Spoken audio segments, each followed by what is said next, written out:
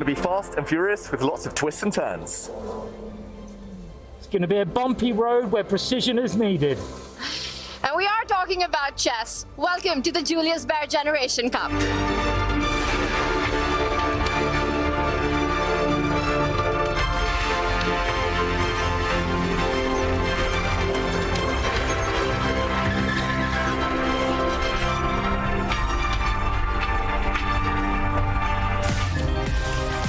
Jordan seems to be doing everything right, but not anymore. He blundered his knight. Oh. It's full of traps. You saw the reaction. He was like, oh, crap, here we go. Like, what has this kid got in store? It's got to be a checkmate, right? I mean, that king might He didn't see it. Levon is freaking out. He's got 5 seconds. It's over. Checkmate on the board. Eduardo Durzaga reacts. He celebrates. Oh, hello. Ooh, and now just seconds on the clock. And Wesley down there with 3 seconds. He walks into a pin. He is so stressed out. Tension. He knows he's so close on this one. Oh, He could have taken the pawn, and that's it. And Wesley So there, he celebrates. This is the 5th tournament of the Champions Chess Tour. This season-long tour is designed to decide the very best chess player in online speed chess. And this one is a battle of generations for that spot into the season and final. We are live from our studio in Oslo, and to keep you on top of all the action, we're back with the OGs. Grandmaster David Howell, Chincha GM Simon Williams, and in the studio, International Master Jovanka Haska. Jovi, welcome back. It's good to be back here, Tanya. It feels like home here in Oslo. And what a time to be back, Jovanka. The season is heating up. It's been a dramatic one so far, a new format. What are you most excited about in this one? Wow, we're coming to the end of the season, as you say, and oh my God, everyone is starting to get nervous as those places to Toronto are going up for grabs. It's going to be fast, it's going to be furious. And talking about that, can I just say that that opening scene that you guys shot was just the coolest scene I've ever seen. That was a lot of fun. It is going to be fast and furious chess. Simon, you were quite the Speedy Gonzalez on the go-kart track. A lot of fun, but it also got competitive. It did, yeah. I mean, whenever you race David, do anything with David, it's going to get a little bit competitive. But I thought my only chance, as he always beats me at chess, is to try to outdrive him. But we will kind of have to wait and see who won the go-karting. But it was a lot of fun, loads of fun. It was, and let's just say that myself and Simon, we're much better chess players than we are drivers. But the adrenaline's pumping. This tournament's going to be fast. We're ready. We are ready, and it is the race to Toronto. 8 players will qualify. The winner of each of the 6 events and the players who finish on top of the leaderboard. 4 have already booked a spot. Magnus Carlsen with 2 wins this season. Hikaru Nakamura punched his ticket with a spectacular final win against Fabiano Caruana in the Chessable Masters. Nodirbek Abdusattorov crushed the field in the Chess Kit Cup.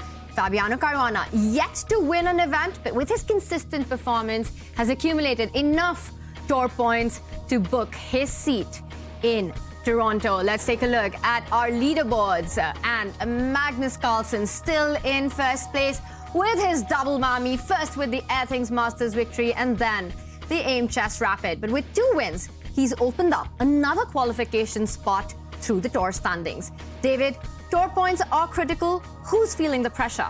Yeah, there's plenty at stake for everyone now, Tanya, especially as we near the end of the season. I'm looking at the top 10 here. I'm seeing Denis Lazavik, also just outside the top 10, Alireza Firouzja, who need those points. Ideally, tournament victory in Division 1 will bank them a spot in the finals, but points are key at this stage. Yeah, those are the players in Division 1. But in Division 2, there are still 2 names battling it out. Of course, we have Vladimir Fedoseev and also Levon Aronian, who will be looking to win Division 2, grab those 50 points, and, of course, grab a spot into the next tournament's Division 1. That is the dream for these players. A lot to fight for, a lot on the line. Tour points as well as the big bucks. Now, one of the big tour favorites this season has been Wesley So, but it has been a couple of disappointing tournaments for the world number 8, an early exit from the World Cup, and a rather forgettable World Rapid Team Championship. Simon, what's going on with Wesley? It's hard to say. I mean, he's such a strong player, Wesley. When he plays well, he can beat everyone, but he needs to finish in the top half of this competition to qualify for the next round. So he needs to win his first couple of matches and then he'll be safe in the final. And it's really down to Wesley. Wesley on his day is just one of the best players in the world, but he's got to come out and perform here. I must say, Simon, I'm one of Wesley So's biggest fans, and I was sitting just a few tables away from him at the World Cup recently, and something was off. He just didn't look himself, didn't look like he wanted to be there. And yeah, I'm just hoping we see him get back to his usual self, to the Wesley we know and love. Absolutely. Wesley So hasn't won a season event yet, but with tour points, he's on the cusp of qualification. He needs to finish in the top 4 to seal the deal, but it's not going to be easy with the stellar cast of the Julius Baer Generation Cup. 3 generations fighting it out. The veteran Pavel Elyanov, tremendous experience, a very principled player. And we've got the generation at their peak being led by Magnus Carlsen and the youngest player in the field, 16-year-old Denis Lazavik. Jovanka, who is the player you're most excited to watch? Well, I have to start off by saying Magnus Carlsen is probably like the guy who's won everything, so who's a big favorite. But, you know, apart from Magnus, I'm actually going to say Fabiano Caruana. He just grabbed a spot to the candidates, and he did very well at the World Rapid Team Championships. Yeah, and I guess I'm going to be a little bit greedy and pick 2 players, if I'm allowed to, and 2 of the younger players, and they're actually playing in the first match. So I'm picking Nodirbek, who's won one of these competitions before, incredibly strong, and his opponent, the Razor, Alireza. And Alireza is so fun to watch, and he's actually just won 2 of the titled Tuesday competitions yesterday. So he's on great form, and I think if one of those guys wins, they could win the whole thing there. You know what? We're 4 very experienced players here, 4 very experienced commentators. I'm going to go for the experienced player of the group, Pavel Elyanov. He might be the underdog. Magnus Carlsen will probably win it, but Elyanov, I'm hoping he has a deep run. That's a hot take by David. Going for the most experienced player, but the youngest player in the field is 16-year-old Denis Lazavik, also known as Dan Laz. Raw talent, he's fast, he's fearless, and his journey to Division 1 had us all on the edge of our seats. Denis Lazavik was dominant in Division 2 of the Aimchess Rapid. At the age of only 16 years old, he handled elite opponents with ease. In a best-of-4 match format, he went 3-0 in back-to-back matches against notable grandmasters David Paravian and Amin Tabatabai. His toughest opponent came in the form of American grandmaster Sam Sevian in the winner's final. The pair were incredibly evenly matched, drawing 4 games in a row. In Armageddon, Lazavik muscled his way into a material and positional advantage with the black pieces. But since all he needed was a draw, he was more than happy to repeat moves, getting the draw and winning the match. Thanks to the double elimination format, Sevian had a chance at redemption after clawing his way through the loser's bracket and back into the grand final for a rematch. Once again, the game results were all draws, stuck in high-level chess gridlock. And look at this, draw agreed. These guys are on Armageddon. This time Sevian had the black pieces in Armageddon, and he played a rook and bishop versus rook endgame until a draw by 50 move rule, securing the match win. Oh my, dangerous. God. And that's it, he made the draw. But it wasn't over yet. Since Lazavik had yet to lose a match until then, he was given another chance in the second grand final. True to their form, they produced only draws until in Armageddon, Sevian had a winning endgame with the white pieces. On the precipice of victory, he blundered a pawn and with it the win, allowing Lazavik to draw and win a very hard-fought Aimchess Rapid. We'll see how this member of the younger generation fares in the Julius Baer Generation Cup. And what a win that was. Don't be fooled by his age. Denis Lazavik is a dangerous opponent, and this is a huge opportunity for him playing in Division 1. David, we've seen some phenomenal performances by Division 2 winners this season. That's right. For Denis Lazavik and for everyone in Division 2 this time, they only need to take inspiration from Fabiano Caruana and Nodirbek Abdusattorov, who won that division and went on to shine in the top division. And yeah, they can do it this time too. The god of chess, Kaisa, seems to shine on those players who get that Division 2 victory. And there are some big names of fighting. Former World Championship challenger Jan Nepomniachtchi. David, all around, massive competition. Who's the one player to watch out for? You have some huge names there, Tanya, but my eyes will be on Vladimir Fedoseev and Levon Aronian. As Jovanka mentioned earlier, they have it all to play for in tour points because they need to clinch their spot in the tour finals. Absolutely. For these players, a lot on the line to get that ticket to Toronto. Levon Aronian, Fedorsev fighting for that. But it's not just Division 2. Big names in Division 3, including a former world champion. That's right. Big Vlad, very popular player, one of my favorite world champions ever. Vladimir Kramnik will be participating in Division 3. Watch out as well for Anish Giri. Lots of big names there too. Anish Giri fighting it out in Division 3. The action is on. Big, juicy matchups all around. You can follow Division 2 action on Chess Dojo's channel and Division 3 action on Grandmaster Ben Feingold's channel. Our focus in the studio will be in Division 1 with the finish line in sight. It is clutch time for these players. It has been an action-packed season so far. Under 1 minute now for Hikaru, and wow, what a move. 8 minutes and 59 seconds, beaten by 1 second. And Magnus has had no struggles against Hikaru over the board. He should be happy. We have a winner. Magnus Carlsen takes it. He wins the Air Things Masters, the very first event. He's trading more. No Magnus! Blunder is nice. It's time to go. No more checks. Oh, and we see a reaction. Magnus is bounced. Hikaru It's Nakamura. over. He wins. Hikaru Nakamura is the winner of the Chessable Masters. Fabiano Caruana resigns. What an Armageddon game by Hikaru. Oh, you lose! Oh my God, Hikaru Nakamura is about to get eliminated. I like to look at him. It's funny. I think he checked it right after the game and he reacts to that moment. And that's it. We have a winner. Nodirbek Abdusattorov wins the Chess.com. What a match performance this has been by the world number 1. Oh, look at that! Oh my gosh. The pin. And Wesley, he leaves because it's over. There we go. Oh my God, and we have a winner. Magnus Carlsen checkmates Wesley So and wins the Aimchess Rapid. 4 of the 10 world top 10 are fighting it out in the Julius Baer Generation Cup. And this is the action on the menu. Juicy matchups all along, and one that catches my eye. Nodirbek Abdusattorov taking on Alireza Firouzja. Simon, is there a favorite in this one? I think it's really hard to pick a favourite. They're two brilliant players, both prodigies, both great to watch, both attacking players, and either of them could win. So I'm going to say no, but it's going to be a great match to watch. It's going to be a close fight, and Nodirbek Abdusattorov, with a tournament win already, has booked his spot into Toronto. So it does take the pressure off him. For Alireza, a lot on the line in this one. The other big matchup, Wesley So taking on Elyanov. Yavanka, what's your prediction here?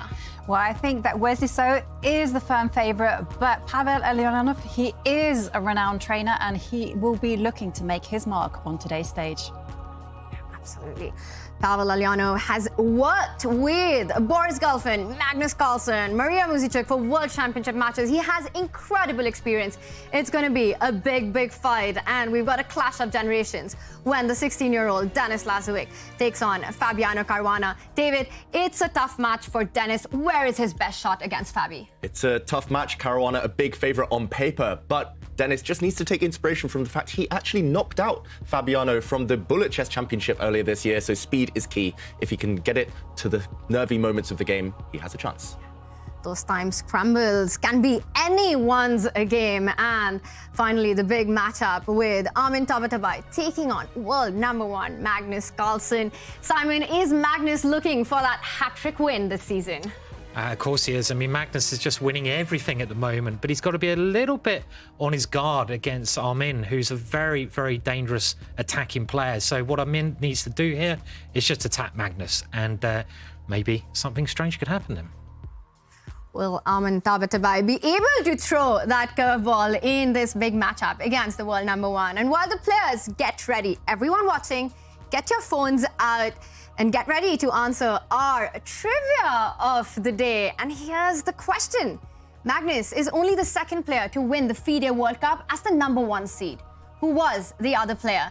And if this is a tough one, you're not alone, because take a look at what happened when David and Simon tried to get this right.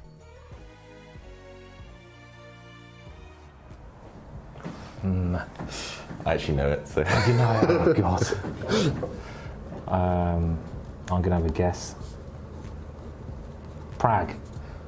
I love the way he's hiding his answers. Send in your answers on Twitter. Guys, is it still Twitter or X? What are we calling it? Something like that, yeah. So. Ask Elon.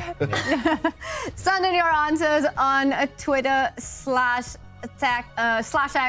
using the hashtag #ChessChamps. And we will reveal the answers at the end of the show. One lucky winner will win the very cool AirThings device to step up your air quality, and David there with the device. So send in your answers and we'll send you this one with David's kiss on it. It's a big prize to be won. And it's going to be a big day of chess as the matches are about to start. Let's take a look at the format of the event. We will have a best of 4 rapid games. The player to win 2.5 points wins the match. And they start with 15 minutes with a 3-second increment per move. It is a double elimination, which means if you win your match, you stay on top, you continue the run in the winner's bracket. If you lose a match, you're not eliminated just yet. You fall down to your last life in the loser's bracket. And if we get into a 2-2 tie, we will have the bidding Armageddon to decide the winners. And as the clocks are ticking, it means we are just moments away from a liftoff. We will be starting with Magnus versus Armin Tabatabai. Jovanka, on Magnus's Instagram, we saw that he's out up in the mountains having a bit of a chilling time. I'm not sure. From what I heard, in this particular area of the mountains, Lowen, there's actually quite a few white knuckle adventures. There's a zip line, there's a big hike that you can do. Yeah, I mean, this is like nerve-wracking stuff is what I want to say. Oh, you might be seeing some nerve-wracking chess on the board as well. Big matchups there. I did see this meme on Twitter which said the strongest players in the world, right? You've got, well, number 1, Magnus Carlsen, then you have a drunk Magnus, and then you have an unwell Magnus. What about a chill up in the mountains Magnus? How dangerous is that? He's going to be on the list somewhere, that's for sure. Yeah, I can just see Magnus on his zip wire coming down, a bit James Bond music in the background, chessboard in one hand, clock in the other. Then I don't know what he's holding onto the zip wire with, but yeah, he's just very good and he's winning everything. But here he is, and we're getting near kickoff now, so excited. I'm excited. Yeah, and okay, it's not Magnus this time. We will be starting with the clash between Fabiano Caruana and Denis Lazavik, who takes the white pieces. Yeah, I mean, it looks like Magnus to me. Maybe it's mini Magnus, Denis Lazavik, future world champion. It could be, couldn't it? Yeah, he's got a lot of medals in the background. Quite intimidating, those medals there. So. Yeah, and it was awesome to hear, David, what you just said, that Denis actually took down Fabi in a recent Bullet Championship.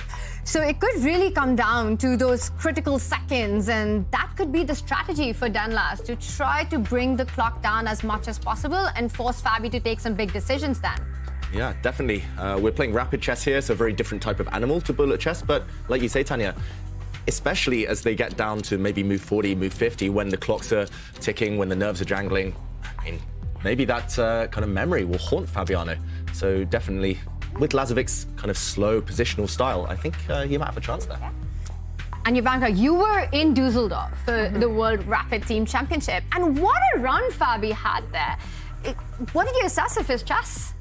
He's just in good shape. And what was surprising to me was that, of course, Dusseldorf came immediately after the World Cup. And we can actually see the players racing through an opening called the Catalan.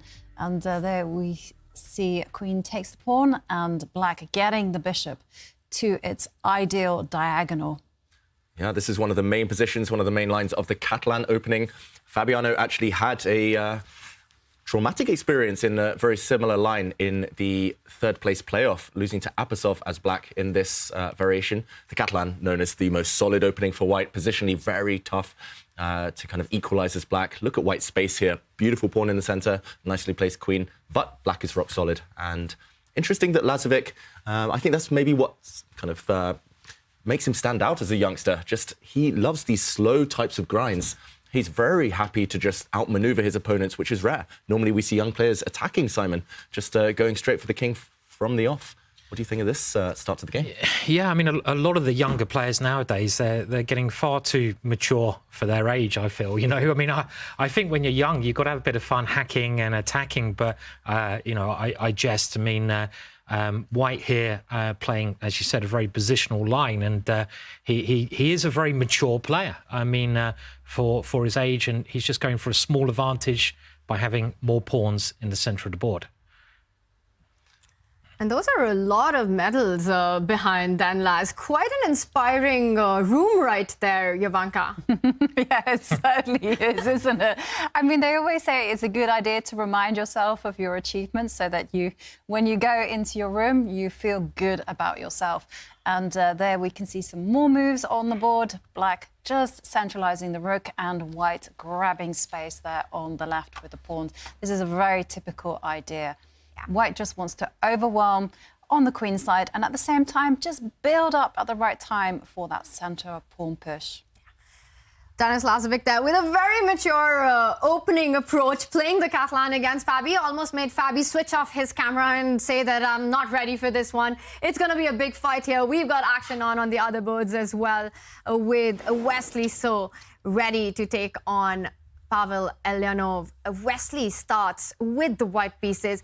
He really needs to switch things up from the way we've been seeing the last couple of months. Wesley has been struggling with form. Meanwhile, for Pavel Elyanov, this is a big opportunity in Division 1. Yeah, Pavel Elyanov, we shouldn't forget that he did get to world number 6. I think that was around 2010. So he is one of the best players in the world. He has form, so he can compete against these players. But of course, Wesley, vastly experienced in rapid chess. And yeah, it's interesting to see what kind of type of player Wesley So will be today. At the World Cup, the biggest shock for me was that in a situation where he just needed a draw with the white pieces, Wesley started playing 1b3 and all sorts of uncharacteristic openings. But this time, back to what he knows best. It's an e4 opening. Ooh, the Italian. An opening that makes me tremble, not in a good way when I have the black pieces, and one of the main lines here. Wesley following his chessable course. Yeah, that's always a good idea. Jovanka, I was going to ask you that with Wesley, what happened at the World Cup, the World Rapid Team Championship, a rather uninspired performance, a qualification to Toronto would mean so much for him right now. Yeah, absolutely. And he's on the brink of doing that. As Simon mentioned, you know, he just has to finish in the top 4. And then he secured the spot. And it's really difficult, actually, to play chess when you've had a run of bad luck. You know, David mentioned that Wesley's been switching things up. I do wonder whether he's perhaps prepared to take a short-term loss in order to advance his game in the long term. But we'll see. Wesley playing in his very solid style. And there we see the pawn move up to a4, grabbing space on the queen side. And we're waiting to see how Black reacts, whether Black will also follow suit or perhaps just to reinforce the centre. Yeah, I think it's kind of encouraging for Wesley fans that he's playing this way because, as you mentioned, David, he was playing b3 against Jules, the French player, in the World Cup. And going back to this kind of more familiar setup, I think just suggests he's taken it very serious and he just wants to get a middle game he's very comfortable in.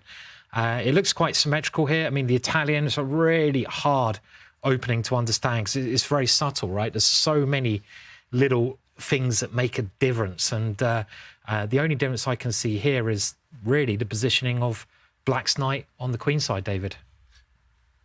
Yeah, that black knight on c6, sometimes misplaced. White tends to have a small advantage in these positions, but so many different setups. And yeah, the players will bend this type of position to their will later.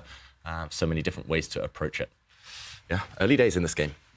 Absolutely, and it is the Italian, which means it is going to be a slow strategic fight, but one that promises to blow up when we will have a central break. That's the nature of these positions. While we wait for that to happen, action has started on the Nodirbek versus Alireza Firouzja board. Nodirbek ready to go. Again, he's fresh from quite a spectacular performance in Dusseldorf. Yeah. In Alireza? Nodirbek, yeah, of course, yeah. No, Nodirbek, yes. He was there. His team won. No, because I was thinking about the World Cup. He was eliminated. Yes. But of course, in the World Rapid, his team won, and he was very powerful in Dusseldorf. And there we can see that a Queen's Gambit declined has been played with this bishop f4. It's a very topical line and a big moment on the board. Sorry, I get distracted by the chess. I can't help myself. I was like, White should really be capturing that pawn in the middle. And yep, it happens. Yeah, still one of the main lines of this Queen's Gambit declined. And Black's queen coming out very early. Watch out for the White king. It's undeveloped, it's uncastled at the moment, and there are some nasty checks if you're not careful here. Abdusattorov, of course, he studied this position before. But I just want to say as well, both players relatively fresh, despite the fact Abdusattorov was playing at the World Rapid Team Championship. His World Cup, he left early in round 2, and Firouzja skipped that event completely altogether. So these players have no excuses when it comes to energy. I'm expecting to see lots of long fights, long battles in this one. And that was really surprising, right? Not seeing Alireza to fight it out in the World Cup, a tournament that all these top players love and enjoy playing so much. But now he's back. He seems to quite like the Champions Chess Tour.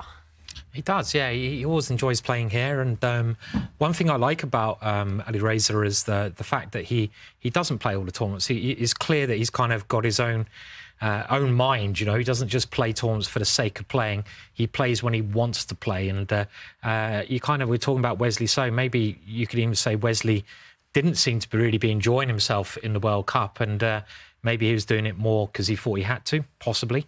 And we see another move on the board here. This is to stop that check of the bishop, which is very commonly played because White, of course, would like to castle still.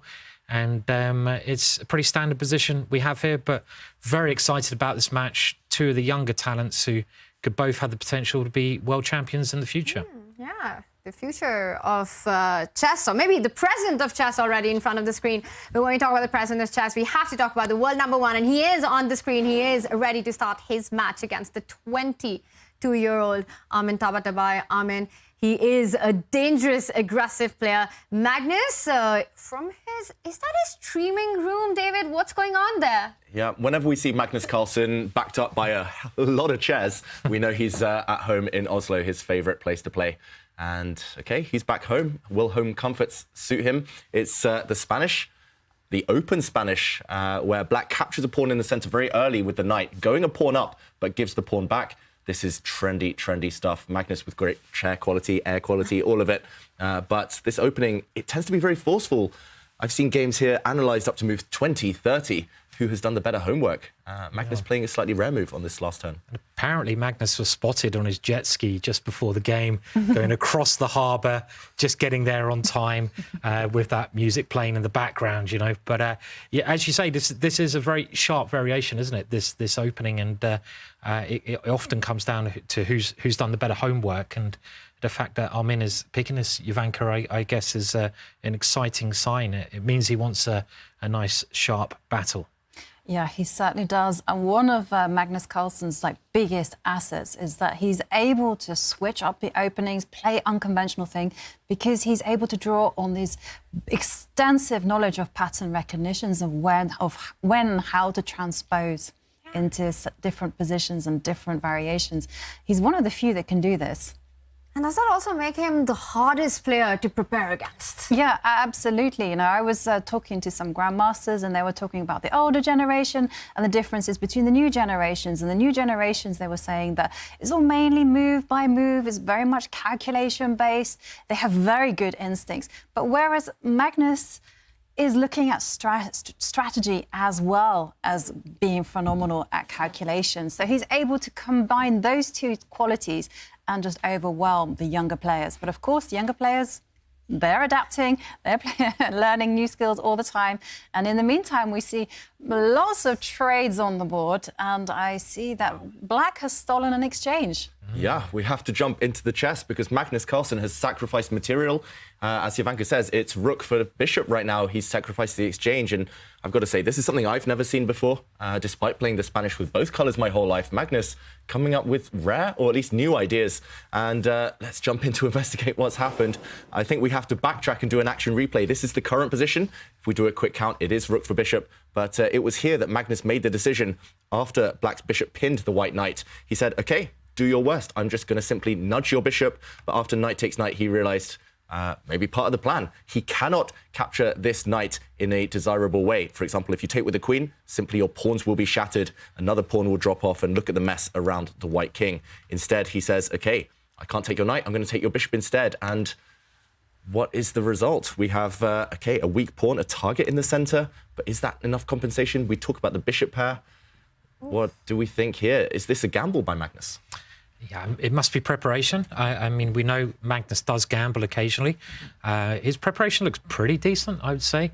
You pointed out that rook coming to the middle, his fantastic light square bishop, which you often get in this Spanish opening, the pressure against the center. And I always love having this pawn as white in the middle of the board, because that pawn on e5, it can often be the catalyst to start an attack. So looks very interesting, this sacrifice to me. It certainly looks interesting to me as well, because one of the things that I'm also eyeing up is that, yeah, white has this amazing central possibilities, but also, you know, there is the H file is open, and who knows, something could be coming towards the black king. And there you go. You see the knight did move to the edge to attack the bishop. Bishop relocates and is now pointing at the H7 square. What a nice soft spot. Yeah, something wicked this way comes. Maybe, as you say, Ivanka, something will line up. You could imagine pawn pushing forward, the white queen zooming out to start an attack. Maybe she'll come this way as well. Definite potential for an attack for Magnus, but a big material investment. And will it pay off? That's the big question. Magnus in an aggressive mood after whatever he's been doing this morning. Yeah, aggressive mood, and Magnus with more time on the clock than what he started with. Clearly part of the prep, part of the plan. Things getting dangerous for black, but it is an exchange. He does, Armin Tautavai has got a rook for a bishop, and that's got to count for something. He's really trying to get rid of that bishop pair, trying to trade off as many pieces as possible. Magnus not having any of it, not allowing any of it. It's all about black trying to get those rooks into the game. How does he handle the pressure on the king's side while trying to make the most of the material advantage that he has? Well, he just has to look after the king, you know, just always make sure that the black queen is in contact with the king, is able to switch over to that other side. And I just wanted to point out one thing. Just take a look at Magnus's clock time. He hasn't used any time, which means that Magnus is deep in preparation. And of course, he's just come off this World Cup win. Maybe this is an idea that he concocted for that tournament. Yeah, I mean, this is just incredible. I know Magnus pretty well, and I just don't know where he finds the time to study openings. I mean, he's always out playing golf or, you know, jet skiing or whatever he does, and somehow he still has time to cook up these crazy opening ideas that nobody sees coming from a mile away. And I mean, isn't that where money comes in handy? Because you know, he's got his second, so maybe he can go jet skiing. Where poor old Peter, his second, is just there slogging away, finding all the novelties for him. He's like, you know, it probably does help a little bit, right, to have a team of seconds. I mean, you know, not every grandmaster can do that, right? Right. So it's true. And also these days, everyone is working with supercomputers, right? So could this just be something that was suggested by whatever engine Magnus is working with? Yeah, very well. But we see the eval bar here. It says that black is doing fine, slightly better for black. And that begs the question that these kind of opening approaches where you give up material for the initiative, is it more suitable for this kind of a format where it's rapid chess? Your opponent really doesn't have that amount of time to navigate through these. Exactly. I mean, I would say only for rapid formats, or if this is your style. For me, I'm going to say, as you know, I'm famous in commentary for being a pawn grabber. But here I would just be like so scared about sacrificing material, because I would feel that pressure that, you know, if I don't do something with this material investment, oh dear, I've lost the game. So I can't handle that kind of tension. But if you can, and if you're very good with dynamics and with intuition, then this is the opening for you.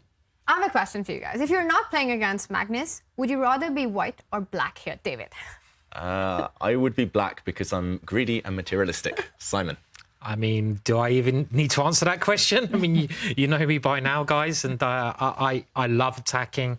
I love having the initiative, even if it's a load of baloney. I don't care. So give me white any day of the week.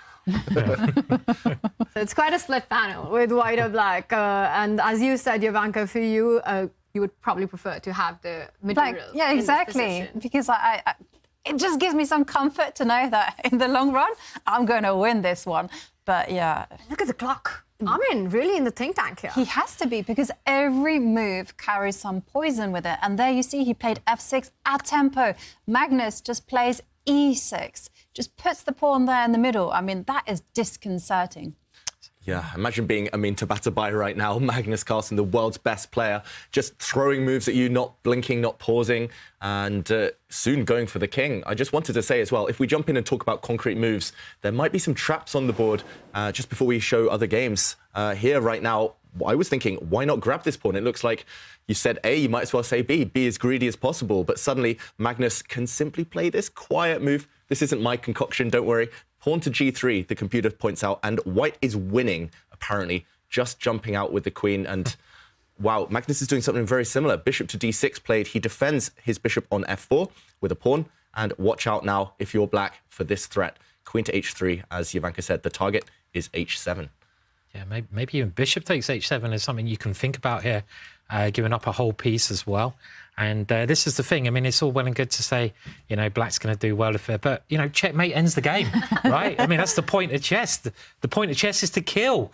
And that's what Magnus is doing. But we rarely, well, I say rarely, but we don't see Magnus doing this often. So I think it's great to see. I love how your move of choice was bishop h7. You don't want to go queen h3 first, setting up the mating ideas. But I do like queen h3 as well, because you're not only threatening it with the bishop and queen lining up again at h7. Black can fight that with a move like g6, David. But once you step up with your king and the rook joins the body, that would be game over for black. Yeah. And just to kind of also say, who doesn't like to threaten checkmate in one? First thing we learn when we're young. Exactly. We're talking about Generations Cup when we're kids. First thing we learn, checkmate on H7. Magnus is doing it. We're talking about all these checkmates on h7, but the bar says, you know, what are you even on about? Black's doing absolutely fine. I'm going to ask you to point out what is the defensive resource against this idea against the h7 pawn, David? Come on, David. Resign. Actually, let's jump back in and try and find a defense here for black. Maybe, I mean, as you mentioned, Tanya, at some point you need to blunt the effect of this bishop, which is hitting and hating h7. Pawn to g6 looks like it needs to be played at some point. I'm not sure about the right order. When the white queen jumps out, I guess you can set up a defense along the 7th rank, so this pawn is overprotected. From here, I don't know what happens next. Magnus will throw a few things towards you. This pawn could step forward. The white rook could join either from e1, defending its very strong protected pawn, maybe long-term compensation, or short-term, as you say, Tanya, could be aiming to land on the h-file. Either way, you've got everything covered for black, but the question is what next? And your extra material here, the black rooks, they're not doing good work right now. So I think this is just a long-term sacrifice as well as a direct attack against the black king.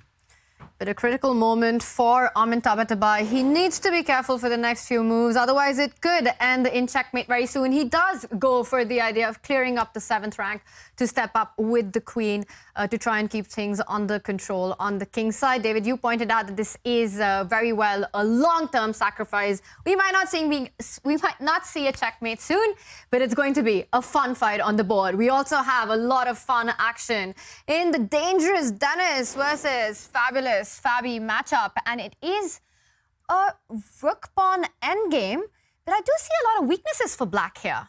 Yeah, black has some isolated pawns on the queen side. You look at the black A pawn on the side there, the black C pawn as well.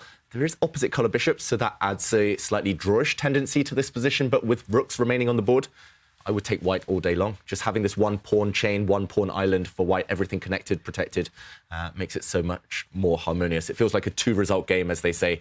It's going to be a white win or a draw. Fabiano just playing for equality here, just trying to hold on. Yeah, and I love white's last move, you know, just nudging the rook back 1 square, just getting ready to double up on the A-line and preserving the integrity of the pawn chain as well. You look at that, it's so pretty with all the pawns on dark squares. I do like my geometry. And it's also a great move because the bishop as well could step back and also pile up on the pawn on A6. That pawn has a target on its back, and Fabi now has to generate some activity. That's super important. When you have what we call pawn weaknesses, static weaknesses, you need to activate the pieces, you need to find some counterplay. So I'm expecting Fabi to perhaps double up on the B-line with his rooks and try to get into that famous opposite colour bishop endgame, which is notoriously drawn. Yeah, if all the rooks disappear, as you say, Jovanka, this one is going to be a peace treaty, a handshake. But definitely deceptive, the evaluation bar here. It says completely level, but Fabiano, pressure on him to be active and accurate. And here, yeah, your move predicted. Yeah, this one, Simon, slightly less fun than the Magnus game. A lot less fun. Let's be honest. And I can't believe how mature the young kid is playing. You know, this is the way he plays. I mean, he's only a nipper, and you know, he's not sacrificing pieces. He's going for the grinding his opponents down. And I agree that he has quite a nice position here. He shouldn't lose this position ever. He has no weaknesses, and it just looks quite pleasant. You and Sai, David, you and Sai are great friends, but absolutely different styles of play. I know you do enjoy your good long grind, so this position is perhaps just an everyday position for you. You know, why not? It's a fun ending. There are weaknesses. Simon hates it. Yeah, I mean, our different styles of play is, yeah, good player, rather dodgy player. it's kind of like, to sum it up, but too modest side. You know, yeah, we do have quite different styles. But David, you know, can play amazing attacking chess as well, and his calculation is on point, and he's outcalculated me in many a game, and he's made me cry on the odd occasion too. You know something, Tanya? One of these two players ground me down in an in-game, and it was not David. David just beat me. Simon, I would think that once the queens are off the board in your game, you just resign. No, Simon, just resign. Don't want to play this anymore. But this game, it has been impressive the way Denis Lazavik has managed his game one against Fabi. Denis Lazavik at 15 also won a Title Tuesday. And I have to say, Title Tuesday is one of the strongest chess tournaments. I'm not even talking about online. I mean, you got so many grandmasters playing. He edged out so many of them. So Fabi cannot underestimate his 16-year-old opponent. And the way this game has gone, it feels to me as if Fabi just wants to bail out, just wants to draw in this one and shut it down. Yeah, and let's just jump in to show how accurate Fabiano has been. We talk about calculation, Simon. Fabiano is one of the best of them. And just this last couple of moves, let's go back. It was here, starting the rook trade operation, giving a check, forcing one set of rooks off the board, and it looks like black is about to lose a pawn, but Fabiano just in time to play the move he found, rook to b3, and the problem here for white is it's hard to defend this one. If you step it forward, then black can simply, for example, block, trade off the rooks.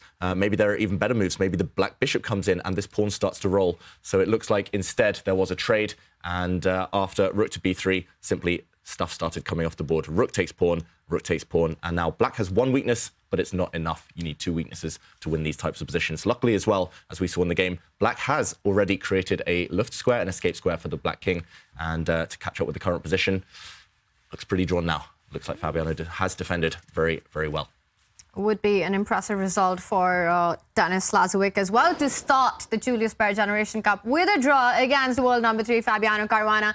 This is a battle of generations. We have seen what 16-year-old Dan Laz is up to. Let's go over to the 40-year-old Pavel Alyanov against Wesley So. The good news, Simon, queens are on, and Harry, the H-pawn, is also up the board. That is good news. I like it when the queens are on the board. You know, I do play the odd ending, but yeah, I prefer a bit of tactical action. And yeah, this is seeming very interesting. Look at the white pawn right in the centre of the board, and I would assume that might give white some chances of an advantage. Also, black's knight has moved over to a very passive square. Knights on the rim are dim. There's so many sayings. Ivanka, you've got a whole book of sayings about that knight, haven't you? Give us one. Just give us one saying. Well, the only other one I know is knights on the edge, fall off the hedge. There you go. Like Humpty Dumpty. Yeah. But that was a wall, so not really. But yeah, and I don't know, is white just better here, David? I mean, is that's what it looks like to me. Yeah, I completely agree, Simon. I'm surprised by the evaluation bar still being in the centre. Just first glance, it looks like white has a beautiful position. And wow, Wesley's really going for it now. He's definitely in the mood to be aggressive. I think maybe the downside here for white is that long-term, maybe you aren't doing so well. White has this pawn on a4 on a light square. White's queen is not necessarily actively placed, but okay, it's all about tactics. And this last move is very clever by Alyanov. He's going to zoom his queen over. There we go, with a check. The white king also being slightly more vulnerable than the black king. Wow, Alyanov, 40 years old, using all of that experience to just defend really calmly. We talked about knights on the edge. That knight's gone back to the first rank for black, the back rank, and it's holding everything together. Black's queenside pawns were the only weakness. And now, next move, he's pretty much guaranteed to win that c7 pawn, white's far advanced pawn. And maybe it's just going to be equal. Maybe he's just found a nice way to defend. Sometimes in chess, it might look beautiful, your position, but if the opponent finds all the correct defensive resources, no breakthrough. Frustrating. It is frustrating. And also, once black recovers that pawn on c7, I then turn my attention to white piece coordination, and I'm just thinking that knight on c4 doesn't have a point. And I'm just wondering whether actually black might turn it around and be slightly better, because I'm just preferring his rooks and the fact that his king is a little bit more safer than white, just because it has 3 pawns around it. Yeah, all of those factors, as we mentioned, first priority for Elyanov, next move. I think he's guaranteed to take this pawn back. But yeah, watch out for these types of threats. This bishop as well, hanging in the air, in the centre, a bit loose there. And OK, Wesley drops it back. Nice move there.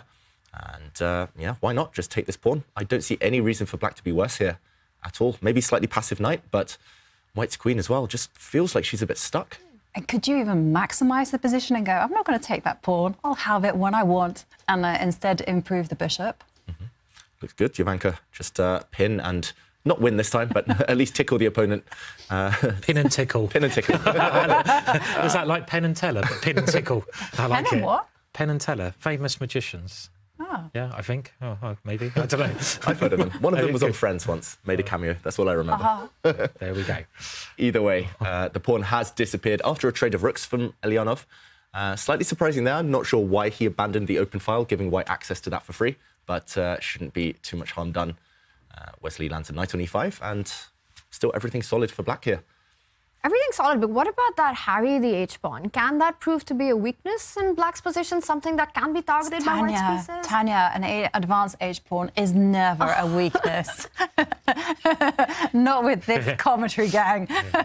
Always a strength. Always a strength. We'll find out as this one progresses whether Harry proves to be a weakness or a strength in this one. And meanwhile, action is heating up on the Magnus Armin board. So let's rush straight to that one. Magnus Carlsen sacrificing an exchange out of the opening for the initiative. But it looks like Armin has managed to navigate his way through all those checkmating ideas on h7. Yeah, the checkmating ideas, yes. But I'm just looking at the pin idea, where white's obviously stepped pawn 2 squares forward. And what's going to happen with the knight?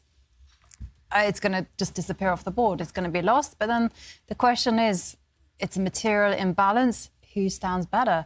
This really reminds me of another game that Magnus actually lost with the white pieces, or he may have turned it around at the end, but he had a similar kind of, in the last, I think, Champions Tour, I can't remember who he was playing, but when he sort of overpresses sometimes, it's maybe not his normal kind of style. You know, when he's kind of all in, and he is kind of all in here, he's going to win that knight, as you pointed out, but black's going to get a lovely centre there. And those black pawns are looking fantastic if that ever happens. And well, we can see the evaluation bar as well is basically confirming that Armin has played very, very well. It's so hard to defend against a new idea, but he seems to be up to the task here. So could there be danger that Magnus is going to lose this game? Definitely, and just one bit of insight here, one tip. Magnus with a hand on hip is not a happy Magnus. I've noticed this throughout the seasons of the Champions Chess Tour, and it definitely feels like he's missed something, or he looks frustrated at himself, because yes, he can win back some material, but I think the resulting position's in black's favour. So hand on hips, not a good sign. What about leg on chair? Leg on chair, very good sign. Is it a very good sign? Well, okay. It's bad for the opponent. But hand on hip is the teapot, isn't it? It's like he's going to tip himself. He wants to tip off the screen there. And there he goes. He's a bit more chilled now. He's found an idea. So that is the pouring teapot stance. Yeah, I think we need to jump in because it is such a wild position. And remember, wild positions actually do help Amin Tabatabai. He loves those kind of crazy types of positions. And OK, that knight has just disappeared. Pawn takes knight. I was going to just zoom back a couple of moves. I think what Magnus might have missed is that in this position after queen takes pawn, if he had first taken the rook, maybe he had forgotten that after bishop takes bishop, it looks like he's about to lose a knight. Black's knight is pinned and black is about to lose material, but queen to b6. Sliding across is a nasty check. Next move, the knight is free to run. And black would actually be a pawn up here. If we catch up with the game, Magnus had to do it in a different order. Pawn to f4, but then the rook saved itself. And after a couple more moves, it looks like we have this position. Look at the black pawns. The knight's disappeared, but these are going to start running down the board a bit later on. And yeah, this bishop's holding things up. But if black ever doubles up, ever starts checking the white king, look how weak it is. Magnus's monarch here in big, big trouble. I'm liking black's position. That's 2 pawns and a rook for a bishop. If we do the math, that's huge material advantage for Armin Tabatabai right now. And with no checkmating ideas on the king's side, something that we were worried about for black earlier, it also started feeling like it's Magnus's king that's coming under fire with all these ideas that David's pointing out. Totally. And also I just want to point out that white's light square bishop locked out of the game. It's not going to play a role in either defense or attack. And that's a problem. So Magnus has to generate counterplay, and I can't actually see a way to do it. I think he has to just be on the defensive, perhaps bring the dark squared bishop to e3 just to protect the king. And if he wants to get aggressive, perhaps find a role for the knight on h2.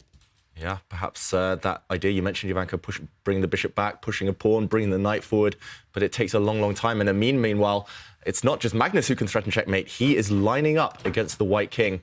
Be careful. You do not want to block this with the white bishop because the black rook will happily sacrifice itself and black is going to checkmate you sooner or later, sooner probably, on the dark squares. This white king will not survive much longer. So huge threat. Oof, Magnus on the back foot this early stage.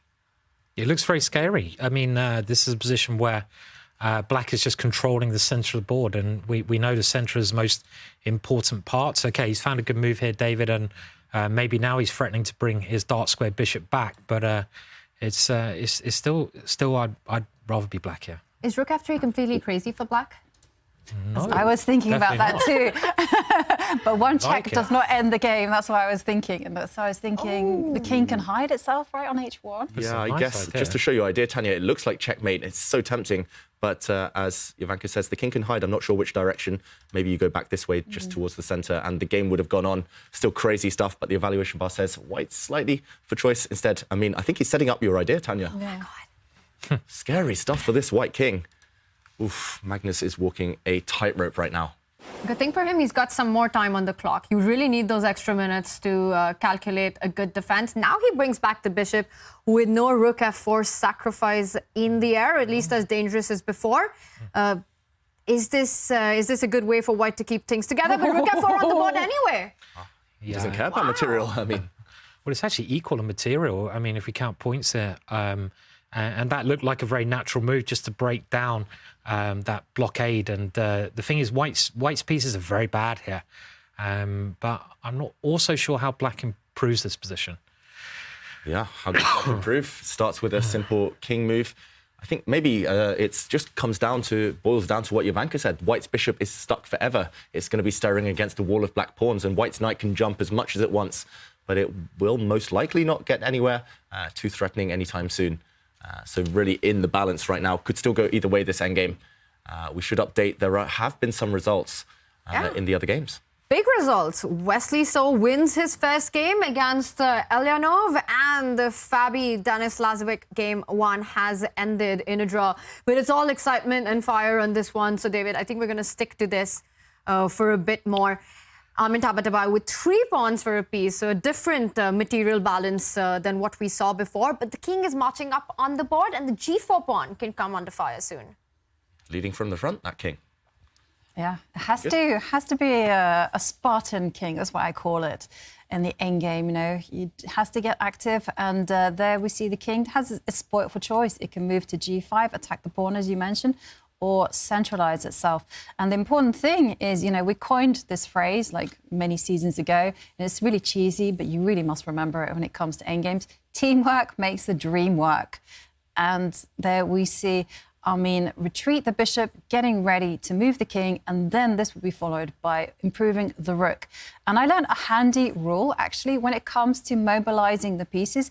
Choose the one with the highest dynamic value. So in this case, mobilize the rook. Improve it. It's going to be a big fight in this endgame, and we will come back to this. But let's get a quick update on the Abdusattorov Firouzja board. Another rook pawn endgame, but Alireza Firouzja with an extra pawn, and the B pawn, I don't see a way for white to actually stop that one. Looks like one-way traffic. Look at the white king. We talked about active pieces in the endgame. White's king on the side looks super safe, but what's the point of a safe king in an endgame? You need to be doing something active, and the king's not participating. It's simply 3 versus 1. Black's king, black's b-pawn, that's just started pushing, and the black rook will overpower the enemy rook here. White can hold this up temporarily, but there we go. Black can bully with the idea of rook trades. Looks like endgame 101, elementary stuff. 9 seconds for Nodirbek. Yeah, I think this is over. I mean, the basic rule, I mean, I say I don't really like endings, but I actually do. And the basic rule is when you're a pawn up, where do you put your rook in a rook ending when you're attacking? If you can get your rook behind the passed pawn, and there was this famous Botvinnik game, an ex-world champion who won a classic game, it's pretty much over because you just shove that pawn down the board, as black's doing here, and there's nothing that white can do about that pawn. And I would not be surprised if he just resigns now. So that's it. Get your rook behind the pawn, second best next to the pawn, and last best is in front of the pawn. That's the rule you want to stick to when you are using that extra pawn in the rook and pawn ending. Yeah, and look at the way he's doing it. He's used his rook, he's used his king. All he has to do is find shelter for that king, and once it's there, it's game over. Yeah, he's made it look really easy. Put the rook behind the pawn, and probably it's time for Nodirbek with just 1 second on the clock. Is he going to throw in the towel? He does give a check, but the black king just hides on e1. No more checks. The b-pawn is coming up on the board and makes us move with just 1 second on the clock. Yeah, I think both players leaned back. Have we seen a result? We have. Firouzja does take the win. The black king hides behind enemy lines. The black b-pawn was about to pick up a queen, and that's it. An early lead with black as well for Firouzja. Very convincing play by Alireza there. Nodirbek has to play catch-up in this match, and now it's back to the Magnus versus Amin. The black king has advanced to target the g4 pawn, with the white knight finding itself in a nice spot in the center, creating his own threats on the queen side. Yeah, it's a very impressive night. I was actually looking at this game whilst we were discussing the Nodirbek Firouzja game, and I just saw that Amin, he played the very committal c5 to c4, giving white the space, and so I was a bit baffled by that. And now I'm guessing that black is going to be just destabilizing that knight, and there you go, he pushes the b-pawn 1 square forward. Yeah, interesting decisions. Interesting, and the rooks have also come off since we were last here, which I think does help the white defensive cause here. Without rooks on the board, you don't really have to worry about infiltrations into your side of the board, so you just need to trade off as many pawns as possible. But Amin stretching there, he looks very happy. And again, it's what I would call a 2-result game. It feels like only black can really win this. Black has too many pawns. It would take a huge turnaround or just a blunder for white to ever have chances with such a bad bishop stuck there on d1. So, okay, Magnus still with some work to do. He's got the time advantage. I don't really see any logical moves. Lots of different knight jumps you can look for, but you have to calculate. It's pure calculation, despite the lack of pieces here. You have to be very careful about the black king running in. I actually think black could have done that a couple of moves ago, which may have given him a decisive advantage, even giving up his bishop. But that black king has a very natural route into the position. And white's pawns, Magnus has moved one of them, but they were on dart squares. And hang on a minute, look at the evaluation bar here. Whoa. What's happening here, David? I think you're right, Simon. Just simple plan, just start running in. Maybe Magnus, he's trying to trade off pawns. Look at the tension here between these 4 on the queen side, but maybe Amin can ignore this. I don't think you should necessarily get tempted by taking this pawn because you'll be left with ruins. Oh, he goes for this. He misses a winning opportunity because now these pawns can maybe just be picked off. But yeah, if he simply walked in with his king, if we go back a few moves, walking in with the king after pawn to b3 would have been decisive. Black would have been winning. Now it's anyone's game again. Yeah. Dramatic stuff. It was a big missed opportunity. I mean, how many times you get a chance to beat Magnus with the black pieces? And one thing I've seen time and time again, this was actually the same in the World Cup. Magnus starts very slowly in competitions, and the best time to try and get him is in those first couple of games where he's warming up. And that was a major chance there. And I think he's reasonably safe here, right, in this position. The black pawns don't seem very dangerous anymore. Yeah, I think the downside is look at what Magnus has just done. The white knight has now got a very safe outpost. Yes, it looks passive, but it's stopping the black king's further infiltration. And it's just a fortress. You can just sit on this position forever. There's no way in for the black king. And if you don't have any passed pawns that can break through either. White can just sit here, just king back and forth, and This is the definition of a fortress. Magnus, that famous quote. He's eating his own words here. He's so tired of people repeating that quote about how he doesn't believe in fortresses, but this one looks like he set it up. And it all comes down to this bishop color complex.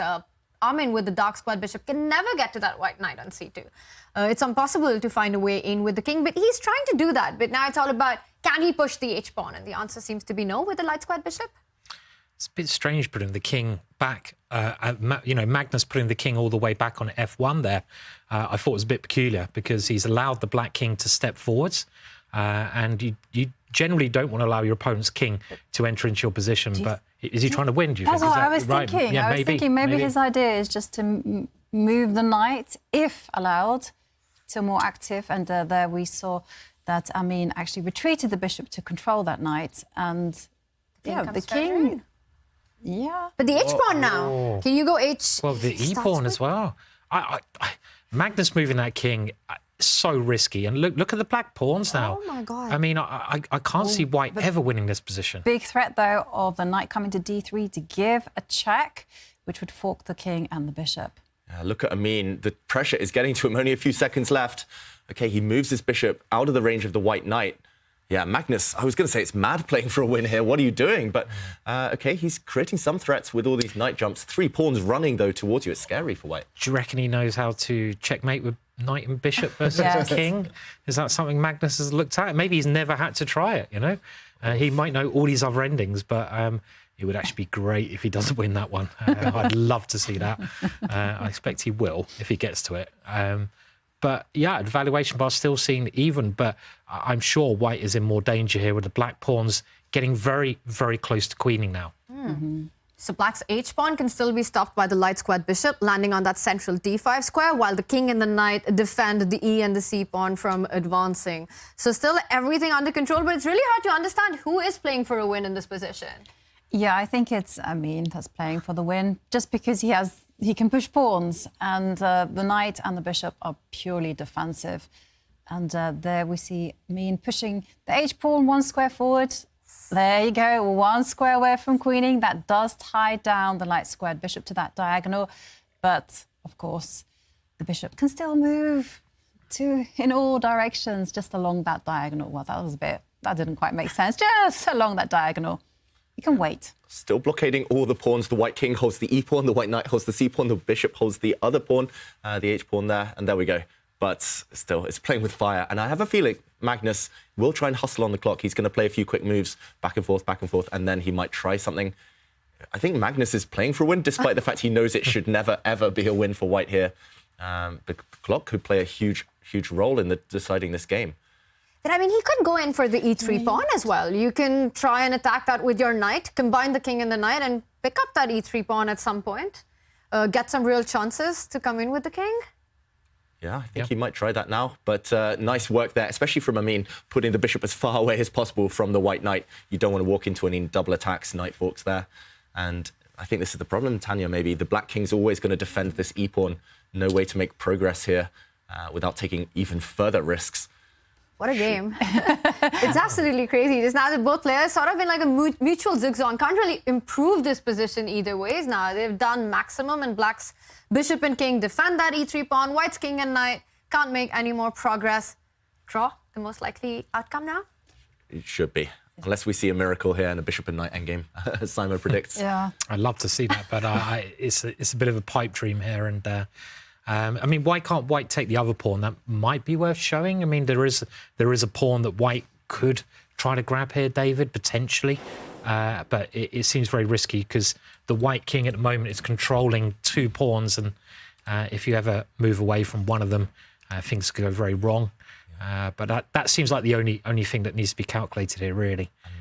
OK, try something else, so maybe it's... Try something else. Let's just show king takes pawn here would actually be a huge mistake because suddenly the black king would be free, no longer tied down to this e-pawn. The black king would walk in and this pawn will promote. Maybe even the king will help this pawn promote. So you cannot allow the enemy king to get active. So here we see the status quo just being maintained. This is the game. And yeah, it still looks like Magnus not taking too many risks. Still some knight checks in the air, but we've seen virtually this position before. They're going round in circles now, trying to tease each other, trying to trick each other. Yeah, and it's quite good for Amin that he does have these waiting moves, because I can tell you one thing, his clock was making me nervous. It got down to 7 seconds. But because he can just shuffle the bishop backwards and forwards, it's all okay. Do you know if they repeat the position 3 times? Is it an automatic draw? Yes. Because it seems to me they've repeated this position about 100 times now, but I wouldn't be surprised they fall into a threefold repetition quite soon, with the king maybe dropping back now. And they are repeating? They're repeating, yeah. That makes sense. And Amin leans back, and that's a draw. What a fighting game this was. Amin Tabatabai, super impressive with his defense and resilience from a difficult opening. An exchange sacrifice by Magnus going for the mate there. 2 decisive results in this game 1. But Magnus, Amin ended in a draw. David, what was the highlight for you? Well, that Magnus game was really dramatic, but for me, the highlight was that clash between the 2 youngsters, Nodirbek Abdusattorov here with the white pieces against Alireza Firouzja. And I just want to talk about the theme of invasion. Here, look at what white did over the next couple of moves. He's already sacrificed a pawn, Abdusattorov, and instead of just bailing out towards a draw, he invaded bishop to c8. And look at the weird position we are left with after the white rook lands in the enemy camp. How often do you see 3 pieces like this entrenched in the enemy territory? But this did backfire. We saw, okay, the white knight starts joining the action as well. But despite the fact you have so many active pieces, this was quickly rebuffed with a series of exchanges. And later on, if we zoom forward, we see it was actually the black king that invaded. And this is the final position. The black king was the one that landed in the white side. And this was a win for black, simply due to the passed pawn. Risk taking from Abdusattorov, but it did backfire. Fantastic defense there by Alireza, keeping his calm and his composure in that crazy position with Nodirbek's rooks and bishops into the action. Let's take a look at our results going into game 2 of the quarterfinals. 2 decisive games with Wesley So and Alireza Firouzja taking the lead in their match, while Magnus Amin ends in a draw. And Denis Lazavik, the 16-year-old grandmaster, holds world number 3, Fabiano Caruana, with the white pieces. The match continues, and we will be back with Game 2 action.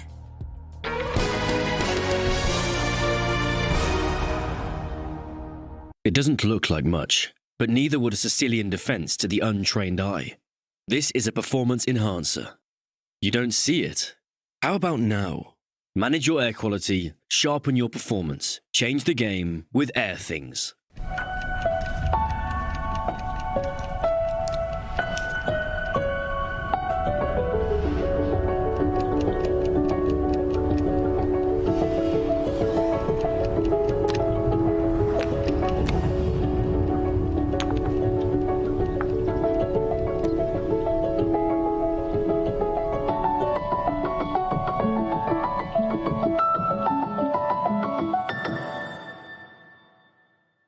Buckle up. The 2023 Speed Chess Championship begins this Monday, September the 4th. 16 of the strongest competitors in Speed Chess will duke it out until only the Speed Chess champion remains. Will Magnus Carlsen continue his winning streak and add this title to his name? Will Hikaru Nakamura defend his crown? Or will world champion Ding Liren prove his might in faster time controls? The Speed Chess Championship, presented by Coinbase, begins September 4th. Tune in to our stream on YouTube or Twitch, as always. Use !SCC in chat for all the details. Calling all chess clubs. You are eligible to participate in Judith Polgar's Chess Connects Us Championship. Clubs from all over the world are invited to nominate 4 players to compete in the online event on October 14th for the chance to win prizes from Chess.com, Chessable, and Judith Polgar herself. Join us in celebrating the game that connects us all. Use !Chess Connects Us in chat to learn more.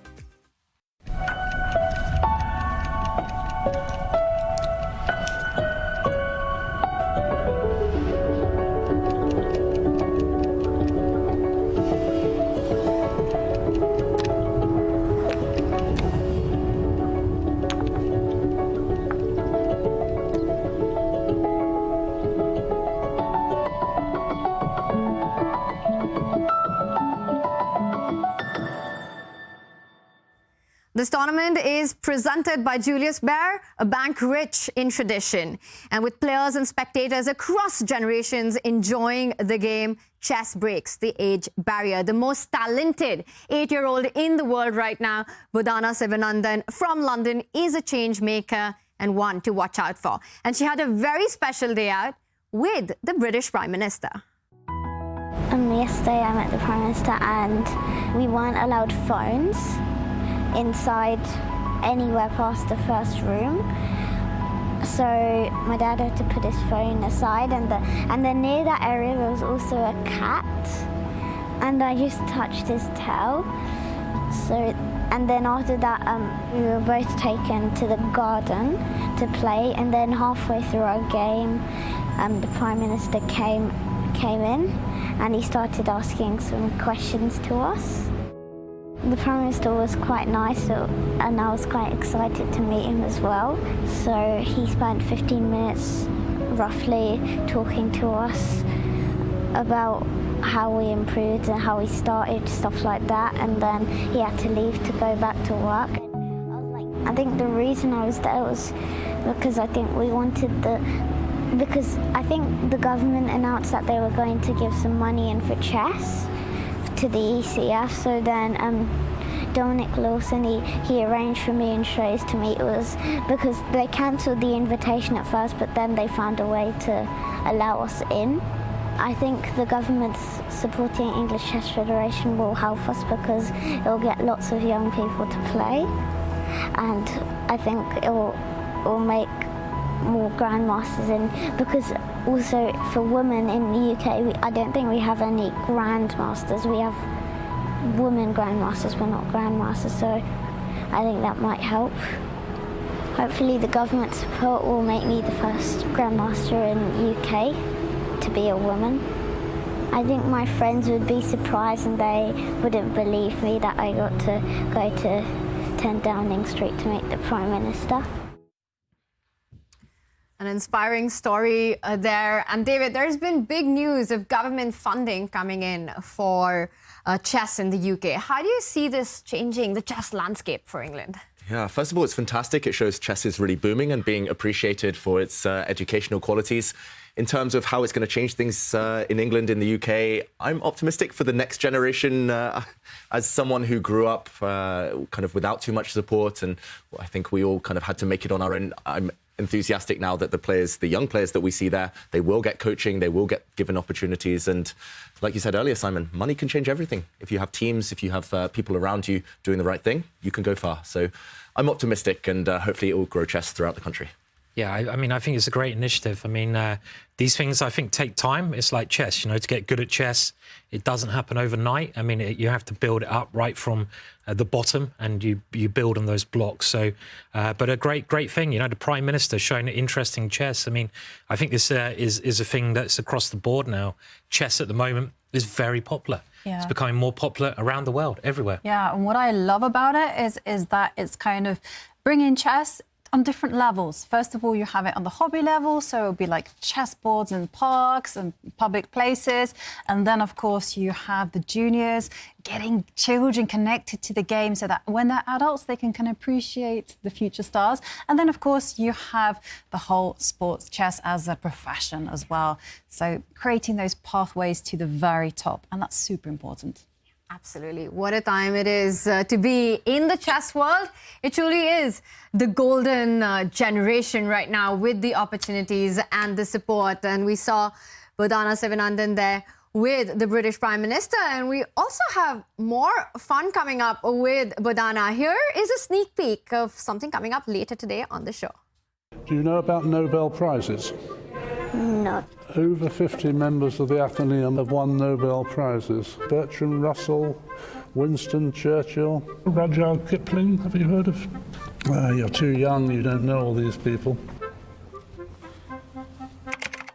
When I gave up, when I was about 31, I was 2,390, and I've only played one graded game since then. What did you say your rating was? 1900? 1800. 18. Even if you're not ahead of me yet, you'll be ahead of me in 2 or 3 years' time. And here is the official trophy of the Julius Baer Generation Cup. The winner of the event will earn their own personalized version. You can make your bid. There will be one for the winner of the Julius Baer Generation Cup and one for the highest bid, and you get your own version as well as a VIP ticket to the in-person final in Toronto. Go and make those bids at chesschamps.io. And right now, it is all about who will be champion of the Julius Baer Generation Cup to get that ticket into the season and a grand final. It is time for Game 2 action to start. Are you expecting the players to make a comeback? Wesley So won against Elyanov. What does Elyanov need to do to switch it up? Yeah, you know, he just needs to forget about the first game and just concentrate on putting pressure on his opponent. And in order to do that, he has to play critical stuff. He has to also remember that his past achievements, he's a great player, and he has to not get overawed by the circumstances. He does start with the white pieces in Game 2, and Nodirbek. Alireza made it look easy in that end game. David, how does Nodirbek equalize this match now? Well, for Nodirbek, I think he just needs to survive this next game. He will have the black pieces. He was a bit over-ambitious, a bit over-aggressive in the previous game, despite the fact it was completely level, and he kind of burnt his own bridges. So I expect a more solid game this time. And Abdusattorov, the longer he stays in this match, the more chances he'll have later on. Armin Tabatabai with an impressive hold against Magnus after a tricky opening choice there. Simon, what are you expecting from that one in Game 2 when Armin starts with the white pieces? More of the same, hopefully. I mean, I think he has to really push Magnus and just try to get some kind of complicated, messy positioning. That's what he did in the first game. And he got some real chances there, chances to win. So it's going to be a closer match than I think people expect here, definitely. That's a really great point. And there we've got the two players with us. And I saw a featured chat earlier there. David, you've been on one of those chairs behind Magnus. Not my finest, almost sober moments, but I have once or twice been in that room. Actually, that's where myself and Magnus filmed our chessball course about endgames, grind like a grandmaster. So yeah. So that is where the magic happens. That's where the magic happens, in that room. And that's where Magnus has won a couple of tournaments already this season on the tour. But yeah, fair play to Amin. He did incredibly well in that first game, navigating the mess, the complications, and he had some serious chances, including a winning move in the endgame. So he should take confidence from that against Magnus. And also just keeping up with the pressure that Magnus was putting on the clock, having almost double the amount of time against Armin, but very precise defense there by Armin in Game 1. Yeah, I mean, of course, he had to navigate the opening stage. I mean, that must have been very uncomfortable because you're dealing with preparation from the world's best player. That's scary, so he handled that very well. He's even turned it around, so he definitely should be feeling even more confident. Now, the reason I say even more confident is that Armin is actually a very confident player. I mean, he famously lost a piece in Tata Steel this year, and he just carried on as if nothing had happened, and he won that game. And there we see Armin in his chair, getting ready for the action. He looks pretty confident right now as well, going into that Game 2. And we saw Magnus on the screen earlier. It looks like he got some sun in there. Very red, Magnus. It does, yeah. So maybe, that jet skiing across the harbour is really giving him a bit of a maybe tan or burn. I'm not sure. And Armin's got a pretty bright room as well, isn't he? You know, all those lights, and they're ready for kick-off very soon. And I think the key thing is Armin has just got to play something quite sharp. So we are starting off with what could be an English opening. It might transpose into a King's Indian defence. Okay, symmetrical English instead here, David. It's in honour of us, Simon, Jovanka, the English opening. Yeah. And in honour of Prime Minister, maybe, Bodana. But yeah, this one, very symmetrical so far. The players have been copying each other. And Magnus is actually a specialist, I would say, on the white side of these positions. He knows where to put his pieces. It takes a slower kind of approach in these early stages as they decide what pawn structures to go for, which pieces to trade. But this last knight move, we say knights on the rim are dim, but this knight is going to gravitate towards the centre later. David, you know what is a good move here. And it's actually an idea here. I mean, will he play it? Will he play it? Should we have a little bet? Push Harry. Push Harry. Yes. I think he's going to do it because it's actually not a bad move in this particular variation because black can't stop the H-pawn going 3 squares up the board here because he's got a knight in the way of that advance. So H4 is a very decent move, I think. Yeah. Meanwhile, what is Magnus doing? Tanya, you're looking at the camera there. I think he's doing what we've seen him do in so many of these events, munching on some noodles there. It looked like he was getting a bite in, getting some energy going there. Magnus with his food, but knight 8-6, knights on the edge, falling off the hedge. But very often we see these knights go towards the center of the board, either through f5 or later on even through the f7 square once it's vacated with that pawn. Now, harry the h pawn, you guys want to see that move on the board, but doesn't that leave some light squares weaknesses on the board? I knew it was going to happen. That's the way to play, isn't actually, it? when I was looking through Almin's games this morning, I noticed that he did like to play h4 in these type of structures. So maybe Magnus is setting him up for that, you know. Maybe this is what Magnus wanted. I don't know if he's done his preparation. And he will have done his preparation. I would have thought so. And look at that h-pawn go, though, David. I mean, that's quite annoying for black, because that black knight, it can be a great piece, but it can also get in the way of some natural moves, I would have thought. He goes h4, he goes h5. This one's going to be fire on the board. Magnus Carlsen instantly continues with his development. We will come back to this as other games are taking off. Let's head over to Denis Lazavik playing with the black pieces against Fabiano Caruana. The first game ended in a draw, and Fabi starts with the king's pawn opening. Yeah, Fabi, famous for his 1e4 lines, and also famous for the Spanish. Denis Lazavik, rock-solid player. He tried to employ the Berlin wall there, the Berlin defense, but no endgames. After a quick trade of minor pieces, this game, again, taking a slower pace. This is all about maneuvering now. Black's pawn structure is slightly damaged. You see the doubled c-pawns there, but it has come at the cost of the bishop pair. So these positions, well-trodden, very deeply analysed. I would say Fabiano is probably one of the top 3 players in the world at kind of manoeuvring these types of positions with white and black. So interesting. He's really using his kind of top-tier repertoire here against Lazavik. Shows the respect he has for his young opponent. Point e2, keeping his options open as well. Which way will white castle? We might even see an aggressive Fabiano castle on the long side, depending on what Denis does. It would be interesting. Suddenly, my eyes were drawn to the air quality, because I have one of these AirThings devices, and so I'm always monitoring it. And I was like, oh, a little bit high on the CO2 levels, which does impact on concentration. And there we see the knight attack the dark squared bishop. Yeah, I'm kind of interested whether Fabiano will castle to the queen side, to the left. It's very much his style. He always plays the most committal, kind of principled chess. And I've noticed he does this against positional players. Definitely. And I think that's what the top players do. They adapt their styles according to the opponent, right? You try and pinpoint a weakness in the opening, maybe, but you also want the type of position where they can't show their strengths, where you can slowly strangle them, make them feel uncomfortable. Do you think he's trying to take Denis out of his comfort zone? He's been playing pretty quickly up to this point, Simon. Yeah, I mean, it seems a pretty standard position. I mean, again, OK, here we go. The knight diving in to win one of those bishops back, and the bishop exchange self off. The Berlin, probably black's best opening nowadays against 1e4. And I can't say that much has really changed here so far. And this manoeuvre, very typical, bringing the black knight right into the centre of the board. Denis Lazavik also continues to play fast and confidently, getting his knight to those dark square weaknesses in Fabi's camp. We will come back to this one. One player who needs to make a comeback in his match is Pavel Elyanov.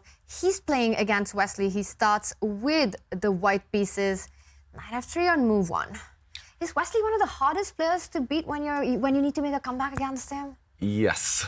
Well, the Wesley we know, at least. In recent times, Wesley's been freestyling a bit, experimenting a bit, being a bit more aggressive, and wow, playing c5. So this is the Reti opening, when white brings out the knight so early. But with black's last move, he was inviting a transposition into the Sicilian, for example.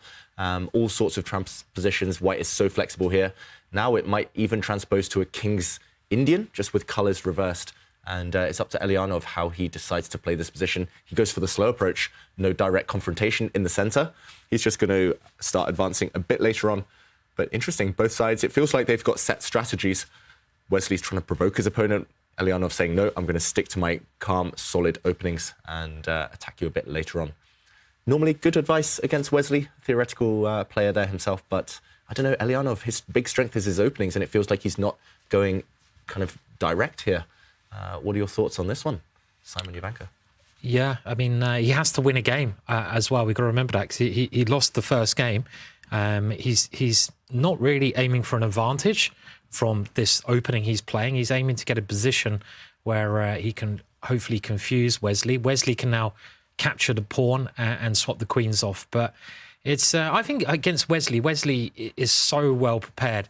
You've got to try to do something a little bit unusual to get any chances. And I think that's the strategy that White's doing here. Just not go main line, try to draw him into a middle game that he might not be as accustomed to. But I have to say, the speed he's moving, Wesley, he seems pretty comfortable as well here.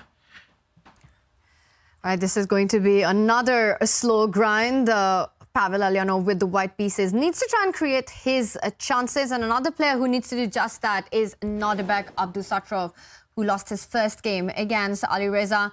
Nodirbek with the black pieces. David, as you mentioned, for him, it's super important to just stop the bleeding, to make sure that nothing goes too out of control, because he will get his chances with the white pieces in the next one. Yeah, Abdusattorov, we've seen it before throughout the tour this season. He's crushed people when he has white. He beat Levon Aronian in around 20 moves, and he's been playing all sorts of exciting, kind of spicy chess with the white pieces. So for Abdusattorov, I would recommend just locking up this game. Just a draw is fine. You still have 2 more games later in the day to strike back. White pieces next. And, OK, Firouzja, meanwhile, of course, he won't be taking too many risks with the lead. He does elect for the Catalan, fianchettoing this white bishop on the long diagonal. And just a very solid choice. Most popular choice these days with the white pieces, it seems. And Abdusattorov choosing one of multiple ways here, many ways you can reply to the Catalan. OK, now it is confrontation in the centre. A lot of pawns will fly off the board. And we'll see if White's bishop sitting there on g2 does exert influence. That tends to be a small advantage for White long term in these types of positions. Pretty solid stuff, this choice of opening, and Black going for that strategy you mentioned, David, I think, of just trying to make some exchanges and play the position. But Firouzja, he plays quite a lot of openings nowadays, doesn't he? Even the London system, the Jabava London system, he's tried these things out. And we see those exchanges now in the centre of the board occur. And what will Black recapture? The knight, not to give himself isolated pawn, and yeah, pretty normal stuff. But it is probably about that bishop. In the Catalan, is the light squared bishop ever going to cause Black enough problems? That's the #1 rule, really. It usually does, I have to say. Does, 7 times out of 10. Yeah. It's the most annoying piece on the board. And for Black, the whole issue is whether he can develop his light squared bishop. And there we see that the centre pawns have been eliminated. So I find that these open positions, they tend to develop on a move-by-move basis. You're not talking about, like, big plans. You're just simply trying to activate your pieces, put them on really good squares with some purpose. Yeah, hence Abdusattorov's last move. Everything looked almost symmetrical, apart from White's bishop that we've been harping on about there. But yeah, he needs to be active, and I like this last move. It's still early days. I do expect Firouzja to have some pressure, but Abdusattorov, he's so well prepared despite being so young, and he would only choose the setup against the Catalan, which I think is quite a rare one, if he knows what he's been doing, or if he knows what he should be doing over the next few moves. All with the centre all dissolved and liquidated in this one. Again, this is going to be a slow grind, but one which is super fun right now is the Magnus Carlsen board. And I think we have to rush to that because Simon, the H-pawn, is all the way down to h6. And oh, yeah. It's a fun position with the Black king in the centre. Let's quickly pull up the Magnus versus Carlsen board. And there we have it. Magnus's king still in the centre. Carlsen's pawn on h6. Yeah, I mean, this does look very, very interesting. And actually, this idea of moving the h-pawn all the way to h6 was... this is something I never used to do too much, but it was AlphaZero who started this approach. And then other top players in this position, you would often capture the pawn, opening up your rook. That's what I would do to try and attack. But putting it 1 square forward just tries to get that grip.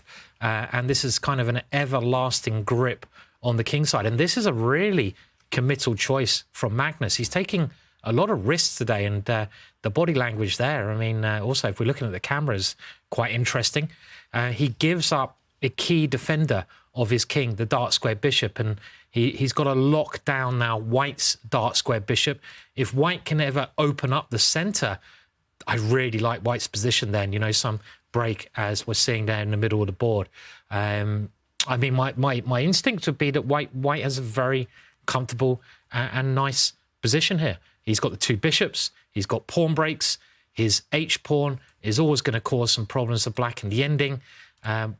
Yeah, I mean, I prefer White, definitely here. Yeah, I agree. I prefer White. And also, when I kind of like flip the position around, I'm thinking, what is Black's plan? How is he going to get the king to safety? And like you say, Simon, it's all going to be about whether White can just push one of his pawns. And I was thinking, yeah, I like this e4, e5 push. I also was getting very greedy and looking at the king side because, you know, sometimes I'm just a cave woman at heart. Yeah, David has sussed me out. I wanted to just open some diagonals for that dark square bishop, which is unchallenged. Yeah, this bishop could, potentially be beautiful. And yeah, I think it might be a matter of time here, however. I've played a lot of blitz with Magnus throughout my time, and I've actually had this exact pawn structure against him. If he's able to, for example, let's say White plays slowly. Okay, he's actually traded off, which I like. If he's White plays too slowly here, if Magnus is able to castle queenside, the Black king is super safe over there, and suddenly White is a bit blocked up with bishops here versus knights. Knights tend to favour these types of positions. Maybe hence the last decision. Instead, Amin deciding, okay, no slow playing. He took this knight on d6 with his bishop. So it's kind of the same piece configuration now, but it's all about whose pawns are weaker. These Black D pawns versus these White doubled C pawns. I still like White, but okay, it's okay. Sorry, that was me. That was me. I was going to say an amazing pawn sacrifice there, but it was a mouse slipper. My bad, guys. You excited us all there, David. Whoops. Just testing us, see if we're awake. And this last decision by Amin, it's really quite a nice one because you create all these long-term strategic weaknesses in Black's pawn structure, and now that knight, again at the edge of the board, but heading towards the center, that d5 square, the knight can land onto f4, come onto d5. The queen from d1 can improve its position to target the dark square pawn with queen d2, queen f4 ideas. It just feels like it's so much easier to play this position with White, to play these natural moves ahead with White. Meanwhile, for Magnus, again out of the opening, kind of a little stressful to be able to hold this one. I have to say that I think Amin's got a bit of an opening victory here. I certainly think that. And now our two resident grandmasters have highlighted the plan for Black, which was to castle queenside to the left. Now we know that all White has to do is actually trade off the knights, and then the Black king won't be safe. Mm-hmm. Yep.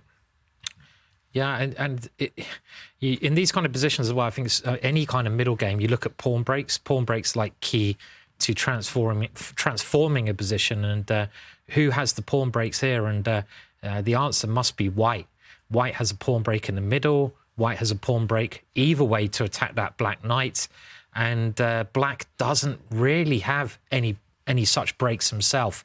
Maybe one break, f5, and I think that's going to help White as well. They're playing some normal maneuvers here. Now, I don't think you'd want to move the White knight into the centre now, would you? I mean, I think that White knight is a really nice piece, and you've got to think about whether you want to allow exchanges or not.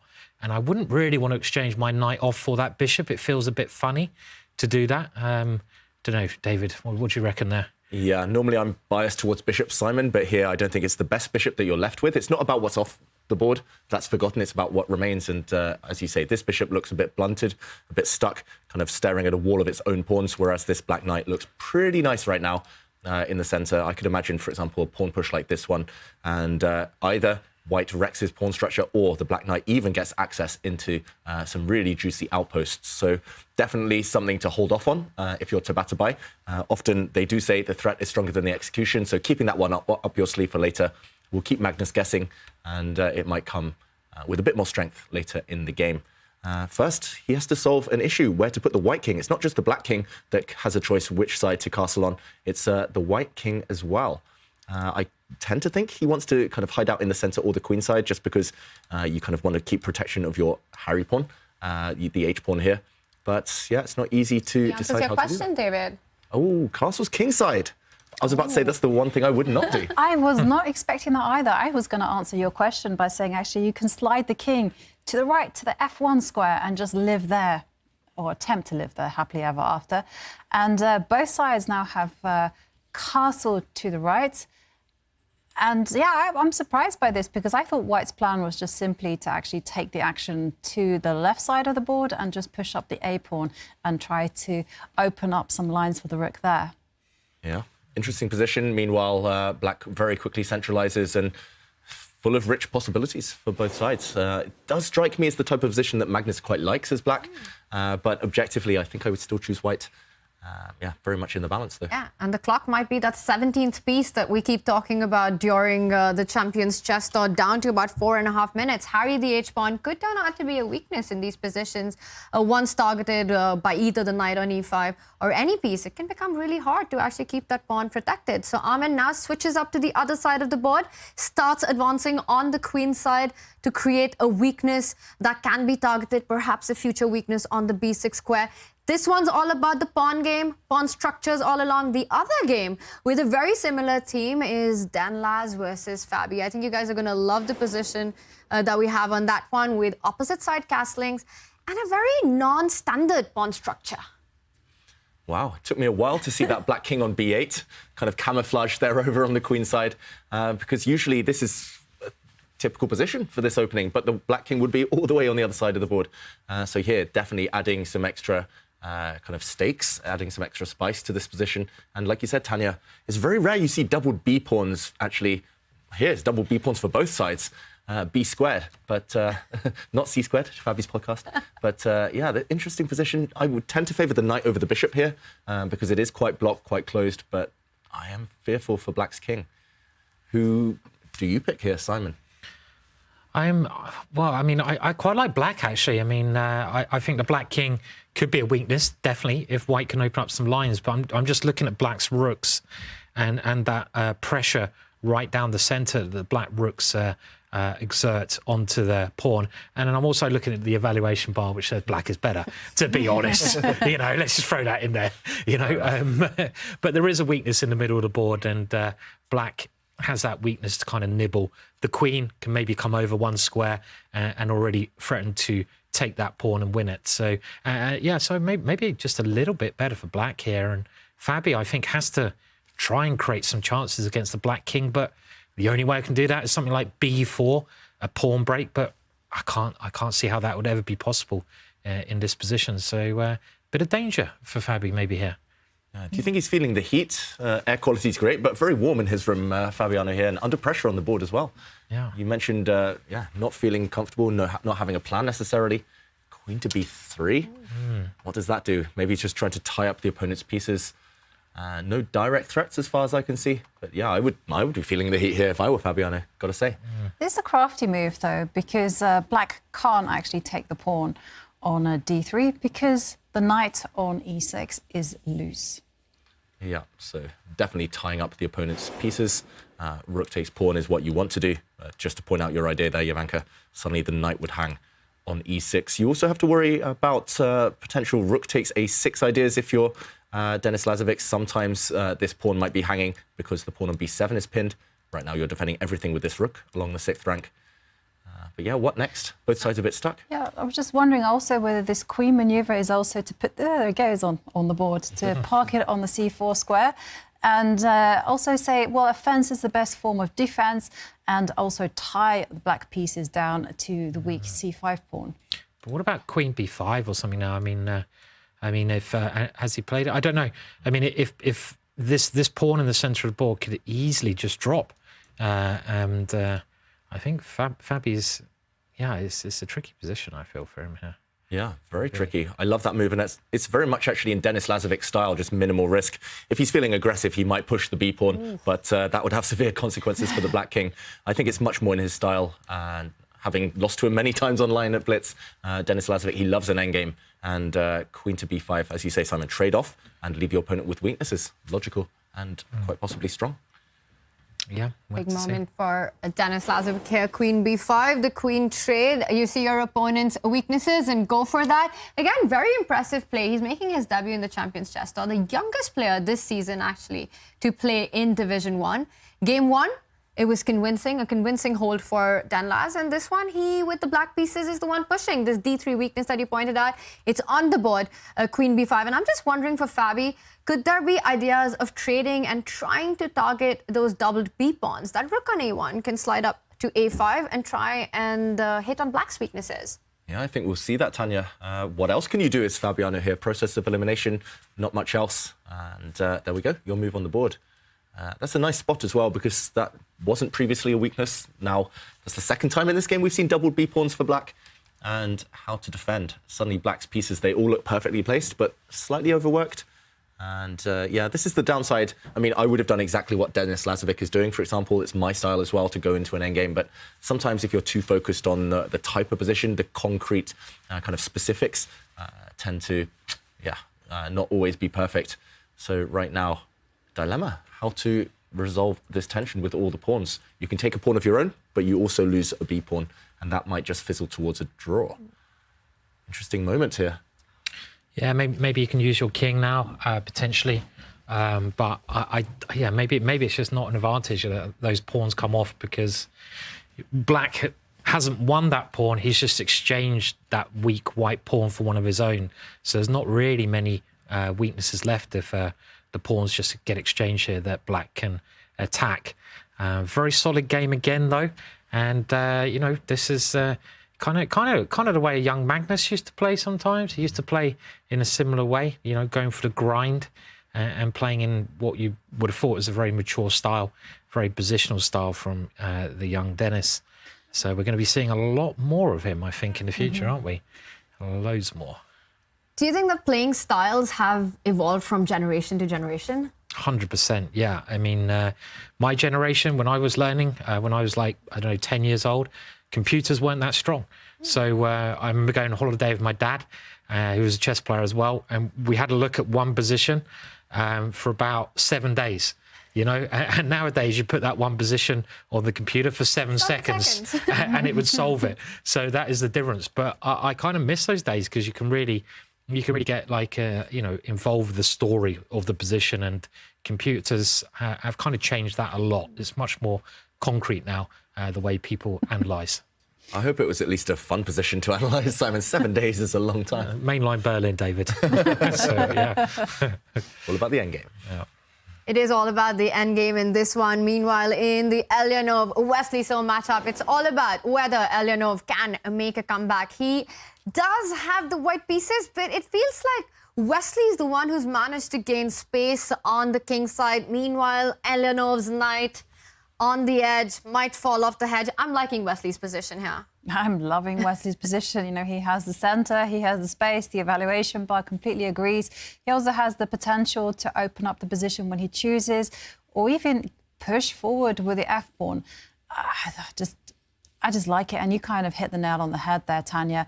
It's all about that white knight on A4. It's just a terrible piece. It has no purpose on the board. It has no potential either.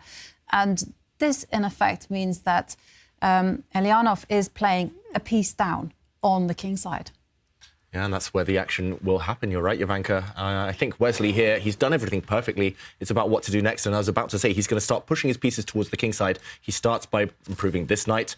And sooner or later, there will be unbearable tension on this central pawn. Look at the bishop, look at the pawn, the knight now, everything hitting this one. And also, just the thought of more pawns storming towards the white king is going to be terrifying for white sooner or later. And yeah, if you ever dare open things up, if you ever release the tension, then whoops, suddenly after a trade here, at the very least, black can just simply recapture this pawn. But now it's more pronounced, the fact that this white knight is sitting on the edge of the board. There's always going to be checks, double attacks in the air. And yeah, essentially the action is happening where your pieces aren't. It's not just one bad piece as well in the current position. It's the knight on A4. Look at the knight on E1 as well. It's just a bit stuck. Everything's wrong, smelly with this position.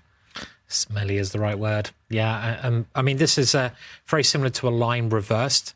And that knight, which you've both brilliantly pointed out on the edge of the board, is always the main issue, because you don't really have anywhere great to maneuver that knight back to. But here, you've got those kingside problems as well. So it just looks really good for black, this position. More space, chances to attack, better pieces. What more do you want? Well, I mean, that's enough. Simon. That's a long enough list, I feel, that one. That's yeah, it just looks really good for black here. Yeah, Space Invaders. You always want to win Connect 4. If you win Connect 4 in chess, it means normally you have a pretty good pawn structure. And that means, you have a pretty good outline, pretty good chances in the game. Elionov needs something magical now to fight back, but I don't see it. And it looks like a dark day for him. Dark in his room as well. Not looking good on the board. Wesley, meanwhile, very well lit, and all those trophies at the back. It's something that we've seen him before in this room, and it kind of gets a lot of inspired play by Wesley. And let's point out that Wesley, if he finishes in top 4, it doesn't matter if he wins the event or the next one, he books his spot into Toronto. So he needs a good start in the Julius Baer Generation Cup. And Elionov trying to create play on the king side. Is this something real, or is this desperation? I'm hesitant about this decision, just kind of basing it on those black and white rules that we're taught when we're kids. And it says never push pawns on the side that you're weakest. And here he goes and he's pushing his pawn to h5. So I'm thinking, OK, that feels a little bit off to me. But let's take a look at the clock times. I'm seeing that there's not that much time remaining for both players. Maybe it's worth a shot. Desperate times call for desperate measures. Absolutely, Ivanka. And David, I think we've got to check it out. What actually happens if Wesley was to grab that h5 pawn? Yeah, we need to be consistent. We love pushing the h-pawn here, but feels like an exception. And you're right, Ivanka. If Wesley grabs this pawn, I'm assuming you mean with the knight, first of all, then I guess the idea is to take this pawn, but I'm saying I guess because I don't really see it. It feels like, maybe after a trade, for example, you're hoping that after one black piece takes, you cannot take with a pawn. I think this is Elionov's idea because suddenly the knight on the edge would hang. So if you take with a piece, then I think he's banking on the fact that this would be a fork, a double attack. But I see the evaluation bar drop like a rock. What is the idea here, the winning move for black? It could be a knight g3, but there's other ideas as well. Simon jumping a knight in, I think you might be right. Yeah. And even if there is a trade of rooks, white's queen is trapped here. Oh, wow. No matter where it goes, even if you step back, rook to f1 and material disappears, the black queen will start making her way in as well. This would be decisive, and we might be headed in this direction. Knight takes pawn on the board. Great calculation from Wesley. And now if he takes this bishop, followed by taking this pawn, we could see that winning tactic. Yeah, I think it was more desperation, that idea. And we've actually had a rare moment in chess history here where the move h5 is probably not a good move. So frame it and remember that one, because it nearly always is a good move, but this is that one very rare exception. So, yeah, I mean, it's just a bad position for white all round. Yeah, that's nothing more to be said, really. Yeah, now you're pawn down with a bad position as well. So everything against Elionov. It's just that first result influenced his play here. He took too many risks and it's going to backfire yet again. He's going to be on the brink of being pushed down to the elimination bracket. Wow. Wesley with the extra pawn and all the play in the position, and we might be seeing this spectacular tactic that has been pointed out by Simon. If white tries to fork those two knights, one of them will jump into that key g3 square. Now, the other player who looks like he is in big trouble is Nodirbek Abdusattorov, and he might be going to a 2-point deficit. And in this format, that almost feels like match over. It's so hard to make a comeback from that. And here, it's all about comparing piece positions. Look at that white rook on d7, attacking the pawn. The knight on e4, a monster can't be moved. Is there anything in Nodirbek's favor in this one? No. I mean, I'm really worried that actually white with this G-pawn push is actually... King going to get checkmate. Exactly. I'm thinking that's going to be followed up by a Harry and then, OK, H5. I mean, the only thing in his favour is that it's his move. There you go. No. I have to say, Alireza, he's playing so well at the moment. Winning 2 title Tuesdays, as he did yesterday in a row, is an incredible achievement. Only kind of like Hikaru does that on a sort of regular basis, and maybe Magnus. But this, as you say, Ivanka, it just looks horrible. And this is an example where Harry to h5 is a good plan, as it nearly always is, because it is actually checkmate if it gets to that square. So we certainly want to get the pawn all the way up the board there. Yeah, and I just want to highlight a mating net and some of the potential pitfalls that await this black king. It has no defenders around it. If you look at the right half of the board, the black king has no defenders, 3 attacking pieces, and of course, the h-pawn will add to that. For example, I was thinking, okay, black needs some counterplay. He pushes the pawn to h6. But if he had instead jumped to try and capture this white a-pawn, after all, you're about to promote, then look at this mating tactic. The pawn steps forward, threatening checkmate in one move. Black gives himself an escape square, but after, for example, knight to f6. Ooh, not that one. Maybe that's even stronger. Maybe bishop to f6. Then this is simply decisive. The black king on the 7th rank is about to get checkmated. It's a nice one there of rook g8, David, isn't there? Yeah. I mean, this is maybe worth showing because this is I think Jovanka is the expert at checkmates. But and so are you, Simon. Yeah, this is the first ever checkmate recorded, the Arabian checkmate with the knight and the rook, the first ever recorded in any text anywhere. If you want your chess history, then actually this is one case where I got it, but we'll come to the quiz another moment later on.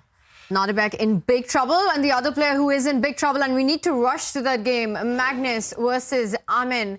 Look at that. Magnus has managed to create 2 passed pawns on either sides of the board, and the h-pawn is rushing down. He doesn't even need to do it right now. He can try and deflect that white knight from defending the h1 square. Meanwhile, Amin's king tied down to defending the a-pawn. Is there any hope for white in this position, David? Oh, the only hope was that maybe black got a bit hasty and impatient and promoted the pawn there, which would have won the white knight, but suddenly white's king would have raced to gobble up all the remaining black pawns. Now it's simple. It's a simple case of the white knight being completely dominated. We talked about knights on the edge. Knights in the corner are even worse. And sooner or later, Magnus will make a dart towards that white knight. First, he cleans up the other side of the board. And earlier, it's what we call the trousers. It's the A and H pawns that the knights hate the most. And when you have 2 of them like that, like 2 trouser legs, that is decisive. And, OK, this white knight is not going to be able to fight against black's whole army. And look at Tabatabai on the camera. He was just like, OK, done with this one. And it's endgames. Magnus in endgames. You cannot survive against him. Simple as that. And I'm pretty sure that we're going to see that trick that we saw earlier with the black knight trying to deflect the white knight and forcing into the corner. It's going to appear soon. Oh, maybe not now. But I was expecting. Yeah.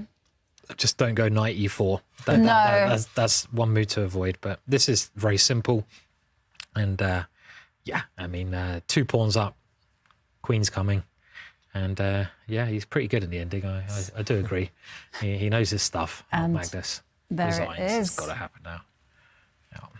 Magnus about to make a new queen. Tabatabai does resign. We have a result. World number 1 takes the lead. And he got his leg up there. You're right. This is, we could actually just not look at the position and guess how Magnus is getting on, right? I mean, as soon as that leg goes up, he's doing well. He's doing well. And someone who's still doing well is Alireza Firouzja, but congratulations to Abdusattorov for even making this complicated. Suddenly he's given up a couple of pawns, but he has active pieces. The black knight now looking much better than it was. Black's king in far less danger. This game is still alive. Still up against it, though. Firouzja pushing those pawns. 3 minutes each. Any hope of a comeback here?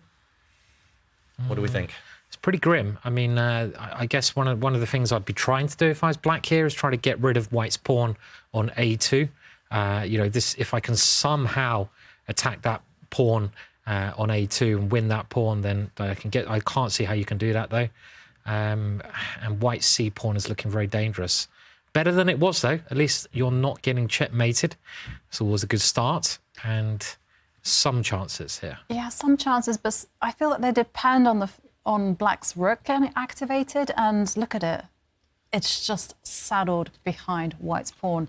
I just don't think that there's going to be a rescue here. That was a beautiful move, a really classy move, just caging that black rook with white's knight and pawn combo there. Yeah, Firouzja seems to be in top form. Maybe it's just that freshness, not having competed as much lately. Abdusattorov, he needs to survive this game. I don't see a comeback from him if he goes 2 games behind here, not with the way that Firouzja's playing. But what to do? Active pieces for white and a passive black rook. That's enough, let alone the 2-pawn deficit here. Yeah, he's trying to go round with his rook, but it would just take too long. I mean, we talked about Wesley So having a bit of a bad World Cup, but it's maybe worth pointing out that Nodirbek as well. He's one of my actual outside picks to win the World Cup, but he got knocked out very, very early in that competition as well. So, he's young. He's going to have bad results, but he's that was a bad competition for him, the last one he played in. Yeah, it still feels like this young generation, they're trying to feel their limits, trying to see how far they can push things, especially Nodirbek. He's kind of upped his game in terms of aggressiveness just in the last few months. He's taking massive risks in classical, rapid, blitz, all formats, and sometimes that comes with kind of inconsistent results, but he'll find his find his feet there, and yeah, it might not just be in this game, unfortunately. It's a really good tactic, that, isn't it? Because I think one of the biggest mistakes you see in chess at nearly all levels, I mean, you go to some of these tournaments in Britain, and it's the same sort of gentlemen who in their 70s who have been playing the same openings since they were 20 years old, and they just don't want to take any risks and mix things up. But you've got to mix things up, and that might mean you have a series of bad tournaments, bad results, until you sort of understand chess better. And it's important to do that, you know, to take some risks. I feel it is anyway, to not just get stuck in your own sort of set ways of playing. I agree with you, but I'm also quite torn on this issue, because I can appreciate that not everyone wants to improve. Some people really? just actually, because I had a conversation with someone who's going to remain nameless, and because I was constantly pushing them to play in the top sections, and they were like, "Why are you doing this to me? This is a tournament. This is just holiday." But surely they want to improve. I want to be a big fish in a little pond. Those are those exact words. But surely they'd rather win it than not win the competition. They wanted to win the little pond section. So they have to still play well to win that. But yeah, I see what you're saying. But so, I mean, but I definitely agree with you in terms of improvement. You've got to shake things up. You've got to work on all aspects of the game. Like you know, if you notice that you're weak in dynamics, you know, try to play dynamics, try to train on them. I always say, get your friends involved on those areas of chess that you really don't like. Say you don't like endgames. Bring your friends and try and study some endgames. It'll be much more fun that way. Yeah, with modern chess, you have to have a very universal style of play. You can't be an aggressive player or a positional player or a strategic player. You can't have clear holes and gaps in your chess. To be the best and to play and compete against the best, you need to be good in all kinds of positions. So kind of working on those weaknesses and switching it up in the bigger picture, it's always a big payoff. And these youngsters, they're so motivated and inspired, even by each other. I'm sure for Nodirbek, for example, seeing the success of, let's say, Gukesh or Pragnananda inspires him to improve his play. I know that's the case in India for all these youngsters. They're not only good friends, rivals as well, and kind of improving together, seeing the performances of each other. Meanwhile, this position, it looks like it's going to be a tough task for Nodirbek to get any chances or improve here. But how is White making progress? You know, you're up, how many pawns is that? He's up 2 pawns. You've got this incredible passer on c5. Do you start pushing already? Is it time to go c6? I think you can. You probably can calculate your way to victory, but being a lazy old man that I am, I would want to just slowly improve the white king, push some pawns. Guess who's not a lazy old man? Exactly. That's why he's one of the best players in the world, Firouzja. If you're a lazy old man, what does that make me? Are you actually calling yourself an old man? This is really bad news. Sorry, I'll take away the old. Just the lazy man. Yeah. Lazy Dave. But this is very clinical, right? It did look like Black was going to win a pawn, but with this rook to b7, well, that wins White a knight. But there is some hope, and it's a faint hope, that Black can maybe win the a-pawn and with that keep some chances alive. If he doesn't get checkmated first, which is... hazard. Yeah, it's always a hazard in chess, getting checkmated. But you're right, the a-pawn is still a faint hope, and I expect this is why Nodirbek hasn't resigned, because, you know, it's quite close to queening, and he's going for that pawn now, but the knight will come to f7. I thought. And rook h6 is a big... Oh, it's going to be checkmate.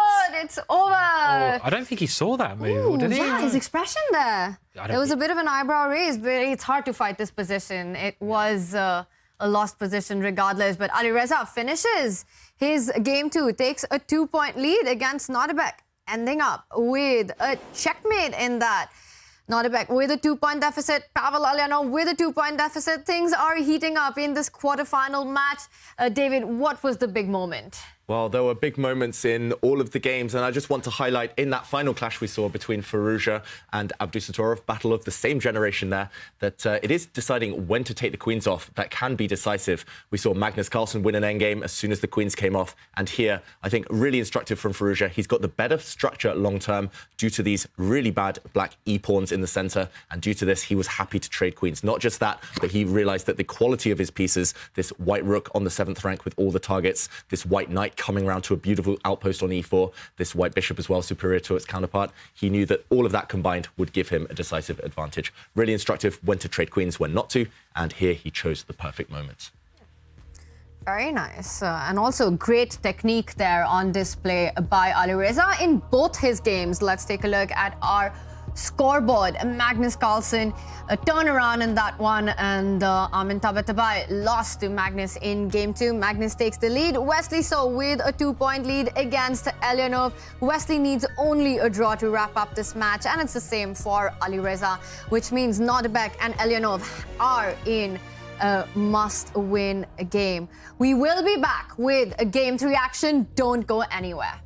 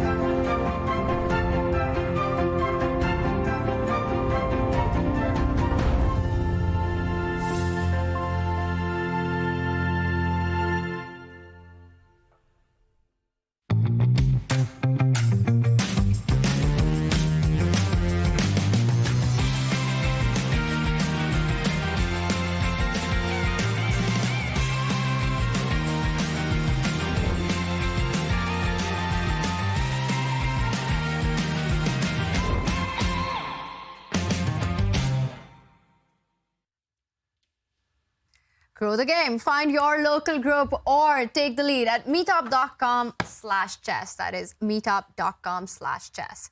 And we all love to play chess with our family and friends. And here's a very special story of one Norwegian family where age is just a number. You know what they say. Families that play together, stay together.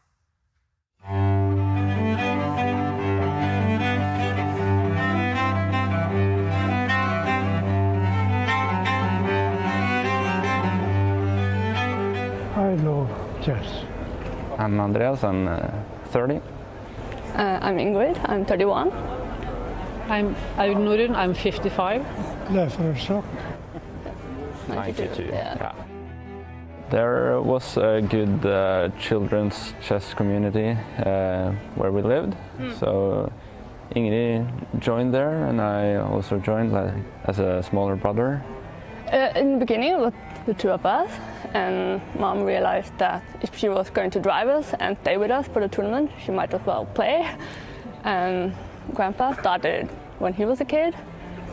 And who is the family chess champion? Although there's no official tournament or anything to confirm.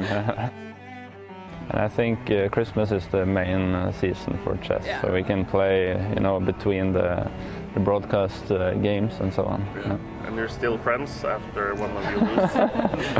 Yeah, mostly.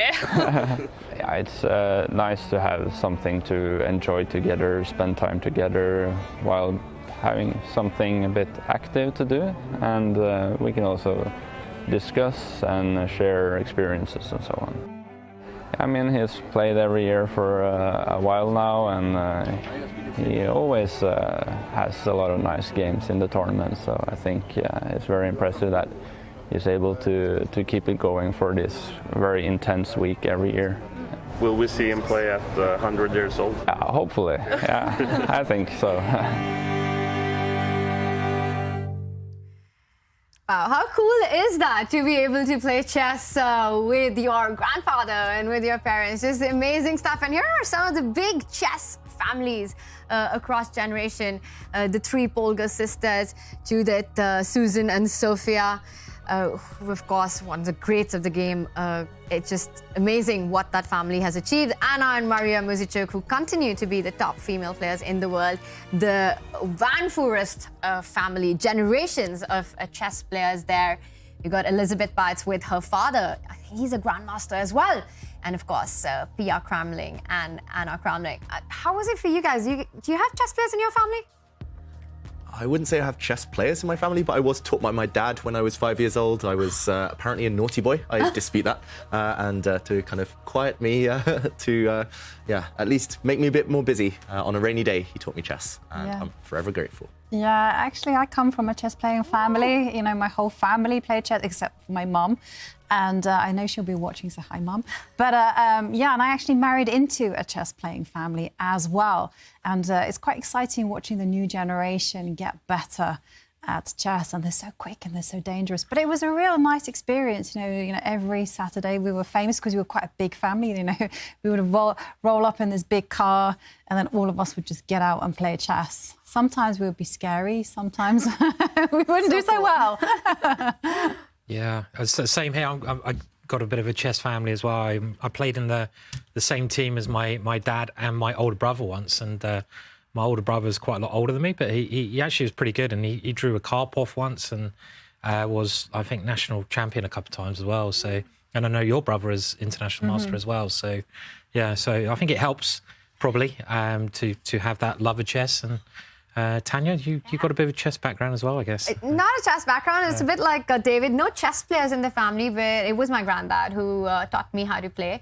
He was in the army and he retired a general. He's fought many wars, and he'd have all these stories about when he was out many times late at night or when things would get really heavy. A lot of these army people would sit down and have a game of chess whenever they would get those couple of minutes. So it was a big sport in the Indian Army, sort of a strategic battle game. So he always loved chess, and when I was a kid, he introduced me to chess.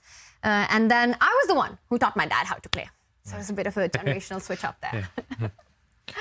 But yes, it was an incredible story to watch with three generations in that family playing chess. And right now it is going to be about all the chess that's going to be played in the Julius Baer Generation Cup as Game 3 action is about to start. How difficult is it in this format to make a comeback with a 2-point deficit? With a 2-point deficit, you need a bit of luck. You are, after all, luck. Yeah, exactly. You're playing not just the best players in the world, but if your opponents have won 2 games in a row, they're in form, they're full of confidence, and these players they know how to shut down games. That's the most difficult part, especially for someone like Elianov, who needs to strike back against Wesley So, one of the most solid players out there. So you just need to keep the games alive and pray and hope. Hope and pray. Will Nodirbek Abdusattorov and Elianov be able to strike back? Meanwhile, Magnus takes the lead in his match against Amin Tabatabai. Continues to munch on some food in a very, very messy room. We've seen that before. This background, like you said, David, Great chess, great air, great hair by Magnus, and some great chess as well today. Yeah, some great chess. And actually, just during the break there, I was playing through that last endgame. Anyone who wants to learn about knight endgames, go and play through that one. Really, really instructive stuff. Just doing his business. Usual Magnus. Business as usual there in that last game. But okay, Tabatabai played well. We shouldn't forget that. And next game, if he continues the same form, he'll have a chance. And he's the one who was putting the pressure on Magnus in game 1 and quite a while in game 2 as well. Do you think with this World Cup win, and Magnus, as he said, completed it, his entire career arc, getting that one big win in, now it's about having fun? Yeah, for Magnus, I think chess has always been fun. I've noticed that about him. He's definitely having fun with food there. He's got a massive plate or something. Is that what spaghetti? Was that? Looked like a kebab to me. Oh, okay. So- But yeah, I was going to say about Magnus, whenever I've seen Magnus play, it always looks like chess is his meditation. This is his place where he's comfortable. I've seen him in press conferences after he's just lost, and he's fuming. But then, people start discussing the lines, and he immediately forgets his anger, and he gets absorbed into the game. And I remember that video of him as a kid, where the whole family was just like talking, chilling, and there was Magnus with the New in Chess magazine, just flicking through things. And I also know from David that Magnus is always talking chess and always following people's games, and even people that you wouldn't necessarily expect. And yeah, I'm just talking because I don't want to see Magnus eat. And there we go, we have some moves. But we were talking about chess families, and Magnus himself comes from one. His dad's a chess player. I've seen him play open events as well as sisters. So there is a lot of chess going on in the Carlsen family, and we've got the King's Pawn opening. David, what do you make of these first few moves and the archangels by Black? Yeah, that's right. Early days here. I like what Tabatabai is doing. He's chosen quite an ambitious setup for Black. Black's bishop out there on c5 on a really nice diagonal. And okay, this game is not going to fizzle out to a quick draw. Magnus can't maybe guide it towards an endgame, something that might favour him. So Tabatabai has his chances. He needs to decide now, though. This pin, for me, as Black, is always the most frustrating thing. It's kind of provoking Black to come forward. Here we see the white bishop drop back, I assume, rather than trade off. And then Black's pawns might start motoring g5, kingside attack. Do you guys agree with the feature, chat? The messier the room, the greater the genius. Disagree. Disagree completely. Strongly disagree. Simon, you? My room's pretty messy, so yeah, definitely. Yeah, 100%. Yeah, messier, the more genius you are. Yeah, 100%. I agree. Yeah. Not that I've seen your room, I just meant like the genius tends to come with a bit of mess. Welcome over any time, David. But the chess has been equally messy in this matchup. And as you mentioned, David, that an ambitious approach by Armin, the bishop coming out, the dark squared bishop coming out early on, keeping it ahead of the pawn chain rather than behind the pawn chain. Is there any chance of Black going all out on the king side, pushing Gary the g-pawn this time? Yeah, I think he should go for that, especially in the match situation. A draw is fine. He'll get a chance with white in the final game of the day, but you might not get another chance to be aggressive and pushing the g-pawn, breaking this pin we see between the white dark square bishop and the black queen on the board now. And that does signal aggression. We're going to see a really imbalanced game where Black has seized space all over the board. On both flanks now, Black has advanced pawns. Of course, comes with the downside of creating weaknesses, but at least, yeah, you might potentially throw those pawns even further forward, storm the white king side. I really like it, but of course, still complicated. I love it. It's going to be a fun one. Gary the g-pawn down the board. It looks like Armin, he doesn't care. He is playing with the black pieces. He's going for the aggressive approach. And meanwhile, we've got a kickoff in the Denis Lazavik versus Fabiano Caruana. And Fabi with the lead in their matchup. Denis starts with d4, so he's switched up from the English that we saw. Ooh, I think it was a Catalan previously. Oh, yes, it was a Catalan, yes. Yeah, and a repeat. Second Catalan of the day for Denis Lazavik, sticking to what served him pretty well in game one, where he exerted some slight pressure on Fabiano, had the very comfortable side of a draw. And this match is so in the balance that I don't blame him for staying consistent. And, OK, first new move of today, at least. This a5 move, a trendy type of idea against the Catalan, gaining space on the queen side for black. But I've seen this go wrong for black as well. Often you're not fighting for the centre here. What are your thoughts on this? Fabiano trying to surprise his young opponent.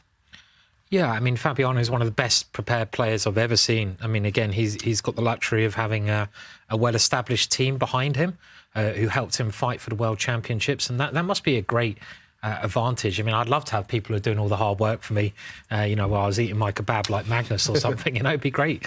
And he's moving pretty quickly here, bringing the night out. And I also think against someone who just can't be as experienced because of his age, that trying something a little bit different is a good strategy to do. So, yeah, I think it's a good ploy from Fabiano, this. Yeah, coming from Fabiano, I think it is a good ploy, but I have to say, positionally, it's very risky because you've broken some rules. First of all, the light square bishop is stuck there on c8. It doesn't have a great future. Also, you put the knight on c6 in front of its own pawns. And this is generally not a good idea. And I love what Dennis has done.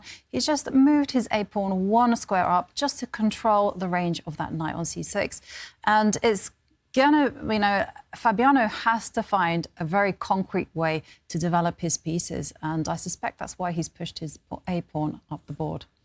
Yeah, really committal stuff, as you say, Ivanka. And later there might be ideas of the black knight on c6, which blocks the pawns to kind of spring forward via a5 to b3. But you've abandoned the centre. This is like a dream Catalan position for Lazavik if he can consolidate. So if he can find good squares, harmonious squares for his pieces, maybe a safer square for the white queen. But yeah, early days, I like white's chances. Lazavik, impressive play through the match. And earlier on, I said that Fabi has taken the lead. It's actually been 2 draws, so I stand corrected there. Their match has been even so far with a 1-1 score. But the one match where there is a 2-point deficit, Wesley So needs only a draw to wrap up his match against Elyanov, and he starts with the white pieces. This is a big ask from Elyanov, even to survive Game 3. Yeah, but, it's your chance, right? You're playing first time Division 1, you're facing Wesley So. What can you do? You just forget about what's happened and smile, go with it. And I saw a very interesting interview from Fabi, and he was saying that when you're in this situation, you're in a must-win situation. You have to depend on some luck, but that luck comes from the opening. And it's whether the opponent can lock down the position or not. If they can simplify lockdown, well then, sorry, you're out of luck. And these top players, they know how to make the draw. But there we see Elyanov. He has chosen to play it like, what would you call it? Was this a perk? Was this a So it's a mix between the modern and the hippo, really. Right, yeah. And this is, we saw this in the last tour, that Fabiano played this as black against the same thing, and another player as well. When 2 players with the black pieces that must win situations had this exact setup we see here, and white's setup seems to kind of force this idea that black has to go into this hippo. So it's yeah, but all the pieces remain on the board this way. Yeah, exactly. There's still tension. White will have to guess at what pawn break black is going to go for. Is it going to be c7, c5, maybe the d pawn, maybe the e pawn? Who knows? But there will be action at the later stages of the middle game. The question that if whether will be able to take the match to Game 4 or not. He needs to win, a must-win situation. And we have been seeing players in a must-win taking this approach of this opening with the black pieces, which looks really passive, but the whole concept is, as you said, just keep all the pieces on the board, keep the tension on the board. I think Hikaru as well played this in the World Cup in must-win situations. So it's really catching up on a popularity there. We will keep an eye out on this one, but we've got liftoff soon in the other board where a player is in a must-win situation, and it is Nodirbek. Is he thinking about his opening or is he praying right now? Looks like a bit of both. Just admiring the ceiling, Beth Harmon style. Nodirbek, okay, I'm expecting e4, just his bread and butter there. But he did become World Rapid Champion by basing his repertoire on the English opening. These youngsters, they play everything. But either way, he needs something special from the opening, from the early stages, as we were discussing earlier. Still stirring up there, Nodirbek. Let's get that game going.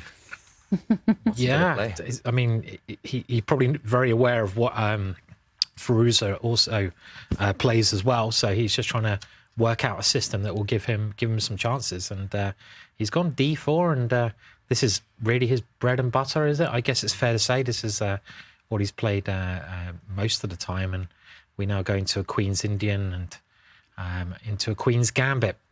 Pretty solid setup from Firouzja here. Yeah, and lots of choice for black on this next move. They call this, at the top level, they call it the main position, after Grishuk famously said it in an interview, because black has like 8 or 9 very decent moves to choose from, which all lead to different types of play, different natures of play. And Firouzja, I think he had success in the first game of the day, if I remember correctly, by just developing his bishop, his dark square bishop to e7, just getting castled, playing very traditionally, very classically. So I'm surprised to see him pause, maybe not wanting to repeat. And okay, he goes for the rock-solid c5. This has a very drawish reputation. They call it the Berlin of d4. Yeah. Ooh. Didn't Fabiano Caruana tell us in the interview at Norway Chess that he deliberately tries to avoid this line because it's so drawish? Yep. I think all the top players these days, when I was preparing for the World Cup, I thought, okay, just in case I need a solid weapon up my sleeve, maybe I should add this. But then it was just too dry, even for me. So, wow.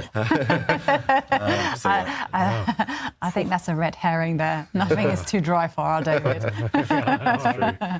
Very solid. Symmetrical pawn structure is very likely here. And with that, winning chances for white might be minimized. Yeah, interesting and good choice for Firouzja. Not necessarily his style. That's the one thing I would say. He's not accustomed to playing with the handbrake on. He wants to be playing chaotic positions, and that's served him well so far.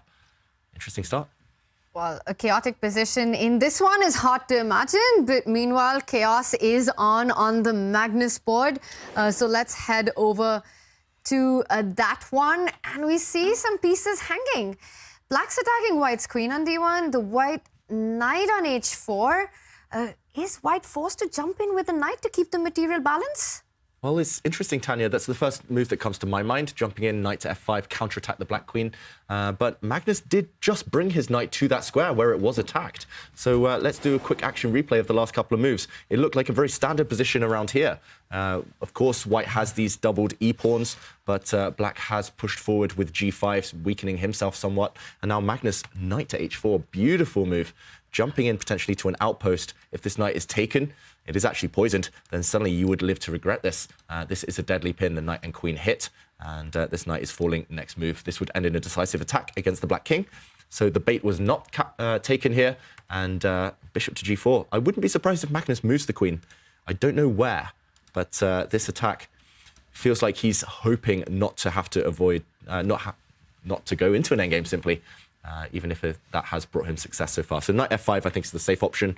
We would see, for example, a trade such as this one. Queen's disappearing, and it would be 2 bishops versus 2 knights. And in a block position, maybe the knights are okay.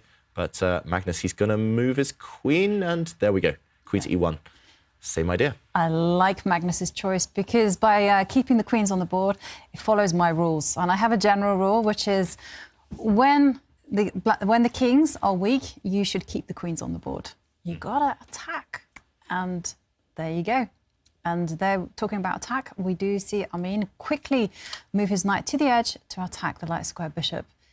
Where is that piece going to go? I expect it to slide. I was going to say c2, but then I thought, what's it doing on that square? Why not just trade off a set of bishops and then start eyeing up the light squares again? Yeah, if you trade these off, Simon, big attack. Yeah. I mean, that looks like a really good choice, as you say, because you've got this beautiful square for the knight there. And I think also keeping the bishop was something you could have considered on the diagonal. And I just don't like the look of black's king side. Black's king side is so weak, and as Jovanka pointed out here, it's got loads of holes, isn't it, around it? And if you can ever get the white knight to just jump in at the right time, it's going to be a disaster for black. So black's got some problems to overcome in this situation. And yeah, he has moved the bishop back. So well found there, just trying to get rid of the defender of that square. It's also worth noting that the white knight can't really be captured because white will put black in a really horrible pin there, and black is just losing. So I don't even know what I'd do if I was black here. I mean, this is uncomfortable, I feel, for black, this position. Yeah, I don't think you can afford to trade light squared bishops. That black bishop is needed to trade off for that white knight if it ever jumps in. So Amin has to just drop his bishop back somewhere and hope that Magnus cannot stir up any attack in the next few moves. Still not too much to worry about here, I think, but certainly unpleasant, at least slightly, for black right now. Magnus working his magic. Yeah, I don't know. I feel like this is one of those positions where black has 99 problems. But a bishop ain't one. Exactly. Maybe a bishop is one, actually. Exactly. Yeah. No, I mean, I'm just looking at it. I was like, yeah, the knight is going to jump into f5, as David indicated. And then the white pawns, Harry, Simon's favourite piece, will just move itself 2 squares forward. I mean, I guess the one thing that black has in its favour is that there aren't too many pieces, so to speak, on the board, like a set of rooks have left. Oh, I don't know. Don't like it. And we were so excited to see this g5 move on the board. Felt like ambitious play, but it's sort of come back to bite black's position. I felt it was really risky, actually. I mean, and there we see bishop takes bishop. Oof. 99 problems and a bishop is one, definitely, yeah. That looks horrible, doesn't it? I mean, look at that square. What a square that white knight has found. And, you know, you might even have some tactics here, but simply this move just seems so strong, right? Yeah, with the knight on f5, Amin will not survive. It's going to be checkmate surely here. That white knight is going to be the main piece, of course, but if white can add the queen, add the rook to the attack, surely that black king is living a charmed life. At some point, you might be able to break in the center, but Magnus first, he'll get his pieces ready. Black's knight on the a5 square as well, not looking great either. So I'm very much loving white's position. But yeah, as you say, no breakthrough yet. So Amin's banking on the fact that he can survive the next few moves. And maybe long-term, black has chances if he can get the queens off the board with a slightly more harmonious pawn structure. So Magnus in charge here, but Amin still fighting. What do we think of the other game? Wow, Simon, just as I say it, Harry has... Always a good move. Yep. Pretty much always. We did see one case which had let down the side, but obviously you want to open up the black king because of your fantastic white knight. You've got a rook. If you can get the bishop into the attack as well, and I'm just thinking, you know, first things, you open up the H line and then all guns ahoy on that H file. Yeah, dilemma for Tabatabai. Now the bishop is coming into the game. Sorry, David. No, go on. No, I was just going to say, now the bishop is introduced into the attack. I mean, it's all going wrong. Yeah, it's all going wrong. Let's show what we think Magnus might be up to in the next few moves. He has some very natural moves at his disposal. Just to mention here, if black had taken back with the pawn, which kind of you want to do strategically, structurally here with your pawn structure, then white does have moves such as just advancing the king, bringing the rook to the h-file, and this looks disastrous, at least from a human point of view, even if black can survive. Instead, he took with the rook to keep the h-file closed, and Jovanka, bishop joining the attack. Now all the pieces in the party. Attacking the rook, attacking the knight. What to do next if the rook drops back? I mean, at the very least, the queen can start coming. Feels like something's lining up against this knight. Yeah. Every white piece is around the weakened black king here, and we should remind everyone that if Magnus wins this game, he wins the match because he's already won one game. So this is a great opportunity for him. And yeah, I mean, okay, he's also playing on the other side now, just to show his dominance. Incredible full board awareness. We see that by Magnus all the time. You know, you're focused on one side of the board and then suddenly you realize that there's stuff going on the queen side as well. So he's asking questions to that black knight, also fixing that b5 pawn, which can at some point prove to be a weakness. But to my mind, it feels that that black knight on a5 was actually white's friend. It's at the edge of the board. So what's the deeper concept of actually pushing it back towards his own king? I think maybe the idea was just to make sure it stays in black side of the board. If white had played queen to f3 first, maybe the black knight jumps in this way, starts harassing white from behind. Very nice. Like you say, Tanya, just full board awareness. Magnus is so kind of concerned about not allowing black any activity at all that he's happy to just spend a tempo pushing the black knight towards the center. And this is the position. And it's like we said, black is just stuck. You can never really bring this knight back to challenge on f5. Firstly, you never threaten to take it, but if you do actually step back, then simply white trades, gets out of the way, and a knight falls next move. So black is just really, really frozen right now. Actually, what is black's next move? If you just pass, Oof. Can you even make a move? Black is just going to wait with the knight, maybe. Yeah. Grim defense. It's horrible. Retreating. Yeah, I mean, I think if you were sitting here and you're playing Magnus, you're kind of like, It's time to think about what you're going to eat for dinner, isn't it? Around this point, I feel. So. If I was playing you, Simon, here, I'd start to feel the same. Just attack for free. It's one of those positions I can play. You just throw everything at Black's king, basically. And White actually could potentially have a threat of sacrificing that knight from f5. You want to get rid of it, open up the f line. An impactful way of doing that, knight d6, always in the air. You have to watch out for knight d6, knight h6, and picking up that knight on f6. So there could be an immediate threat that Armin has to think about. He's shaking his head, not happy with his position. I think it's gone. I don't see how he's going to, as you say, he struggled to find a move here in actual fact. And White can just move the knight. He can build up as well. So, yeah, looking very good for Magnus at the moment. Wow, interesting quote there from the Twitch chat. Knight on f5 being worth at least a queen. I would say that's slightly hyperbolic, but a knight on f5 is good. Bless you, Simon. Thank you very much. Was that a reaction to the court? Yeah. Excuse me. Reaction to Black's position here. Yes. Take the camera away. Great work there. Yeah, cheers. Just put it on me as soon as I sneeze and feel dishaggard. But this knight on f5, that's not a knight, that's a dragon, that's a monster there. And yeah, it's all about White putting on the pressure on the f-file. And now he's really going down on the clock as well, under 6 minutes. But a position that's really hard to defend, even if you had all the time in the world. Yeah. I miss that phrase, Jovanka, Octo Knight, with its tentacles, 8 tentacles around there, the White Knight controlling so many squares. Yeah, beautiful piece. It is a beautiful piece. And actually, I learned when the knight actually reaches the 6th row, this is a White Knight, reaches the 6th row and is supported, it doesn't become an Octo Knight. It is, in fact, the Kraken. So, yeah, there you go. Chess and storytelling. Yeah, I think it actually came from Peter Svidler. He called it the Kraken. And I mean, the sad state of the matter for Black is that they just have to sound the horn, retreat, and I like David's suggestion of just moving the knight back to protect its own king.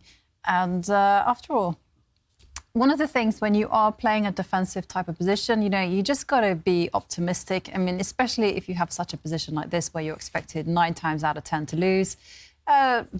Magnus now striking in the centre. You go back, I go forward, is what he says. Now, you know what I'd do if I was Black here? Just resign. Just resign. With your T-shirt, Simon. We need it now. I know.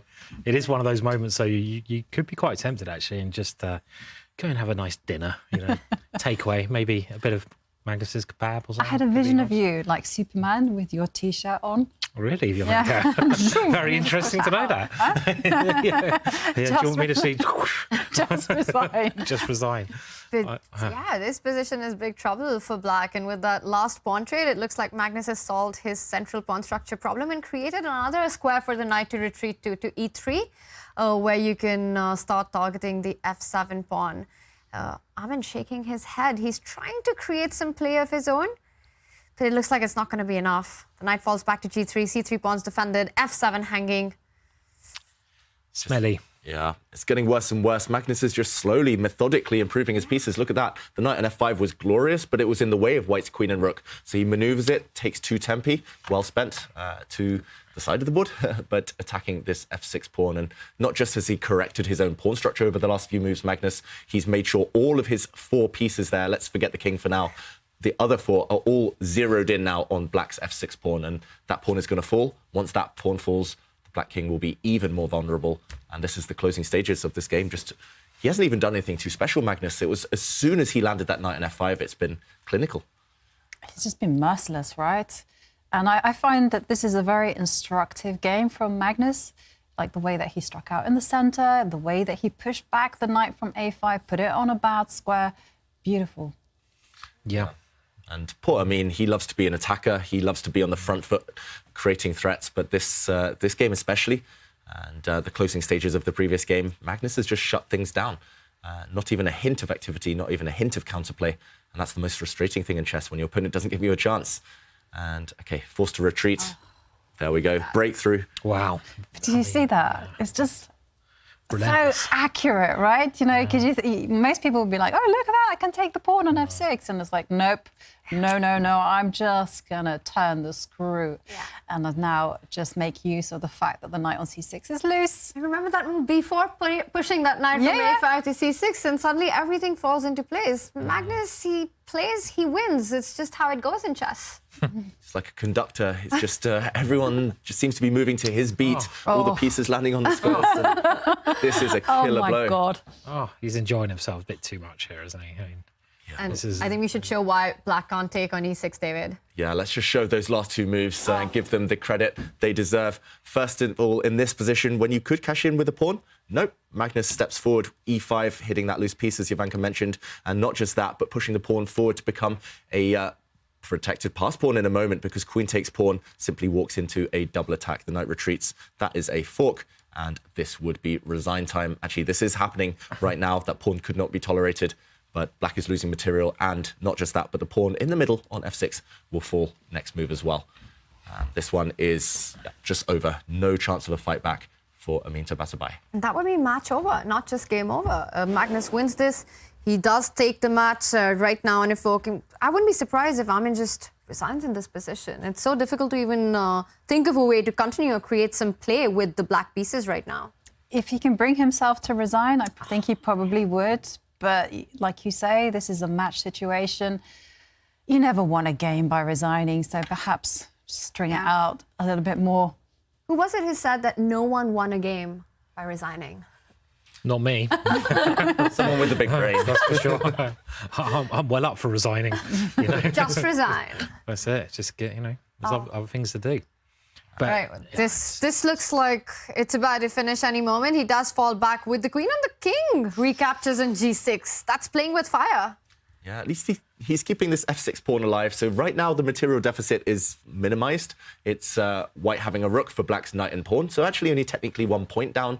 But it's just the fact that, well, actually another pawn's dropping on c5. Missed that one. I was just going to say it's just the fact the black king is so open. You don't even need to take this pawn. He could have gone for checkmate Magnus, but no, he's just doing the maths here. He's counting, collecting, doing everything. And you see on the camera, Tabatabai knows that despite the fact he's kind of wrapped his king, the black king up in cotton wool here, it's not going to prolong the inevitable forever. White's bishop will just retreat. White has a majority, 3 versus 2 in terms of pawns on the queen side as well.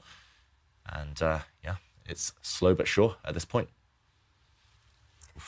It has been quite a fight by Amin. If you don't look at the scoreline, I don't think it tells the full story. Magnus winning this, taking it in 3 matches, the games were a lot closer than what it seems if you just take a look at the scorecard. Amin had his chances, especially in that game 1. Yeah, maybe game 2 as well, as you mentioned, and he has played very enterprising chess, and I think that game 1 was maybe key. I mean, when you get a chance against Magnus, you got to take it. You don't generally get more than 1 chance against Magnus, and he could have won that ending and actually taken a lead in the match. And obviously now things are really bad. He's hanging on here, but yeah, it's not going the way he wants. And that's the thing with the top players in the world. Some kind of super strong grandmasters like Tabatabai, they can match them step by step. But when it comes down to the crunch moments, that killer instinct just seems to be a bit sharper with players like Magnus, Fabiano, these kind of really elite grandmasters. They spot everything. They very rarely blunder, very rarely miss an opportunity, and kind of incrementally they seem to rack up the wins. So yeah, it's been so close this match. Like you say, Tanya, it doesn't kind of reflect it in the scoreline, but Magnus is going to take it. Yeah. He's making it look easy now, continues to put pressure on the clock as well. Amin Tabatabai, you can look at him and you know from the body language that he knows that this is over. And Simon, the point that you were making, that against Magnus, you don't get chances. If you get that 1 chance, you better grab it with both hands. It reminds me of what happened in the World Cup, right? With Vincent Keimer, he's the only player who actually defeated Magnus, took the lead in the match. And in that second game, knight takes e4. Could have been a completely different story. He had that 1 chance. You let it go, and then Magnus was back in it and went on to win the World Cup. And right now it looks like he is about to take this match. C6 played. Magnus perhaps just thinking about what is the quickest way to victory here. Yeah, sport for choice. That's the problem. You could start pushing pawns on the queen side if you... There we go. If you want to be really sadistic, I was going to say. Just slowly but surely. Now the white B pawn is stepping forward. Be careful here as black. The black queen cannot go and take white's pawn in the center, the D pawn, because the white rook will capture the knight on E7, jump out the way, and white's bishop indirectly hits the black queen. Okay, Tabatabai blocks it, which makes sense when you have knights. But Magnus will create a passed pawn. And combining that with some threats, some hints against the Black King should overwhelm Black's defenses. Yeah, feels like kind of a slow way of playing it, Magnus. He hasn't killed it off in the most brutal way, but he's still almost guaranteed at this point. That's what you say when you're winning, you know, slow and steady wins the race. It doesn't matter whether you win in 60 moves or 40 moves. And there we see Magnus pushing his pawn forward.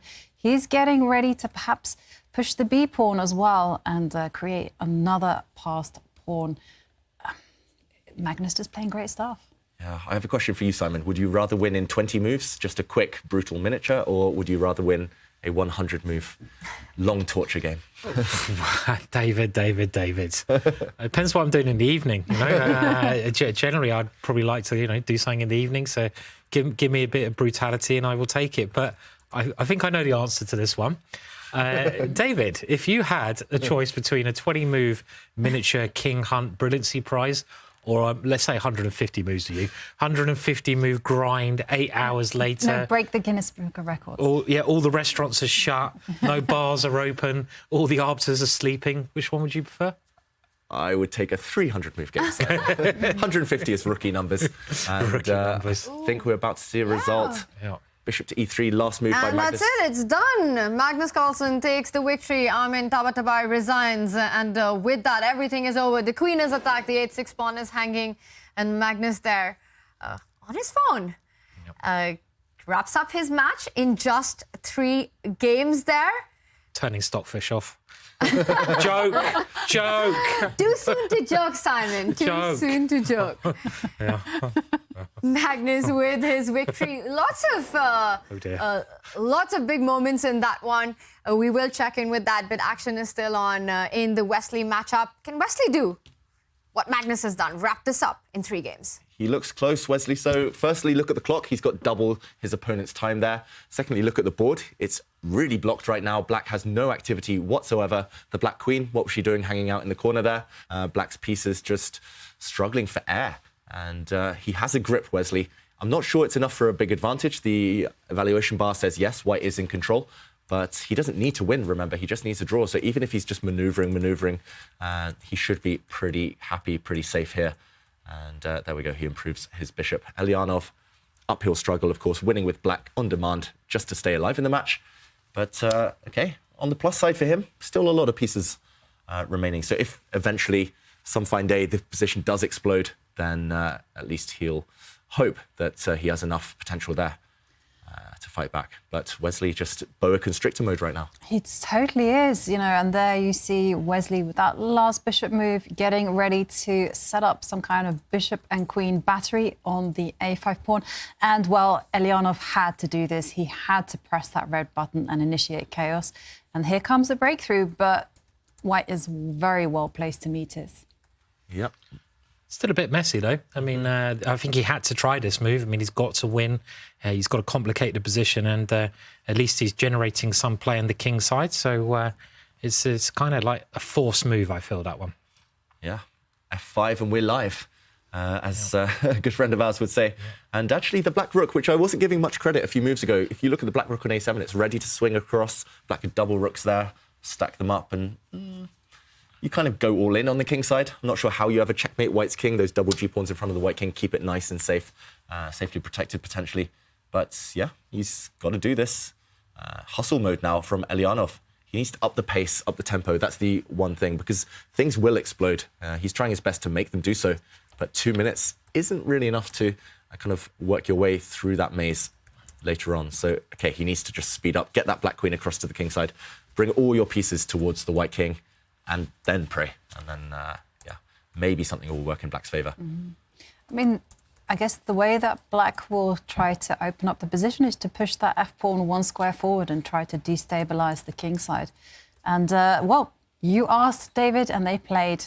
The queen moves to c7. It's getting ready to transfer, I was going to say, to the e7 square. Yeah, maybe even back to d8 just to evacuate the 7th rank for the other Black Rook. But, yeah, either way, the Black Queen was the worst placed piece. Good kind of chess wisdom in general to improve a piece that's not doing too much. And Elianov, we should mention, he's very strong when kind of there's harmony in his position. He's very solid, of course, as well. But when his pieces are kind of doing good work, he tends to kind of have great technique. When he has the advantage, he can be ruthless. So, okay, knight to f1. Wesley's trying to maneuver. Very slow, very mysterious, I've got to say. Potentially as well sacrificing a pawn, at least short term, sacrificing something, because black can take in the center now. Is this the moment for black to open things up? Yeah, or continue with that clever queen maneuver and go f4. I quite like black's position, and this also, if you can play this, then you should. But I was a little bit worried that white could close down that king side by playing g4 here.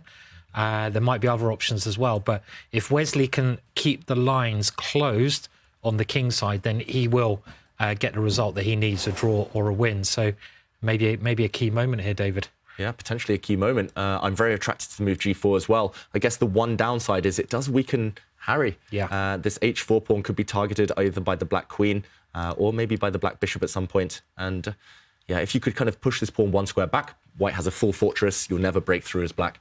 So critical moment. If you cannot push forward, you don't really want to open things up. If you take this pawn as well, then black actually has a nice choice. You can take with the rook, attack a few pawns there. You can even contemplate taking with the pawn, because suddenly you have an advantage in terms of pawn majority on the king side, and trading these dark square bishops might well suit black here. Elianov fighting really well. Maybe I didn't give him enough credit earlier. The time's still not in his favour, but he's at least asking difficult questions of Wesley. And we see Wesley moving his knight to the edge of the board. I feel like Wesley is trying to keep control at all costs, and there we do see pawn takes pawn.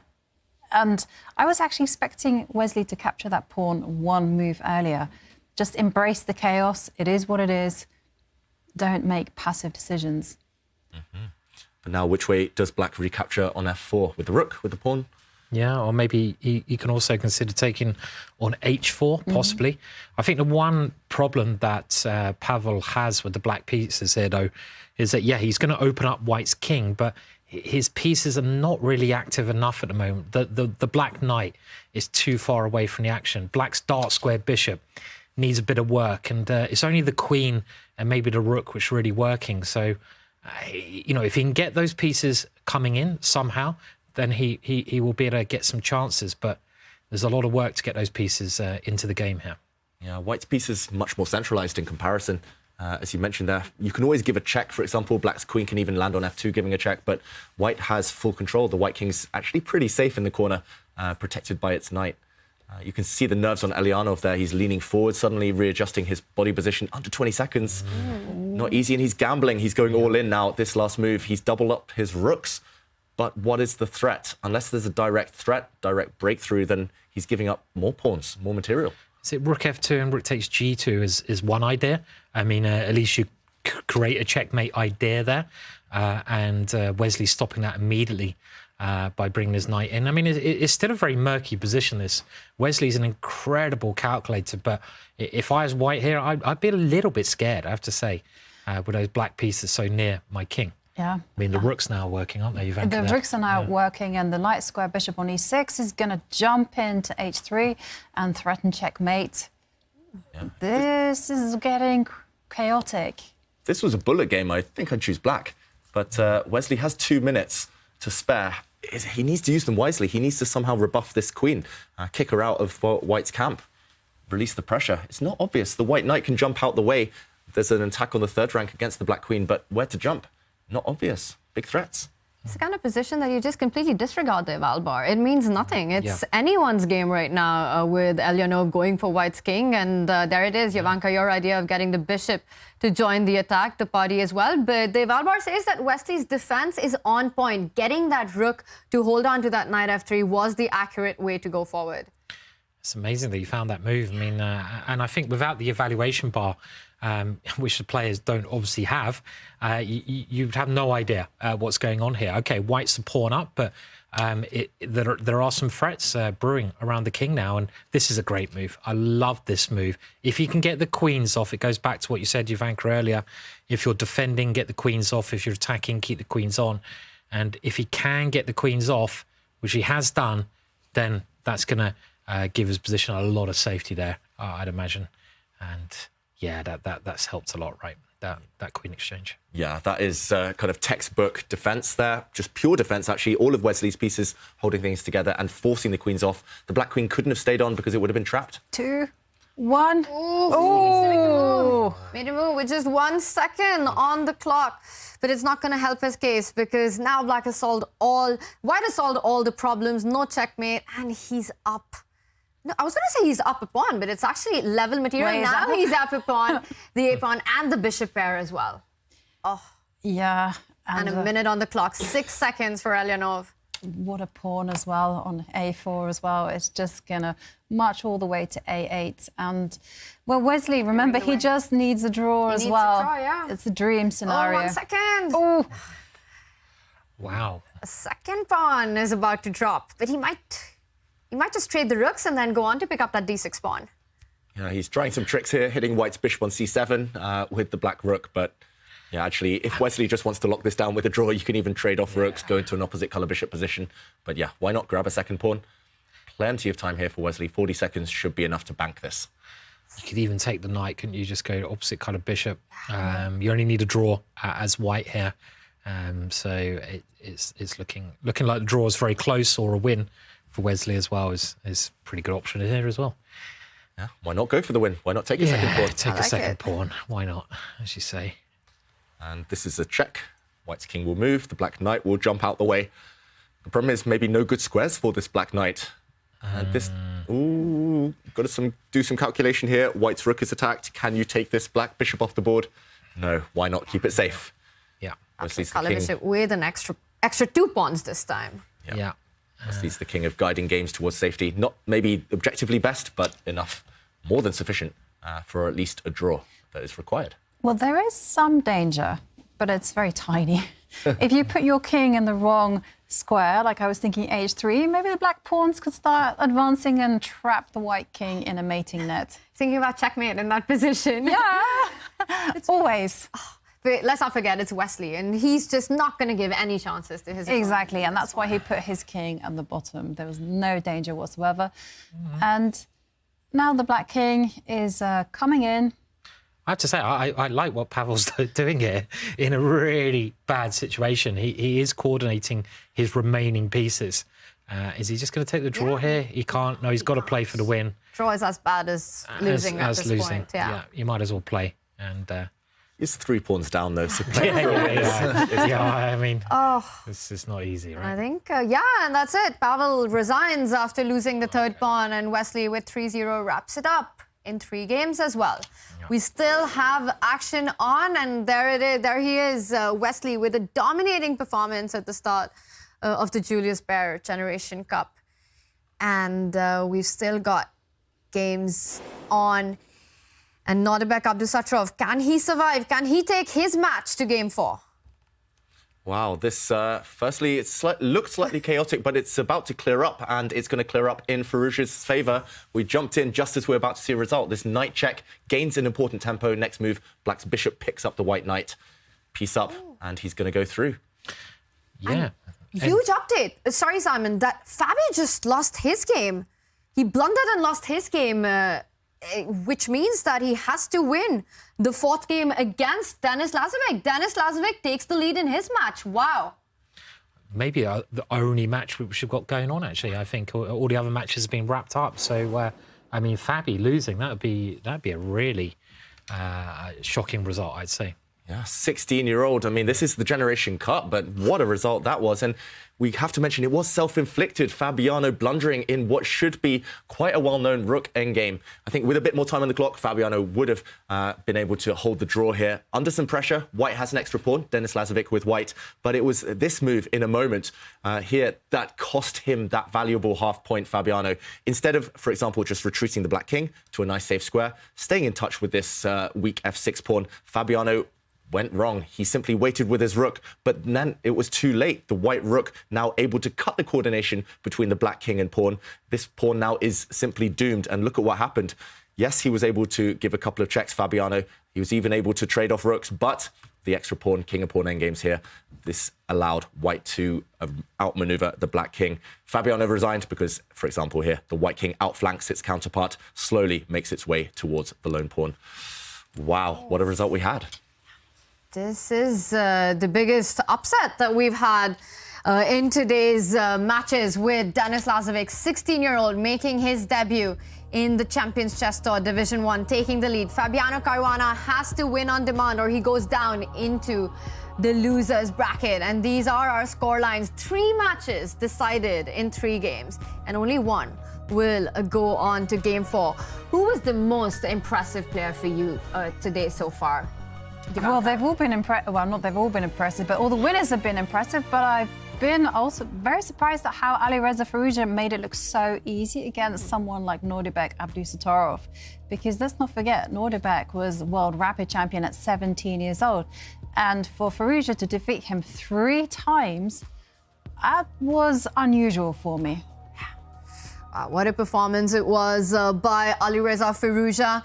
We will go into a short break, but we will be back with the Julius Baer Generation Cup action with Fabi in a must-win situation. Don't go anywhere.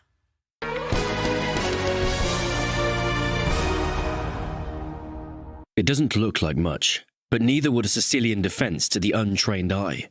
This is a performance enhancer. You don't see it. How about now? Manage your air quality, sharpen your performance, change the game with Air Things.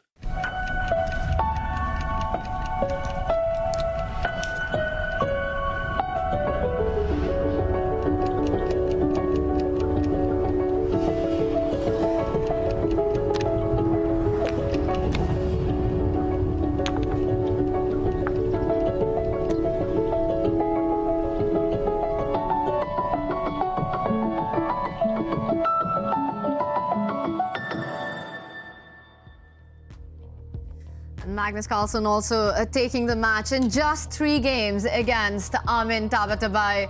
And these are their accuracy rates at 92.6%. Quite a great performance, but Armin, he also put up a big fight, 88.5%. Great score, great accuracy there, but it was the world the world #1, former world champion, and the world rapid and bliss champion, and the World Cup winner who reigned supreme in that one. Yeah, absolutely. He was so powerful, right? Oh, Magnus. Yeah, it all turned on that one opportunity in the first game. I mean, maybe could have taken it, in the end game, but in the end, once Magnus got his chance, he jumped on it. Yeah, he's just playing such great chess at the moment, isn't he, Magnus? I mean, he's just won the World Cup and he's winning these events left, right and centre. Can anyone stop him? Do we think? Anyone at all? No? Yeah, well, it's looking difficult, right? Because Magnus has just won nearly everything in the world, you know.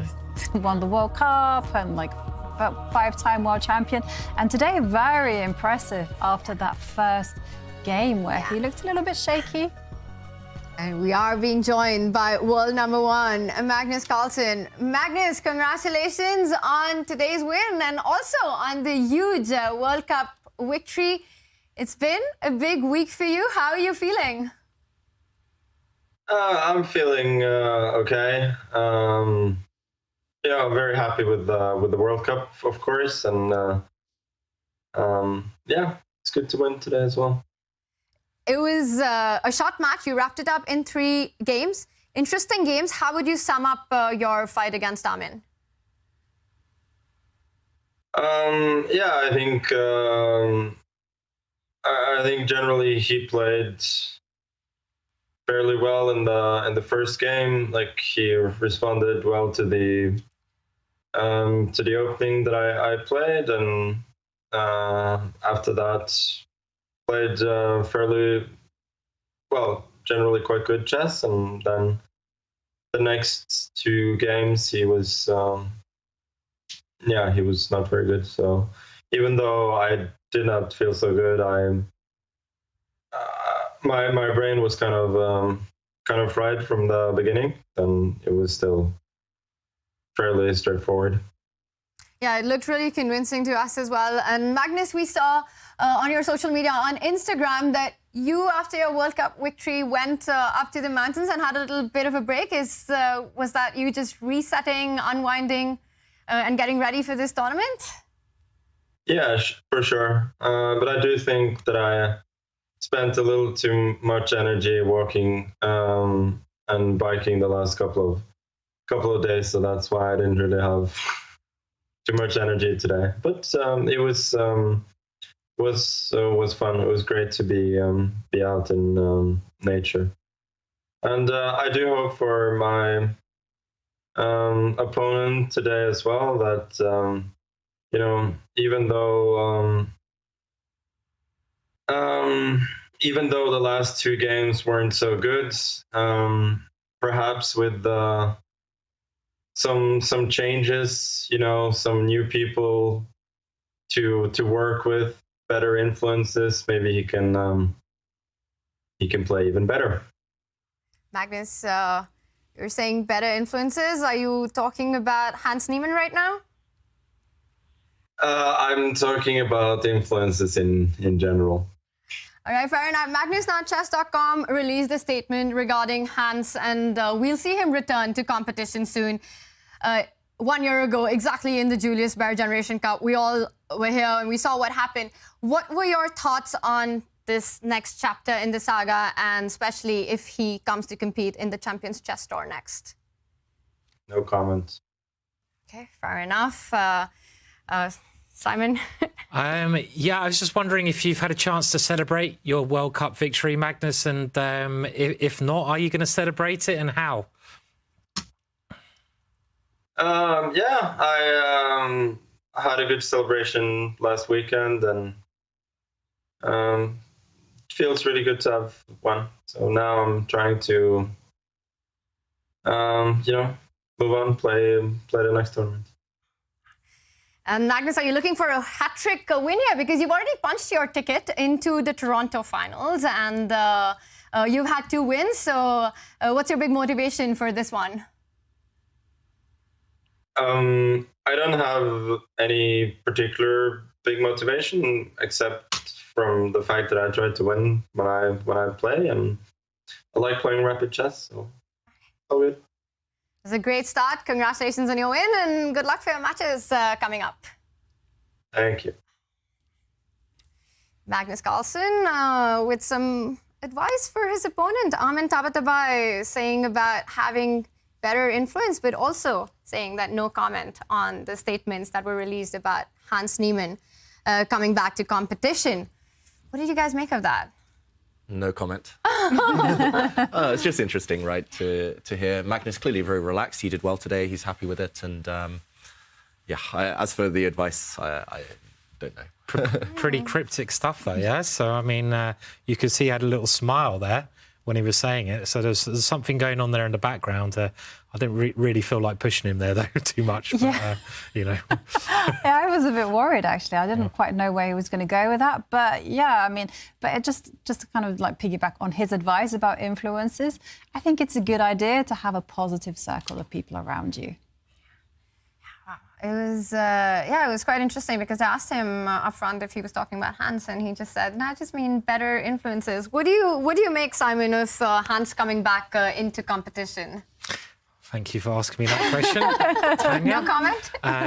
Well, I did see Hans's Twitter post yesterday, which I made me laugh. I have to say, you need a baddie, right? In like these things, and in like wrestling, you needed the baddie, and in every kind of sport, you need that character. And Hans is the perfect baddie, right? I mean, but it depends on your viewpoint, right? Because you could also kind of go Star Wars about it and go like, well, Hans is like the rebel. He's just a 20-year-old, and he's been accused of being suspicious with his play, and now he's kind of having to prove himself.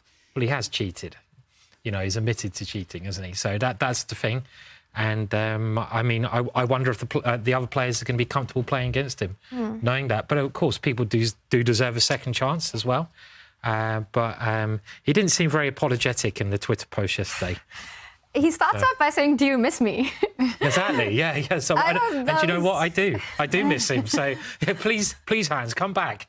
And he is. And it was so dramatic because it was the three of you who were calling out the action last year at the Julius Baer Generation Cup when we saw Magnus refusing to play against against Hans. And now in his statement, he said that he will be willing to play against Hans if paired against each other. Is that a matchup that you guys are looking forward to? Of course. Oh my God, it's going to be really dramatic. I mean, everyone wants to see that matchup, right? Because everyone wants to see how is it going to develop and whether Hans, he's been building up the hype, can he live up to that?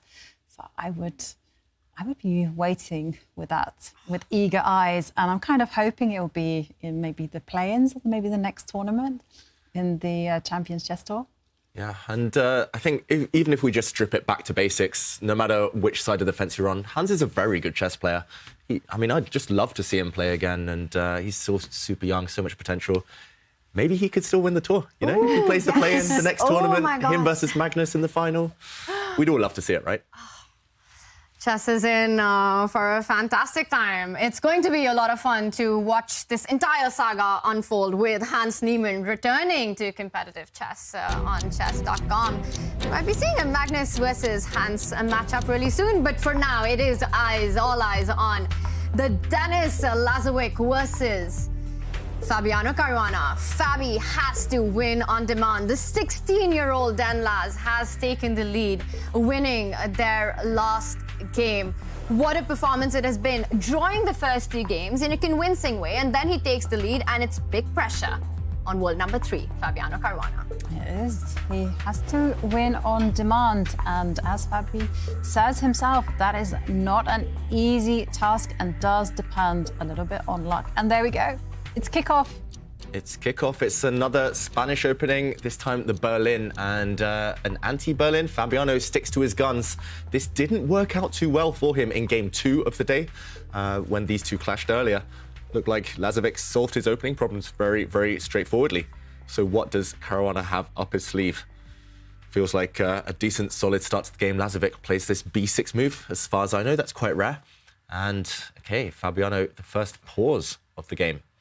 He hits the he hits the black central pawn on e5 there. And this will take, again, a slower turn, but I don't know if this is a good strategy. Lazavik, he's proven time and time again. He's so good in these kind of build-up type of scenarios where he can just have some stability and outmaneuver his opponents later. Okay, Caruana, slide across with his king there, very subtle. He's releasing his f-pawn, though, so maybe he does have aggressive intentions here in the early stages. Yeah, I mean, he's got to win. So the idea is to clearly move the knight and then throw the f-pawn forwards, try to start an attack against black's king. And this is quite a mysterious move. I think, as you mentioned, David, that black played b6. Because I don't really see the point of that. Are you actually going to move your light square bishop as black to a fianchetto square? Well, that seems kind of stupid there because you've got a pawn in the way. Are you going to move it to the a6 square?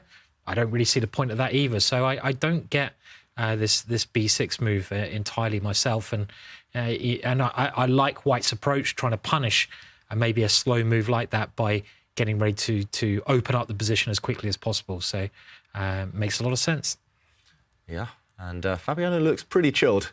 I would be stressed out. Must-win situation, facing potentially being knocked down to the other bracket by the youngest player in the tournament. But yeah, he's been here before. This is where experience counts, right? When you talk about battle of the generations, the older you are, the more you've seen, the more you've kind of been in situations like this. And if it comes down to those crunch moments, Fabiano will make the right decisions.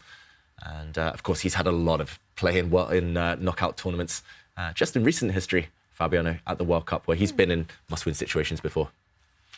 Do you think fatigue is going to be a factor for Fabi in this event? He had this incredible run at the World Cup, finishing 3rd, but a long, long tournament, and then being in Dusseldorf for the World Rapid Team Championship. Is energy and fatigue going to be a factor here? It has to be a factor, but I also happen to know that Fabiano works really hard on his physique. You know, he's always looking at endurance, and I don't know whether it's a secret or not, but he's quite into like cold water exposure and just being as tough as he can be. Yeah, I must admit, from the brief time that I worked with Fabiano back in 2015, he was going swimming every morning, and I'm the worst swimmer ever. Like, I can barely stay afloat. And he was just in the lanes. He was like doing, what do you call them, lengths. Mm-hmm. Yeah, he's in great shape, Fabiano, and something he actively works on. So I think fatigue would affect most of us. But for him, for Magnus, the likes of those very, very top players, not such an issue. Meanwhile, dancing around with the knights, and this has been shut down by Lazavik. A lot of pawn moves by Black, Simon. Is this is this the red flag to the bull? Yeah, I would have thought so. I mean, moving the F pawn now seems so logical. Just trying to open up the position. I mean, maybe other moves you can consider. Yeah, you could consider moving the knight in straight away, but that I don't know if it's working or not. It's a interesting move. Obviously, it's a bit stupid, but I kind of like the idea of it because it's a bit stupid. But F4 seems like the normal move to play. I'm just mentioning knight to F5. I mean, just because it's fun. Probably not good, but it's fun, and you can throw the queen in and probably resign in a couple of moves. But you have to analyse these things because you misplaced the black king, and I think the black king's quite safe here though because you can't break through on the e file at all. So F4 must be the move to play. He's played something else though, another move which has a lot of point to it, stopping black from castling.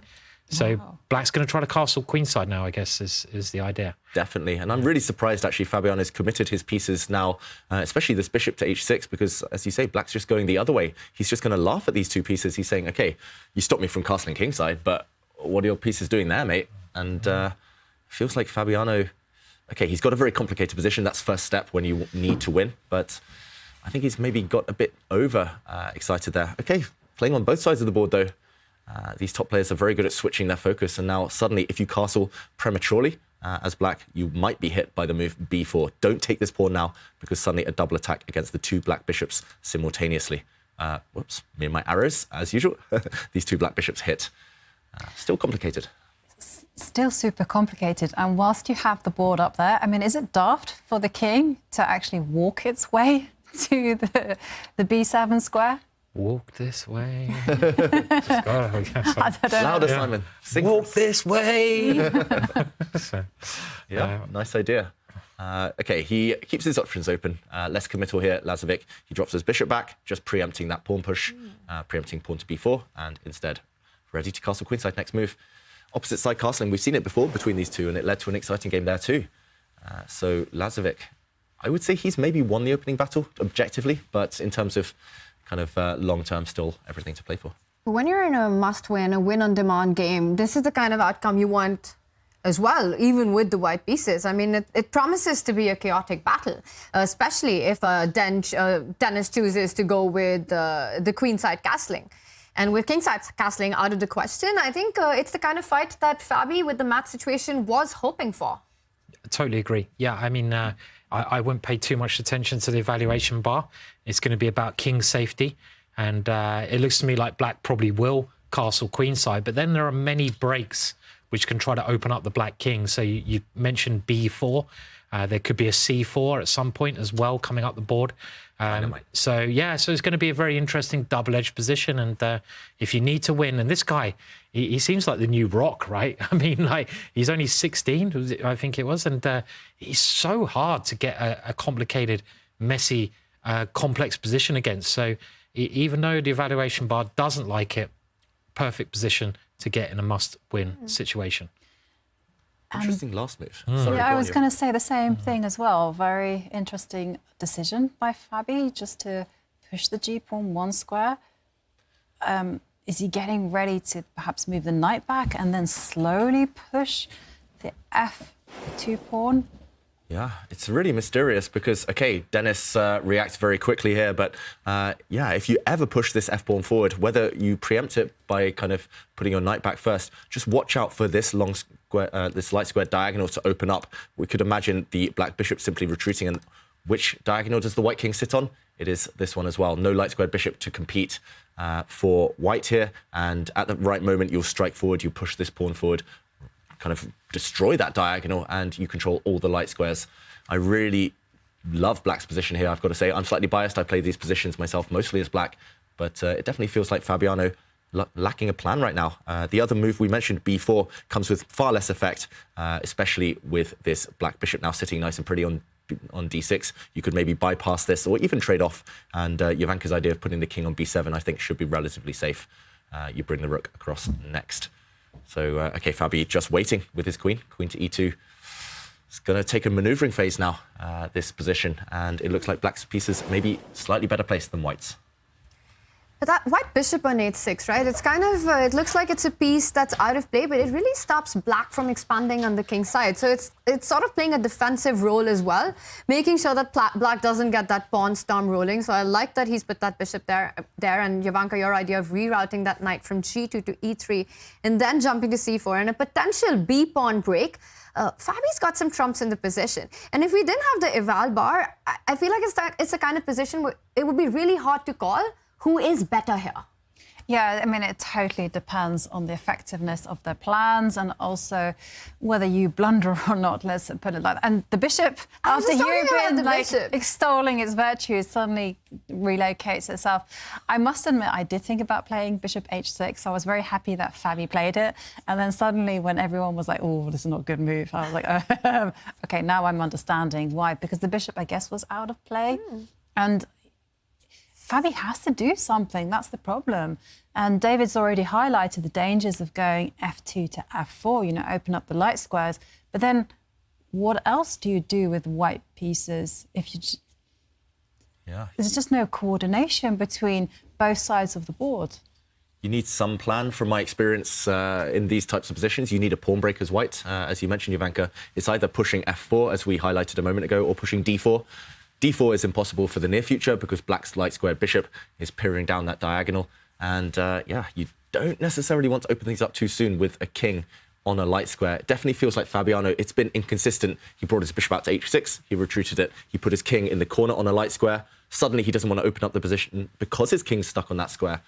So it feels like kind of playing move by move, not necessarily kind of a cohesive plan right now. And Denis Lazavik, meanwhile, slowly improving his pieces. That black king now super safe, rock solid behind that wall of pawns. The black queen slightly improved and hinting actually that black is the one with pawn breaks. f6 to f5, that f pawn for black about to step forward. Looks really beautiful, actually. The more I look at it, it's still kind of in the balance roughly, but maybe I'm influenced by the evaluation bar too. But yeah, it feels really, really harmonious for black. Is it one of those moments where you just need to go all in and think about sacrificing a pawn before trying to create some play, even if it's desperate? Is it time to go all in with that? Yeah, let's check it out. You've got to time it, but as you say, Tanya, wow, he's actually building up for it. He's getting ready to push before it's too late. And very good, David. I've worked that joke in way too many times. It's become a bit stale, just like white's position here. But b4 is definitely kind of the plan. The whole idea is you need some counterplay against this black king, but how are you ever going to break through? You're supported here as the black king by a wall of pieces, a whole army on this side. I don't really see any danger at all, even if Denis Lazavik ignores this and starts pushing on the other side of the board. Yeah, I have an idea, but only an idea if black does nothing. So I'm like, okay, first that you go c4 I'll do nothing. And b4. I'll give you another move, Jovanka. Yeah, now b4. Whoops, I let you trap my bishop. Yeah, but I realised that there is a consequence that you can actually just stop the b pawn from advancing. Every time you play c4, you can meet that with a4. Just a ready en passant here. If the pawn steps 2 squares forward, you take it as if it moved 1. And yeah, here white does have fractured pawns. At least here you could make an argument that you're threatening something against the black king. Definitely feels like Fabi has some hope for activity, but Denis Lazavik, really principled, consistent. He does strike in the center. And yeah, it feels like some threats maybe of trapping this white bishop. Fabiano says no. Mutual attacks right now on different flanks. It's getting fun. I know you guys are saying that it's very difficult for white to find something on the queen side, but I still think that there are threats and problems that Denis Lazavik needs to be careful about. And once again, it feels like a race. So what's black's response here? Do you block down? Do you just shut down all play on the queen side with a4? Could do, but then c4. His idea, C4. Yeah, c4, threatening to trap this bishop, catch it on the edge of the board. Black's king, I guess, would have to vacate now, have to move somewhere, just to give the bishop an escape square. Well, some counterplay though for white. I mean, it looks quite messy to me. I mean, I'm sure black is doing well, but you know, with this attacking side castling, it can quickly change if you play one mistake. And I think it's just who's going to be quickest here in this kind of position. Who would you take, Simon? You're the attacker, and here both sides are trying to attack each other. Again, I've seen the evaluation bars, so it's really hard to say white. But I mean, I don't know. White's moves are easier to play. I agree. You know, you can play c4. You can create these threats in an easier way. Black has to think about the approach to play. Does Black push the f-pawn? Does Black capture in the middle or build up the pressure? So it's easier for White to play, which is, I guess, the advantage being White here. Yeah, actually, if you push the f-pawn, immediately, like, White's king is gonna be challenged, right? Because White is practically forced to play pawn takes pawn. Let's check it out. Jovanka, talk us through that variation. Yeah, so I didn't calculate that much, but it just went, well, you know, if I want to give that bishop a square, you have to go pawn takes pawn. And after the recapture, then you can step forward to d4. And then the big question is Black going to be playing, like, queen diving into h3 and just ignoring everything, going on the offensive? It's tempting. I guess, let's say Black plays a just safe move, moving the rook to safety. What's White's next move? Still ideas, like you say, attacking this knight, bring the queen in. This White king's super weak here. I mean, if you go c4, I mean, I'm still liking White. I don't know why. Yeah, you know what, Tanya? I don't want to say it, but, like, I'm kind of like, you know, it's one of those positions where it can go either way, I feel, still, at this point. It feels like the kind of position where you need to be super accurate to keep your advantage. And we see a move has been played. He decided to trade on b4. And apparently, for some reason, that is a mistake and gives away a lot of your advantage. And that's what happens in these kind of tricky positions. Tanya, we were right all along. Yes. Yeah, White was doing well all along. No question at all. So, I eat my words. I humbly bow to your superior attacking instincts. But why open up the A file? Yeah, I mean, that just seems completely crazy, right? You didn't need to open up the A files as Black in that position at all. So it does seem kind of, it seems a bit too crazy, you know, crazy decision that. So yeah. I'll still say Black, even though I've seen the evaluation bar move quite significantly. It isn't Denis Lazavik's type of position either. We mentioned he's a grinder, actually. Despite his young age, he loves his end games, loves his kind of solidity, stability. And here it's just chaos, as you've both been mentioning. So still all to play for. Fabi definitely not out of this one. Yeah, and look at that. With every move, the bar seems to like White's position more and more. So again, it's all about precision. And I think when we sit with engines or computers, it's kind of easy to see or to say that, you know, this move gets a big advantage. But when you're playing, if the margin for advantage is really just one move, it's so easy to go wrong. And that's exactly what we saw in the last couple of moves. Then Laz with a really good position, and now it's all Fabi who's playing. But how does he continue? Jovanka, is it going to be your idea of trying to push the c-pawn? Yeah, I mean, I would be attracted to that because I like to push pawns. And also, the White king is pretty safe. It's always a good idea to consider what your opponent is going to do as well. I've learned that lesson throughout this year and the last year. That was my biggest mistake. And there we see Fabi step back with his bishop. That's an interesting move. I'm trying to... I guess he wants to move the knight to the centre, and then, yeah, that's actually quite a nice move.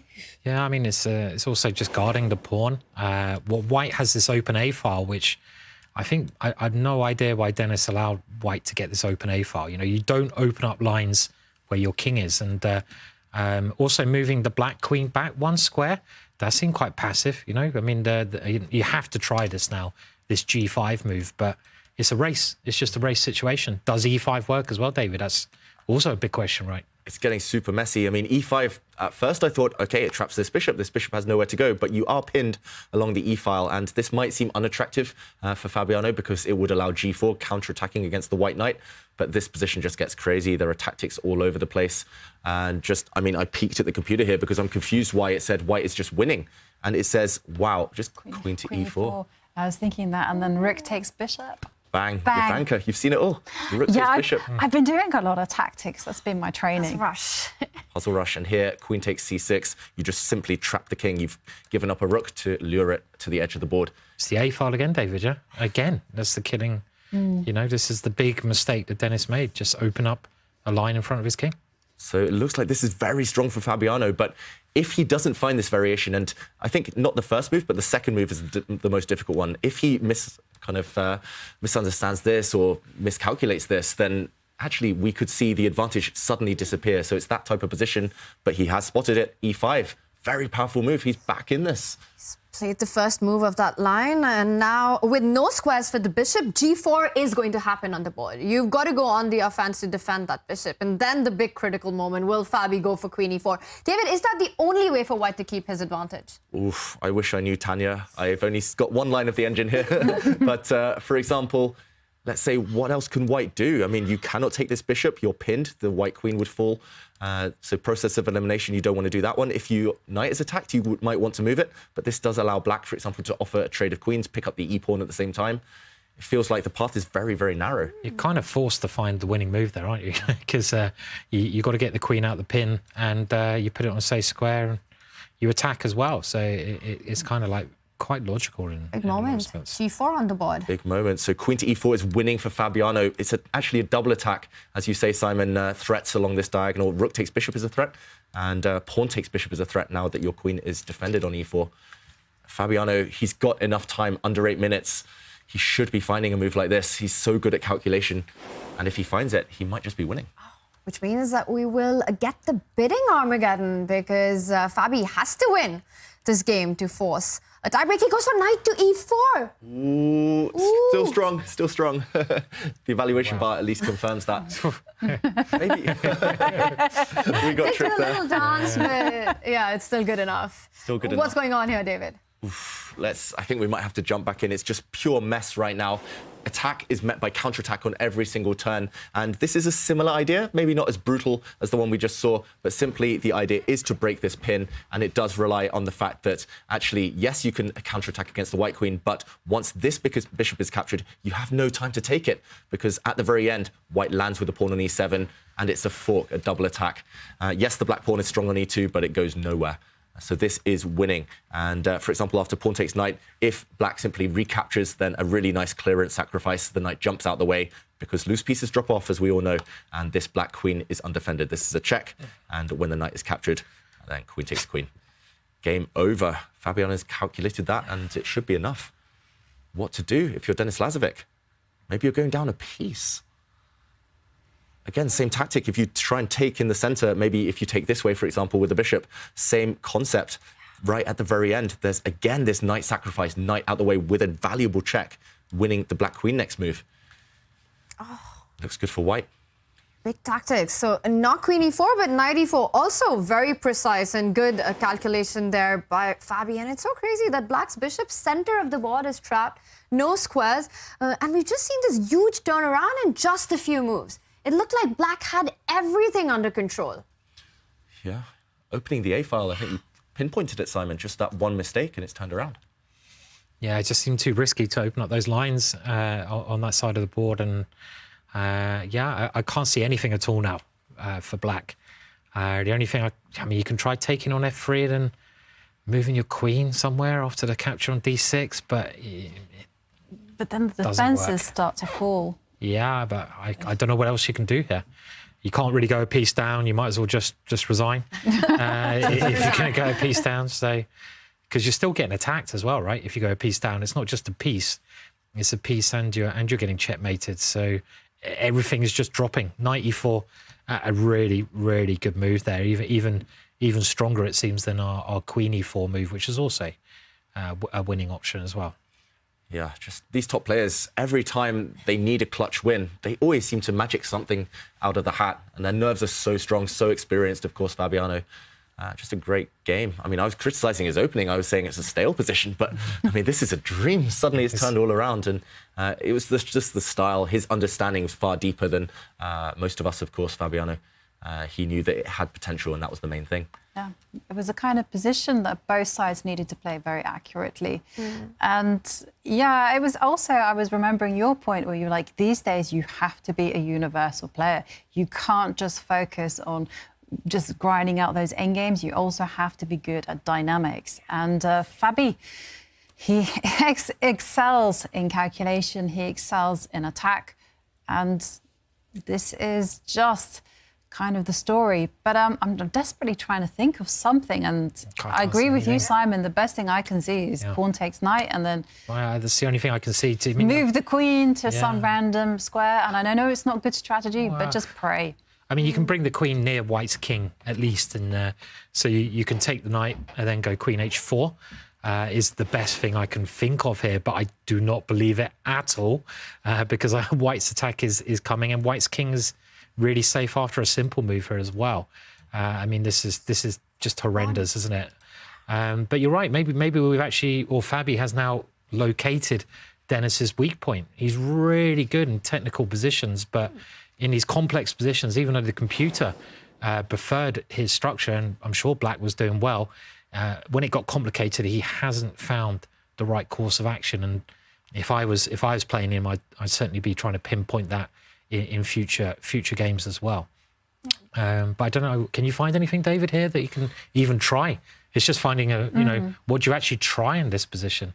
It's he's under a minute now. By looks of it. That's true. I mean, I always say, when you're defending, when you have a hopeless position, be an optimist. And I guess the only thing that I can see is Simon's kind of indicated. Okay, and he moves his bishop to c5. Wow, what a move. Just putting the bishop on a square can be captured in two different ways. But it looked hopeless anyway. That other variation looked like Black was facing an attack with nothing to show for it. At least here he's saying, okay, you can take my bishop, but it won't come with an attack against the Black queen. There's not going to be any of those discovered attacks with the knight jumping out the way with a check. Interesting. I mean, it's mind-boggling, this position almost. Fabiano, of course, we know at this point with the evaluation bar that he's winning. But what is the way to put the boot in? What's the way to clinch it?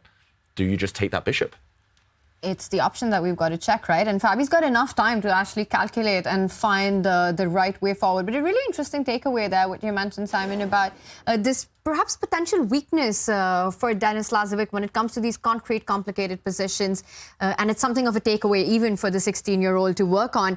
What happens if Fabi goes for the most direct line, David, capturing that bishop on c5? I think he's winning. I think he can just play simple chess. Okay, you're up a piece temporarily. Black will, of course, restore the material balance, take the white knight. But if you just simply recapture, Black is facing this attack. We've seen it before in multiple variations now along the B and A files. This king is being hit. If you try to release the tension, for example, with knight takes pawn, okay, Fabio goes for something else. I was about to say, here you can just move the queen, for example. It's just an ongoing attack. But Fabiano wants more. And what does he play? He drops his knight back, so he's simply trying to threaten this bishop, which is trapped. The pawn hits the white queen. This has just been played by Denis, and I'm expecting the queen to retreat. I'm not sure which square. Might not make a difference. And the bishop's just trapped. Yeah, no squares to run to. You've got nothing. That bishop's just lost. So I like this approach by Fabi. He doesn't rush in with grabbing the bishop, just saves his own pieces. And it looks like Denis is going to end up down a bishop. Any tricks in the position? Simon, you're the trick master. Do you see anything here? Well, I mean, if I was Black, I would try to bring my queen, over towards White's king and swing the rook around and pray. And that's the only thing I can see. So I'd play rook f5 next, and then probably resign very soon. But at least I give it a go, So I don't see anything else to try. I guess the problem is if you try to threaten checkmate on g2, White can simply defend that with his queen, offer a queen trade, piece up. And Simon, I love your other idea, but unfortunately, wet for punt. Yeah, unfortunately a bit slow and probably can be ignored after pawn takes pawn. If you try this, firstly, White can continue just capturing everything, checking, but White's queen can always just swoop to the rescue if needed. There's not any tricks then. No, I mean, I don't think there's any tricks in the position at all. And White's winning a piece, and it's White who's attacking, right? And he has won a piece here, so yeah. He has Denis jettisoned that piece for a couple of pawns. He still has the g4 pawn. Black has some really scary pawns, the f3 pawn as well, but the rest of his position falling apart. And okay, he's trying to hold things together. That rook, the black knight in the center is the glue. But what is the tipping point? I mean, he's so tempted to go for knight c4. I was thinking of attacking the knight with the pawn. The d4 seems to win another piece, yeah. So how many pieces do you want? It's a bit greedy.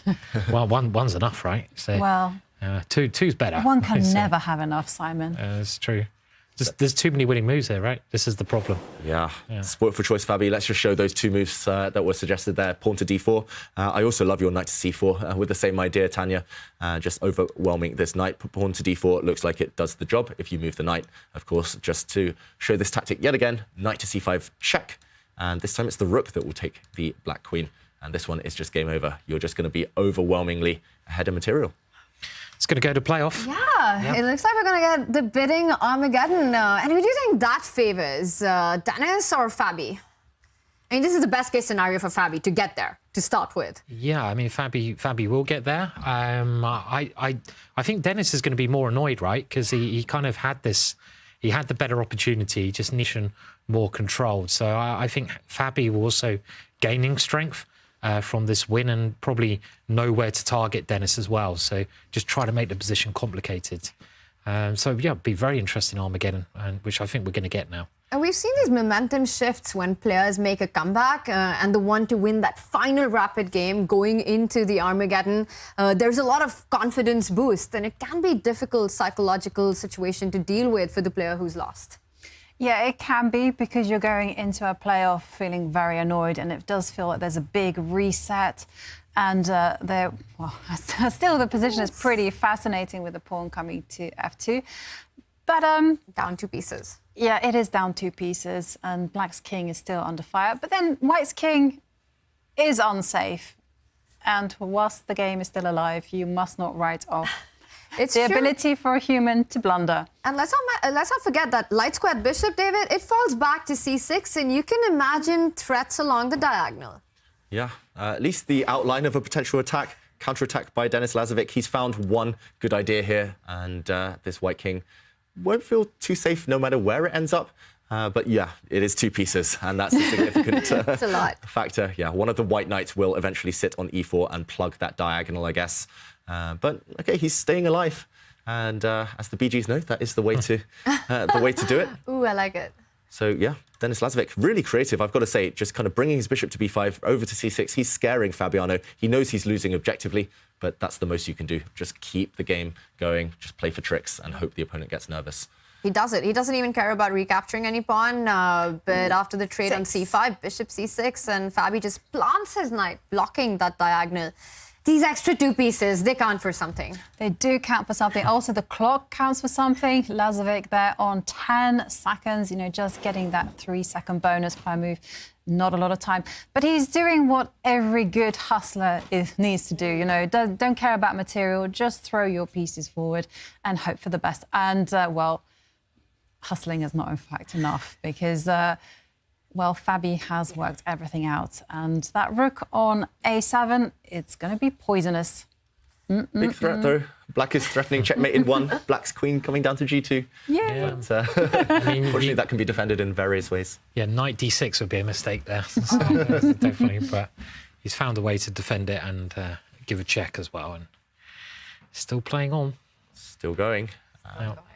He couldn't have blocked that with the bishop because of the rook jumping on to the a8 square as well. So rook d7 on the board. But it's impressive how Dennis has kept the game alive. Despite being 2 pieces down, so many players would just give up, just resign. But Dennis here putting on move after move and saying, not today. Yeah. Not right now. I mean, he's got one trick here. I thought he could take on e4 and try something there, but yeah, I still think he should probably just resign, to be honest. Let's just show your trick, Simon. Unfortunately, I'm just hoping. Unfortunately, here, you could give up your queen, and it looks like you've got a back rank checkmate. But unfortunately, the white bishop is doing its defensive duty here and can drop back, defended by its rook. I'm hoping you'd take with the rook there. So it was like that was the only chance that I take on e4. I just see what you capture with, and then maybe I have some chances. That is the idea is in play. So, for instance, if Fabi moved the bishop to e5, but of course he didn't. Yeah. I mean, if Fabi really wants to lose this game, he probably can, but he's going to have to try really hard. There's too many pieces on there. Yeah, it looks like it's going to be Black's king that's about to get checkmated now. Yeah, really instructive from Fabi. He gives up his rook for a bishop, but Black's bishop was the final hope there. And now the white king is never, ever threatened along the diagonal. It's one-way traffic, too much material, big attack, and Denis Lazavik resigns.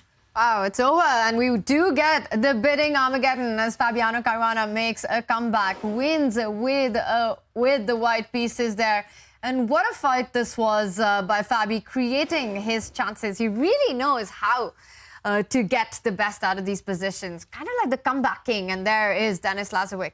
He will be fighting it out in the bidding Armageddon, a format which might even end up favoring Denis because it becomes more random, more mistakes can happen. There is no increment. But what a round this was. David, take us through some of the big insights there.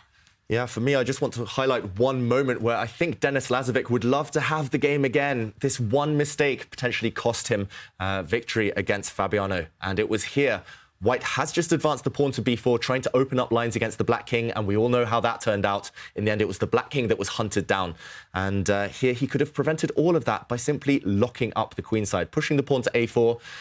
Still, the game is complicated, still full of tension, but at least he would have rendered these white rooks irrelevant for the near future. After pawn to c4, trying to trap this bishop, he could have simply moved his king out the way. And the game would have gone on, still very tense. Instead, he allowed lines to open, and it backfired. And this was that exact same moment that we were all torn apart about whether we'd pick white or black. And it felt like Denis had everything under control, but a difficult moment, making the wrong choice. And Fabi grabbed that opportunity, won that game. The chess for the day isn't over. Even though 3 matches were wrapped up in 3 games, we do get the very exciting Armageddon. And we will be back with the players' bids on the other side of this break.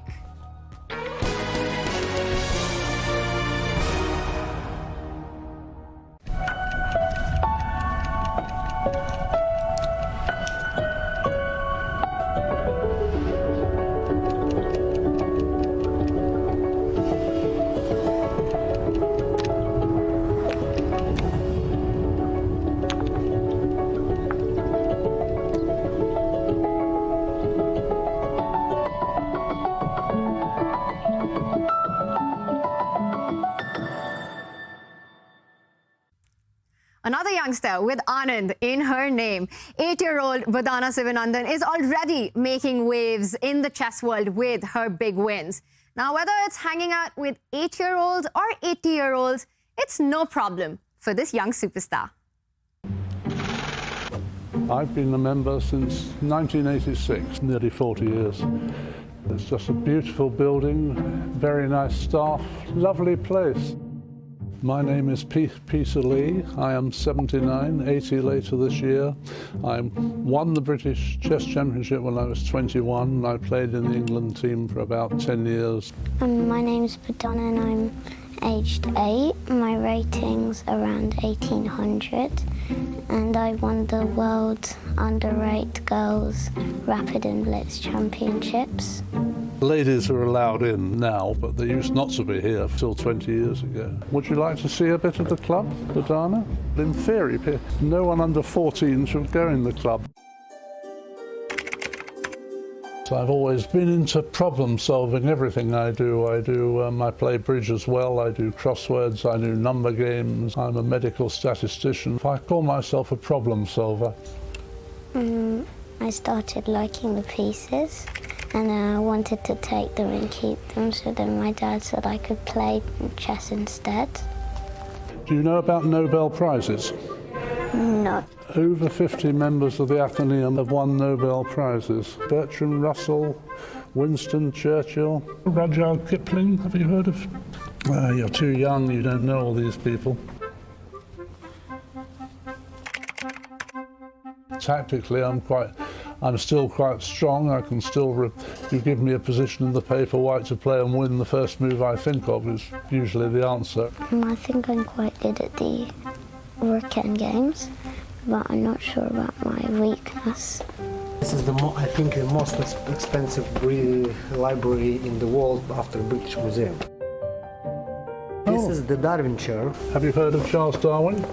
Darwin's chair. No. They play between each other chess. Can I go up the stairs or am I not allowed? Do you want to go up the stairs? I've never been up the stairs. Let's go up the stairs. This is high.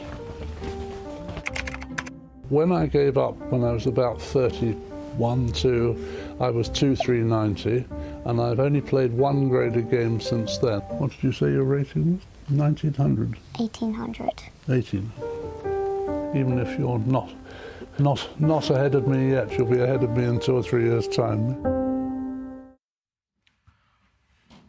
We'll be seeing a lot of Bodana during the Julius Baer Generation Cup, including taking on the big challenge of playing the 79-year-old Peter Lee. That's going to be a lot of fun. And you've had some experience, Simon, of playing against Bodana. I did, yeah. I mean, she's really, really nice girl. And I went to a talk at a chess club and she was there. I put a really hard puzzle on the demonstration board and there was about 40 people there. She solved it within seconds. It was like a 8-move combination. And I thought, this kid is amazing. Then she beat me at the Simmel. And then I actually found out later that someone had shown her the puzzle before, so no wonder she solved it in seconds. But she's really, really talented, incredibly strong player, and a really nice person as well. So great future she has, yeah. She's 8 years old. She is the world under-8 champion. She's already won a second place in the British Blitz Women Championship. So a bright, bright future ahead of Bodana Sivanandan. And she can take so much inspiration and motivation from the youngsters across the world who have been shaking up the world elite. And David, I want to throw this to you first. Who make it to your top 5 players under 20? Oh, okay, the pressure's on. This is probably the hardest question I've ever been asked, Tanya, because there are so many talented juniors out there these days. I've got my piece of paper. Oh, no spoilers. Number 5, top under 20 player. I've gone for Vincent Keimer. I mean, we saw what he did. He nearly took down Magnus Carlsen at the World Cup. Germany's number 1, I believe. And, yeah, bright future ahead. Number 4, Abhimanyu Mishra, world's youngest ever Grandmaster. He's still very young. He's had some great results recently.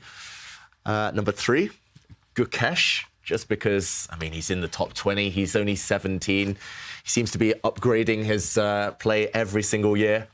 And then 2 players who are very familiar to audiences of the Champions Chess Tour. Number 2, Nodirbek Abdusattorov. Didn't have his best day today, but he's been there. He's done it before. World Rapid champion, of course. And number 1, Pragnananda. I would have maybe had a different order before the World Cup, but Prag at the World Cup, just so impressive. It's a solid list. Yeah, a very solid list. I have to say my list is pretty similar.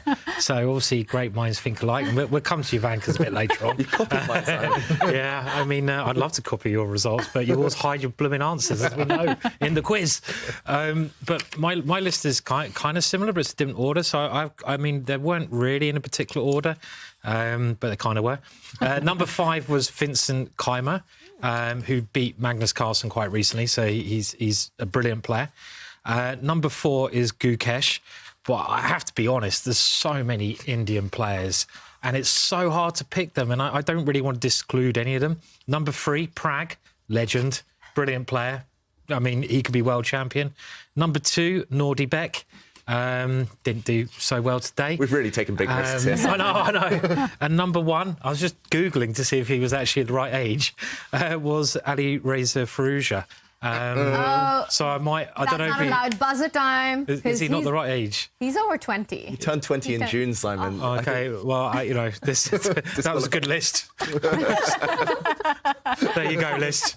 You know, he's kind of around that age. It's fine, we'll let it pass. We'll make it 20 and under, just to adjust the rules for Simon. Thank you very much. Yeah. Well, I need to make a statement about my list, because the players that everyone mentioned, I had in a different list. So I was like, let's not repeat. Let's actually introduce the world to other talents. So top 5, Bibisara Asaubayeva. Now, she is a women's world blitz champion for 2 years in a row. She's just 19, and I think she's going to be one of the strongest women in the world. Watch the space. And then I have 13-year-old Alice Lee. She just became an international master. She's from the States. She's just going to be a grandmaster pretty soon, and she's incredible. And then I also have Christopher Yu, because I remember him from the Champions Chess Tour. I mean, he's also had great results in the US Championship, beat Wesley So, and also super quick at the puzzle rush and all those things. He's super strong. And then I have Abhimanyu Mishra, for reasons that they've mentioned, because he was the youngest GM in the world. And number 1, because Vincent Keimer didn't feature in my other list, I thought, well... No Prag? What's wrong with Prag? He featured in against him? Yeah. He was in my other list. Ivanka hates Prague. You heard it. Oh, no. Yeah, that's it. Basically, he's coming out. I actually have a lot of the names that you mentioned also in another list. This one's been a tough one to pick top 5 players under 20. Mine is super similar to Simon and David. I start with Vincent Keimer for his World Cup performance, but also because his coach is Peter Lecco. And I know that means great things in the future for Vincent. My number 4 is Arjun Erigaisi because he's still under 20, Simon. I did my job on this. Well done. He turns 20 on, I think, 3rd of September, so he's still under 20. And then Nodirbek Abdusattorov at number 3. Again, a tough day in the office, but we all know that he is a big prodigy and one of the big favorites to fight for that world title. Number 2 for me is Pragnananda. I'm dying to see what he does in the candidates in 2024. Such a big talent, such a great personality as well. He's really come into his own. It's always fun to watch him play and to give those interviews. And for me, number 1 has to be the current world number 7, Gukesh. He's 2750 plus. He's 17 years old. And for me, that is the number 1 under 20 players. So I've got 3 Indians, and I could have picked another 5, but I mixed it up a little bit. But the clocks are ticking, and I believe that we will be getting the bids really soon. But before that, let's take a look at the very destructive format, Armageddon. It is just one game, and the bid winner gets to choose the color he plays with the time that they bid with. Usually picks black. Black does get result odds, which means that white has to win on demand. And the white starts with the base time, which is 15 minutes. We will get the bids really soon. And of course, there is no increment. A flagging is not only allowed, it's highly recommended, and it is a big part of Armageddon. We are getting the bids in. Let's take a look. And super close there. Fabiano Caruana bidding with 9 minutes 58 seconds, but it is Denis Lazavik who wins the bid with 9 minutes 30 seconds. Super close fight there. Dan Laz will start with the black pieces. Fabi starts with base time. Fabi will have the white pieces, which means that Fabi has to win. A draw means Dan Laz wins the match. Yeah, Fabiano, he needs lightning to strike twice in a row. He did just win with white, so he takes that confidence boost with him. And now he does start with an extra 5.5 minutes.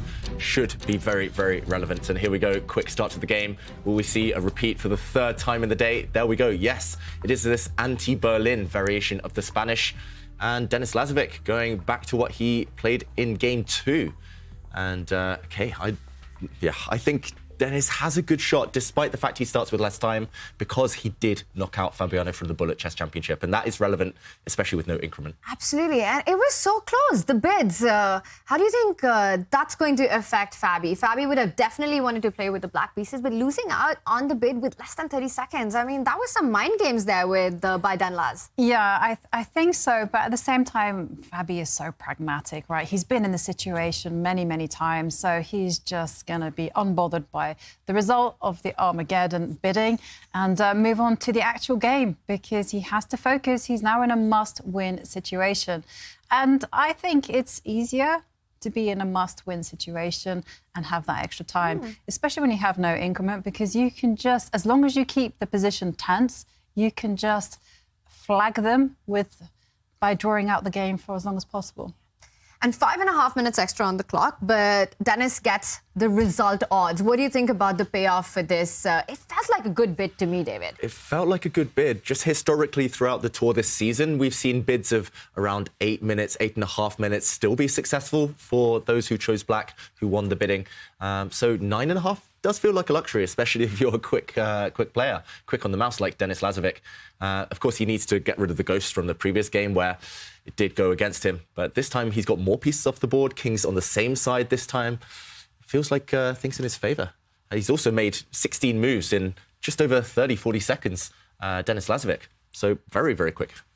He's actually got more time than what he started with, right? Because he bid 9 minutes 30 seconds. So almost the 9 minute mark here with super fast play. And look at Fabi, Harry the H-pawn. He needs to get aggressive because winning is really the only result for white here. And what are we expecting? Are we expecting that pawn to march further down the board? Yeah, I think so. Yeah. I mean, you said A, you have to say B. You have to, don't you? And the only danger of that is you open up maybe the G file. but he's got to play this, yeah. I mean, otherwise, what's the point of pushing it in the first place?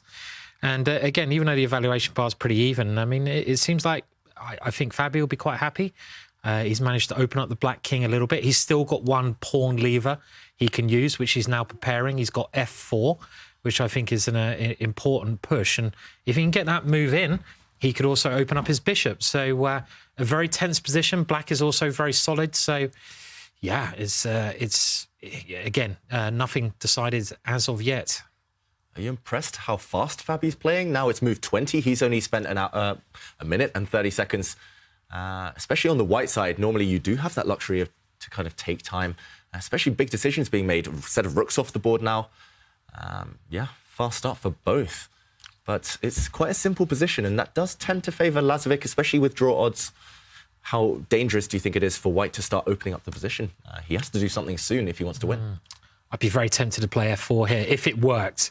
You've got to be a bit careful because, as you say, you are weakening your king at the same time. You've also got d4 move, so you've got a couple of levers you can play with the white pieces here. I mean, f4 though, maybe it's not quite working. Could you also waste time? And by that, I mean just draw out the game for even longer by going rook a7, rook a1, then maybe prepare d4, then maybe prepare f4, just keep the opponent guessing. Yeah. Yeah, well, he's doing it. He's doing the sadistic way. So, yeah. There tend to be two strategies in Armageddon. One is to just wait for your opponent's clock to tick down, but also for the tension to build. The second is just straight for the throat. Tactics galore, calculation, and hope your opponent burns time there. And feels like Fabi's got both up his sleeve, depending how he wants to work this position. I like this one anyway, just asks a question. And there we see the evaluation bar jump after maybe the most natural move in the position for Lazavik. Perhaps it's just because the 7th rank now, White's rook really well placed for the position to open. And he's got a break in as well now. And White's pieces are really coming to life. I mean, you imagine that pawn is captured. The white knight will dive in, threatening a number of horrible things. It's threatening 2 checks there. It's threatening the black pawn. And if you don't capture the white pawn, then, White has this very useful centre anyway. So black trying to just hold that point in the middle. The e5 point seems actually key here. If you can hold the e5 point, you might better hold your position as black here. Yeah, really nice move there, stabilising. And again, something that Lazavik's very, very good at. I think I've lost to him more times than I can count in bullet chess. So I know his skills there. But 7 minutes, yeah, it will be a race against the clock eventually. How can Fabi ask questions?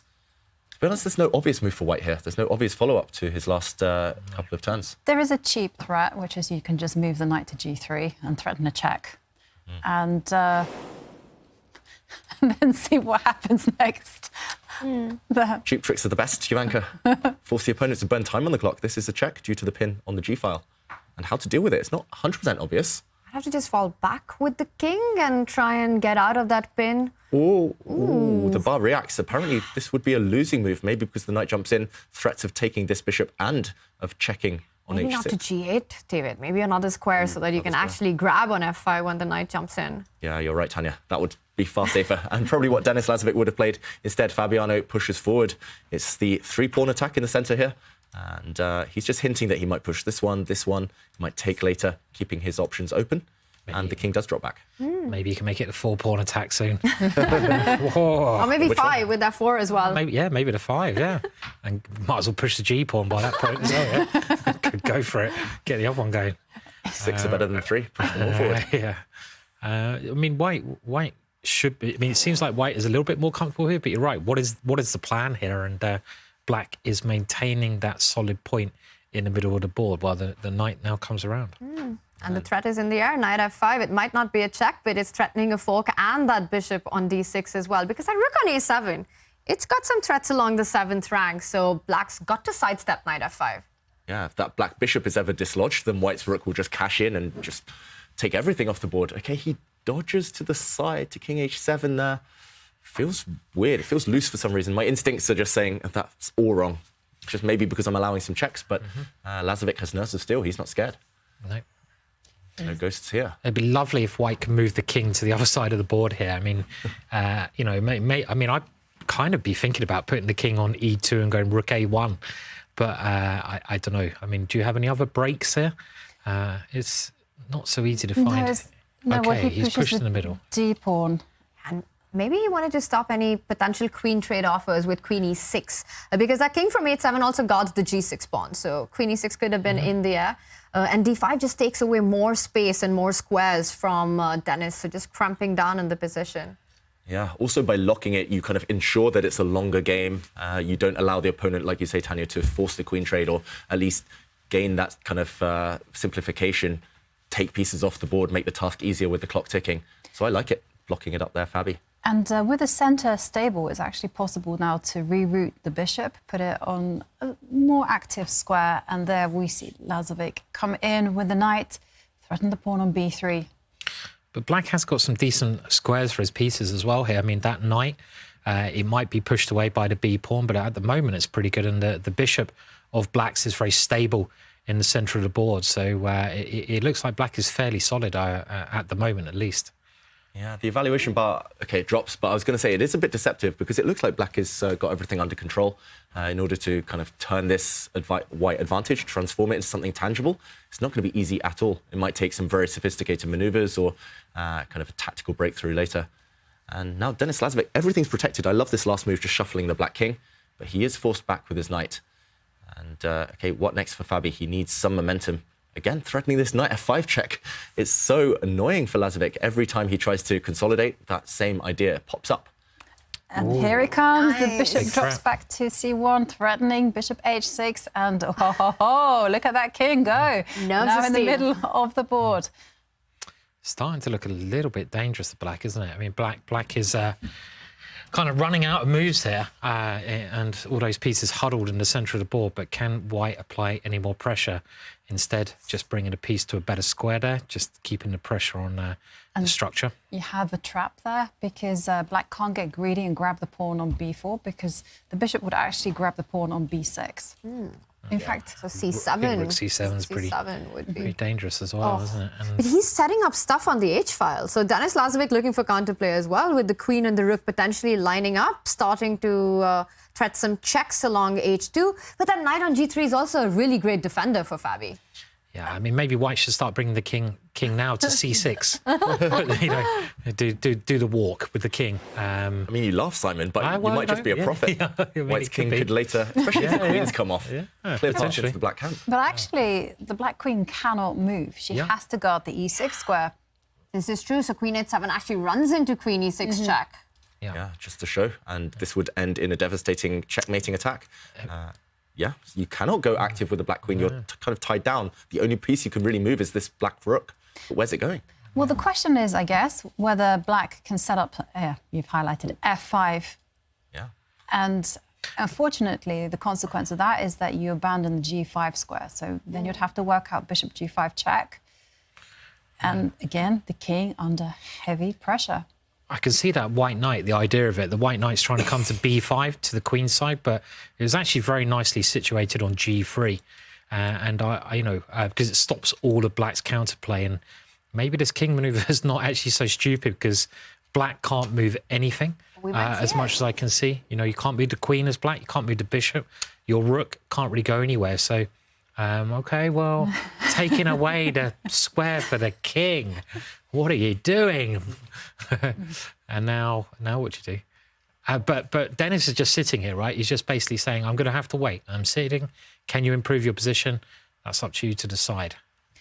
I feel that the position perhaps might turn on a white exchanging dark square bishops. Or bishops. Yeah, maybe bishop c1 then. Bishop c1, and maybe if you can arrange it, kind of have the knight recapture the bishop. Or even just bishop c1, bishop a3, and then you can continue building your pressure after as well. I really like your idea of getting rid of one of the very key pieces, the pillar in black's position, that bishop on d6. And Fabi there taking a bit of a think here because he's placed all his pieces and it's on the board. Great call there, Jovanka. Yeah, this makes a lot of sense. You want to try and trade off that dark squared bishop and leave black with all passive pieces on the board. And what does Lazavik do here? I was about to praise his use of the clock. Playing so quickly, but... Yeah. He goes for rook to b8. Are we expecting bishop to a3 and then just trade off and then come back to a7? Yeah, certainly looks like a good option, but also I quite like this because Fabi's plan is just to draw out the position, make Lazavik burn that time on the clock before taking any committal decisions. And Queen H3 is a nice, effective move, and Rook moves to that F8. a blunder? Why is it such a big mistake? Whatever it was, Fabi misses it. No, I can't see David, what anything happened obvious. there? Apparently, the dark squared bishop trade there would have been winning for white. The white rook would have broken through on the 7th rank, and it would have been game over. But Fabi went the wrong way with his bishop, and the game's still alive. Denis Lazavik still curling up into a ball. Still no breakthrough, and the clocks are ticking. And no increment. And that knight from F1, you were pointing out the B5 square. It could be headed to the C4 square now to try and target that bishop on D6. So rerouting it, knight D2, knight C4. He comes back. He's allowing a check on it. But it's, I think, one of those cases where it's just a check. The king simply steps back up and there's no danger for black there. Although you do get him to use time on the clock. And remember, when you don't get any added time, every second counts. But knight D2 played. Yeah, this is horrible for black, isn't it? And the problem is that black can't do anything. Black's just moving backwards and forwards, and Fabi is just improving his position every move. I mean, actually, the more it's really bad for black. I mean, you can't even get any active play anywhere on the board now. You've got no moves. Your king's weak. Your pieces can't move. I think Fabi's got this one in the bag.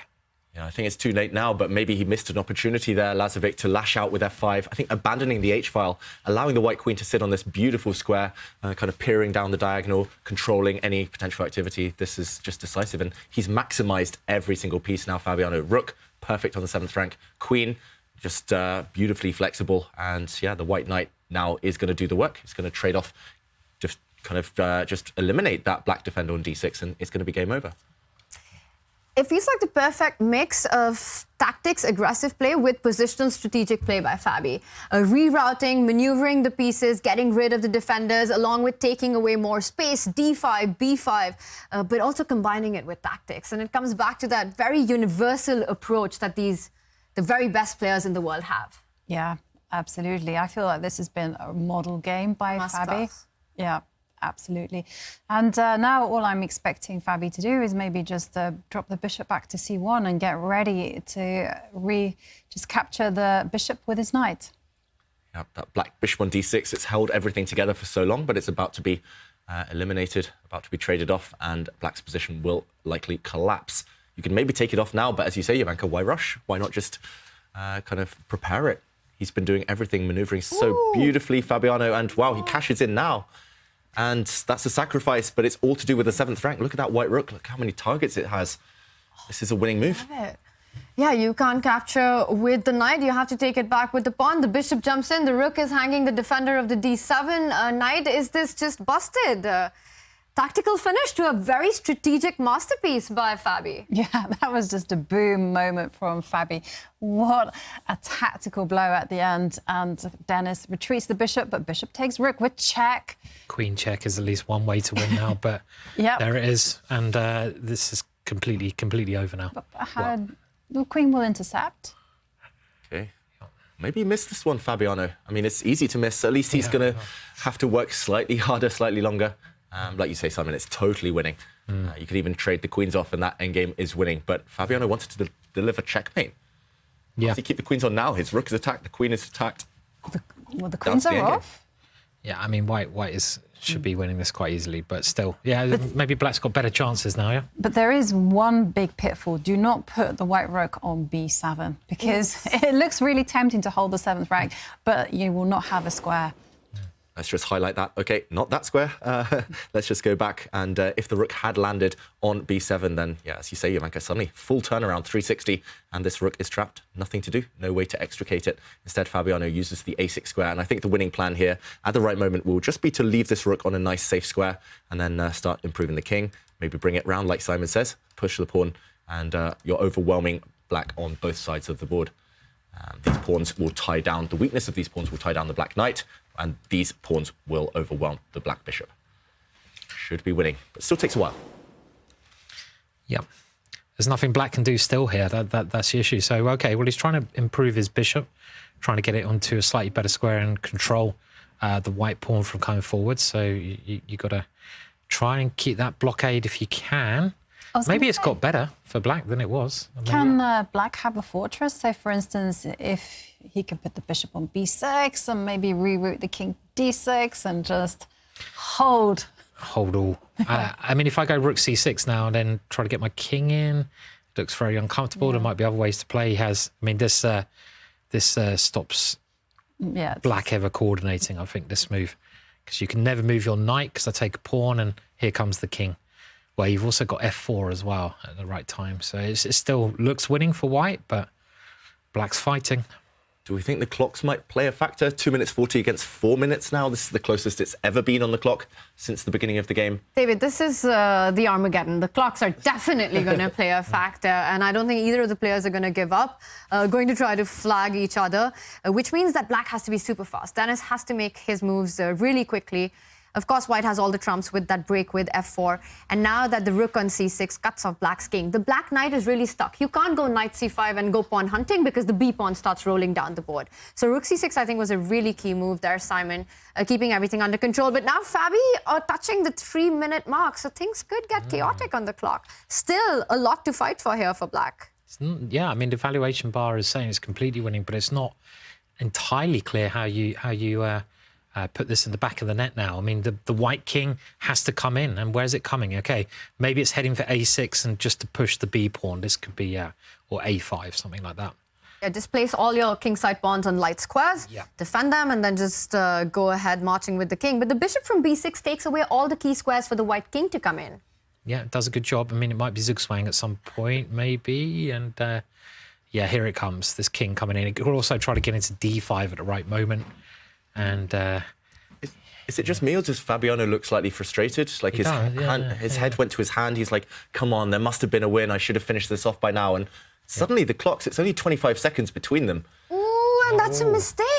Yeah, It is so natural, though. That can't be a big mistake. I wouldn't have thought, could it? I mean, pushing the pawn there looks normal. And the clocks are almost level now. Maybe this is a mistake because now the white king is no longer free to just journey towards the queen side. The white king is needed to hold everything together in the center and on the king side. And suddenly no breakthrough. Oof, he's running, but now black for the first time has counterplay. I think this might turn. I'm going to say it now. I think Lazavik might save this.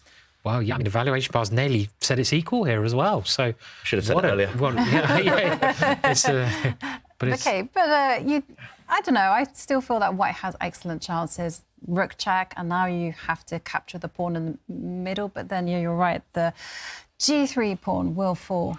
How do you improve this as white with it being super difficult for the king to march up to assist that b pawn? You've got to get b6 in, but for that you need your king on the other side of the board. And now with this king side hanging, that's super hard to achieve. I think the tables have turned. And David, you pointed out that Denis Lazavik, he's super good with technique. You know, when positions are super chaotic, super messy is when Denis really thrives. And I think we're seeing those kind of endgames emerge right now. It might be trouble for Fabi. Yeah, he might be 16, but he plays like a 60-year-old. It's all about stabilizing, control, and then he'll outmaneuver his opponents later. And, OK, he's snapped off a pawn. Yes, the white b pawn has reached b7, but it will not go any further. Suddenly, look out for black's g-pawn rolling. Time. And Denis is up on the clock now. Yeah, he is. I mean, Fabi's only got a minute 40 left, and knight c5. Is he able to defend that b pawn? And this is, oh my words. He's trying a tactic. You can just take the rook. You can just take the rook. Oh, wow. David, bishop e5 is a check. We've got to show that. Oh, wow. Maybe he'll play it. He needs to find this Denis Lazavik. Fabiano has blundered, but it wasn't winning any longer. He had to gamble. This is the gamble he's taking. But white is not even threatening to make a new queen if the white rook is off the board. Black bishop will come back and take on e5. And he doesn't find it. He misses it. He misses knight takes e6. He would have won the game on the spot. And it's a turnaround potentially yet again. Fabiano gets to win himself there. The bar is going a little bit crazy there. Wow. It's back. This is crazy, the tension. But look at the time. I think it's going to come down to that clock as well. Let's just quickly show here, Denis Lazavik could have clinched it on the spot by taking this rook off the board. And after the knight is recaptured, when white makes a new queen, when it does become a queen, after bishop takes pawn, this is a double attack, a fork, and the queen would fall, black would win. Instead, look at what we're left with now. Wow. The game, if we catch up with it, it's bishop and knight and pawn against the queen. What Actually, is this? Fabiano could have won earlier, but Suddenly, this might be a draw. You know, I've had this position before. You've had this. Well, not this exact Wow. position, but I've had this kind of concoction. Yeah. Bishop and knight against a pawn. I couldn't win it. It's probably a draw because you can't get the king in, right? So, yeah. But there are all these certain setups where black's king is on h8, the bishop is on g7, and I think the knight is around the king. There's no way for white to actually make progress there. And you can set up a fortress. But with just under a minute, no increment, no one cares about a fortress here because you're going to play till you flag your opponent. It's just on the clock, right? I mean, this is it. You just got to keep an eye on the clock now, and they're both under a minute, right? By looks. Wait 1 second. If you can't make any progress, you can't claim a draw, right? In Armageddon. Nah. One of them is going to get flagged. No claiming draws. Ooh. I think this is supposed to be a technical win, but it takes 200 moves or something. This is one of those weird endings where you're right. The knight needs to go to that square. And does black know how to defend it? Looks like he's putting the knight on the right square. I don't know. I think it's on the knight square. It's going to be a miracle, though, with 30 seconds to hold off the white queen for 50 moves. Yeah. You need a lot of luck and a lot of skill, a lot of mouse speed.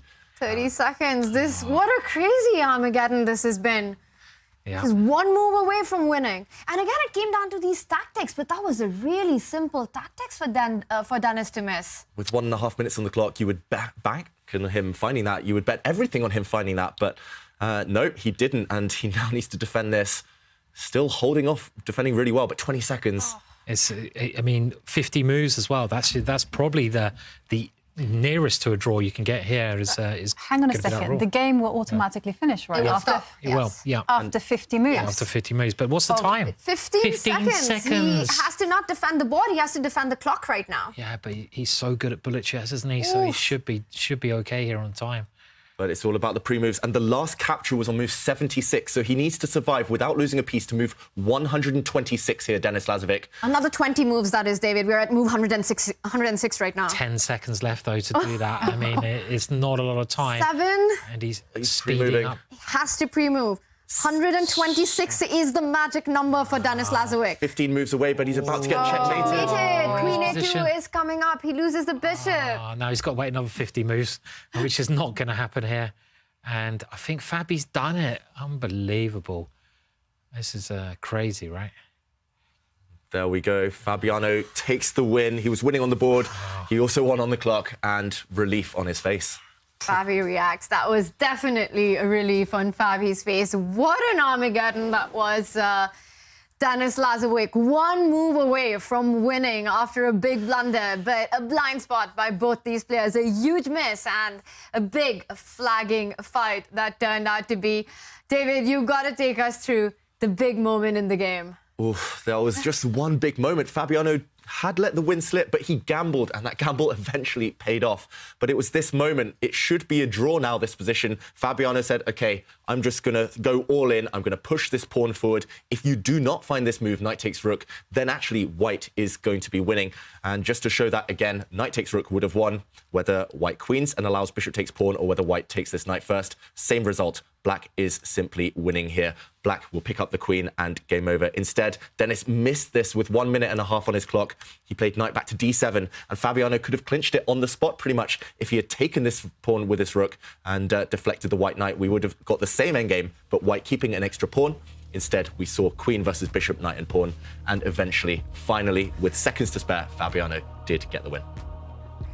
An absolute roller coaster of an Armageddon. Let's take a look at our scoreline for the winners' quarterfinals. This is day one of the Julius Baer Generation Cup. And what amazing action we've had with 3 matches wrapping up in just 3 games. Magnus Carlsen, Wesley So, Alireza Firouzja stay on in the winners' bracket. And as does Fabiano Caruana after a very, very dramatic Armageddon there, which could have gone either ways. And we do have Fabi joining us. Fabi, what a crazy finish to that match, and how are you feeling right now? Yeah, it was it was such a crazy game, and yeah, I'm still trying to get my heart rate down a little bit. Also, I there was just one moment when the game is over. I mean, of course, I was completely winning at some point in the game. I blundered queen e8. I just didn't even see he has this move. I thought game's over after queen h8, and then of course he could have taken on. He could have just taken my rook. when I played e5. I mean, he has bishop takes e5 with check, and I resign. So I was about. I even had my mouse on the resign button at this moment. But then he gave me another chance, and I wasn't making progress. But of course, with no increment, it's pretty much impossible to defend against the queen. Did you spot knight e6 as soon as you played e5? What happened there? Yeah, I saw it as soon as I played e5. Otherwise, I probably would have played d6. I didn't play d6 because I thought knight b7. Rook e7, I win the knight, but he has bishop and pawn, and I'll never win this, most likely. But of course, it's better than resigning immediately after e5. But somehow, just some, in these games, with these split-second decisions, sometimes a mistake ends up working out for you. So there's always an element of luck. So even though e5 was, of course, a terrible mistake, it probably ended up winning me the game. And that's sometimes how these things turn out. So, of course, it is kind of a miraculous win for me. On the other hand, I did feel like I was outplaying him very cleanly, and then suddenly I missed queen e8, and I have to work all over again to win the position, which was certainly winning before I played queen h8. And I have to say that he's very, very resilient. He's really holding on, even in the most difficult situations. So definitely a very, very tough opponent. And Fabiano, this is the Generation Cup. What do you make of 16-year-old Denis Lazavik's chances of making it to the very top of world chess? Yeah, I'm not too familiar with his play. I do think he's very impressive, but it's only really based off of this match that I have some experience with him. So maybe it's too early to say in general, and also I probably wouldn't be the best person to ask, but certainly he has a bright future. And Fabi, just coming back to the match again, in Game 3, Denis won and took the lead. Game 4, you made a very important and it was an awesome game to watch. You made your comeback. How did you get ready for Game 4? How did you make that switch with your mindset? Okay, I didn't really get ready too much. I mean, I've been in this situation quite often recently that I have to win a game on demand, so I managed to find a way to stay calm in these situations. Sometimes it works out, sometimes it doesn't. But it's not an unusual situation, so I don't really panic when I get into it.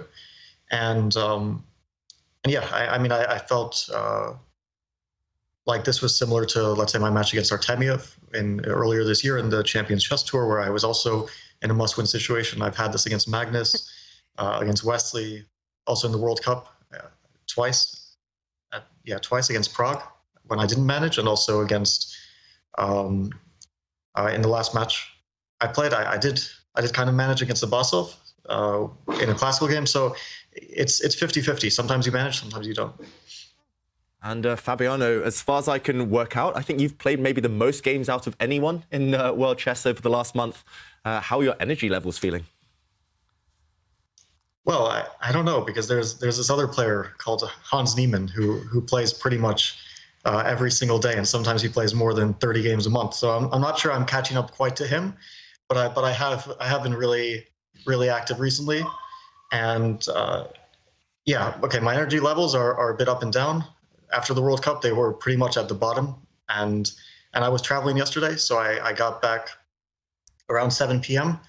and I played 10 a.m. my time this morning. So at least I had a little bit of time to sleep. I managed to sleep like 10 hours, which was unusual when you're jet lagged. So I wasn't feeling too tired or anything, but of course it is nice I am looking forward to getting some rest whenever I do get it.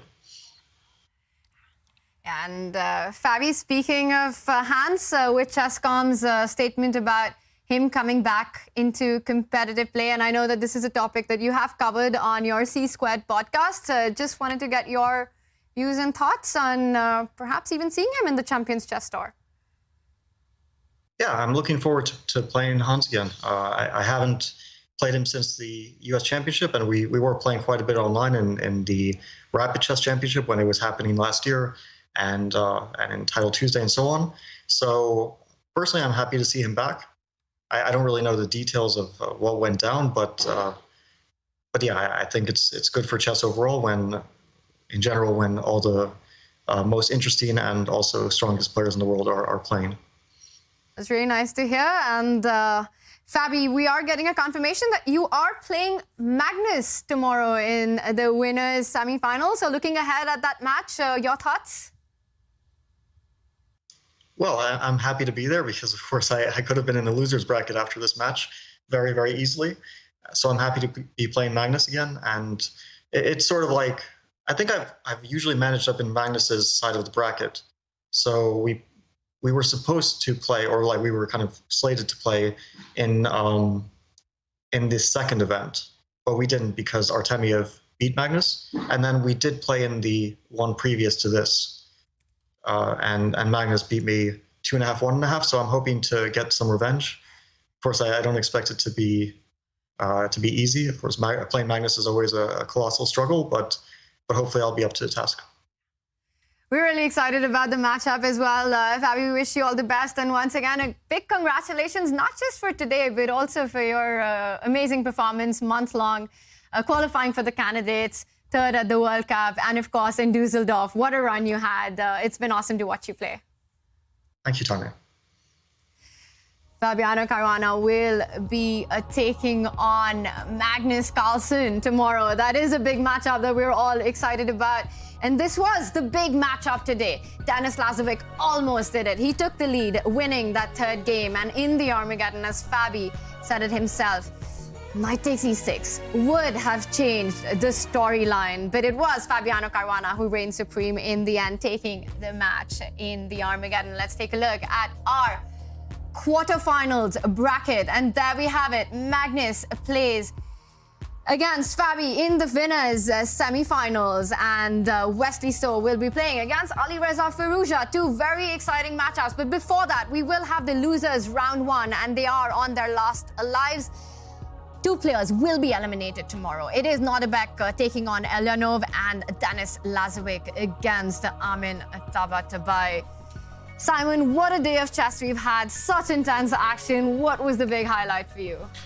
The Armageddon game. I mean, that was so exciting. I mean, that e5. I don't know if he knew it was a bluff or he realized it was a bluff. But then even after that e5 move, it was very hard to predict who was going to go through. So very exciting Armageddon game there. Yeah, I was super excited by that, If it hadn't been for that, I would have said actually everyone winning in 3 games. I mean, how often do you see that? I was expecting much more matches to finish in the final stages in the Armageddon. Yeah, and the Armageddon was exciting, but we shouldn't forget that some of the favourites, including Magnus Carlsen, Firouzja, Wesley So, they started with a bang. And, those semi-finals tomorrow, so juicy. And, of course, yeah, just a great start to the tournament. It really has set the tone for all the drama that is coming up in the Julius Baer Generation Cup. Day 2 promises to be super exciting with the matchups. And what a day of chess we've had. So many incredible games and highlights all along. And it wasn't just in Division 1.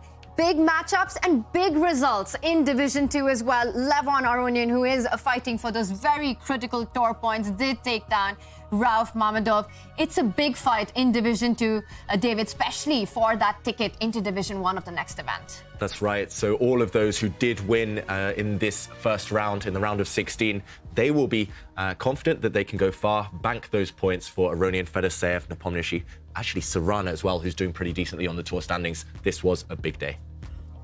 A big day, and the action is just getting started. We also had a lot of action on Twitter with all of you sending us your answers to our trivia of the day, which was Magnus is only the second player to win the FIDE World Cup as the #1 seed.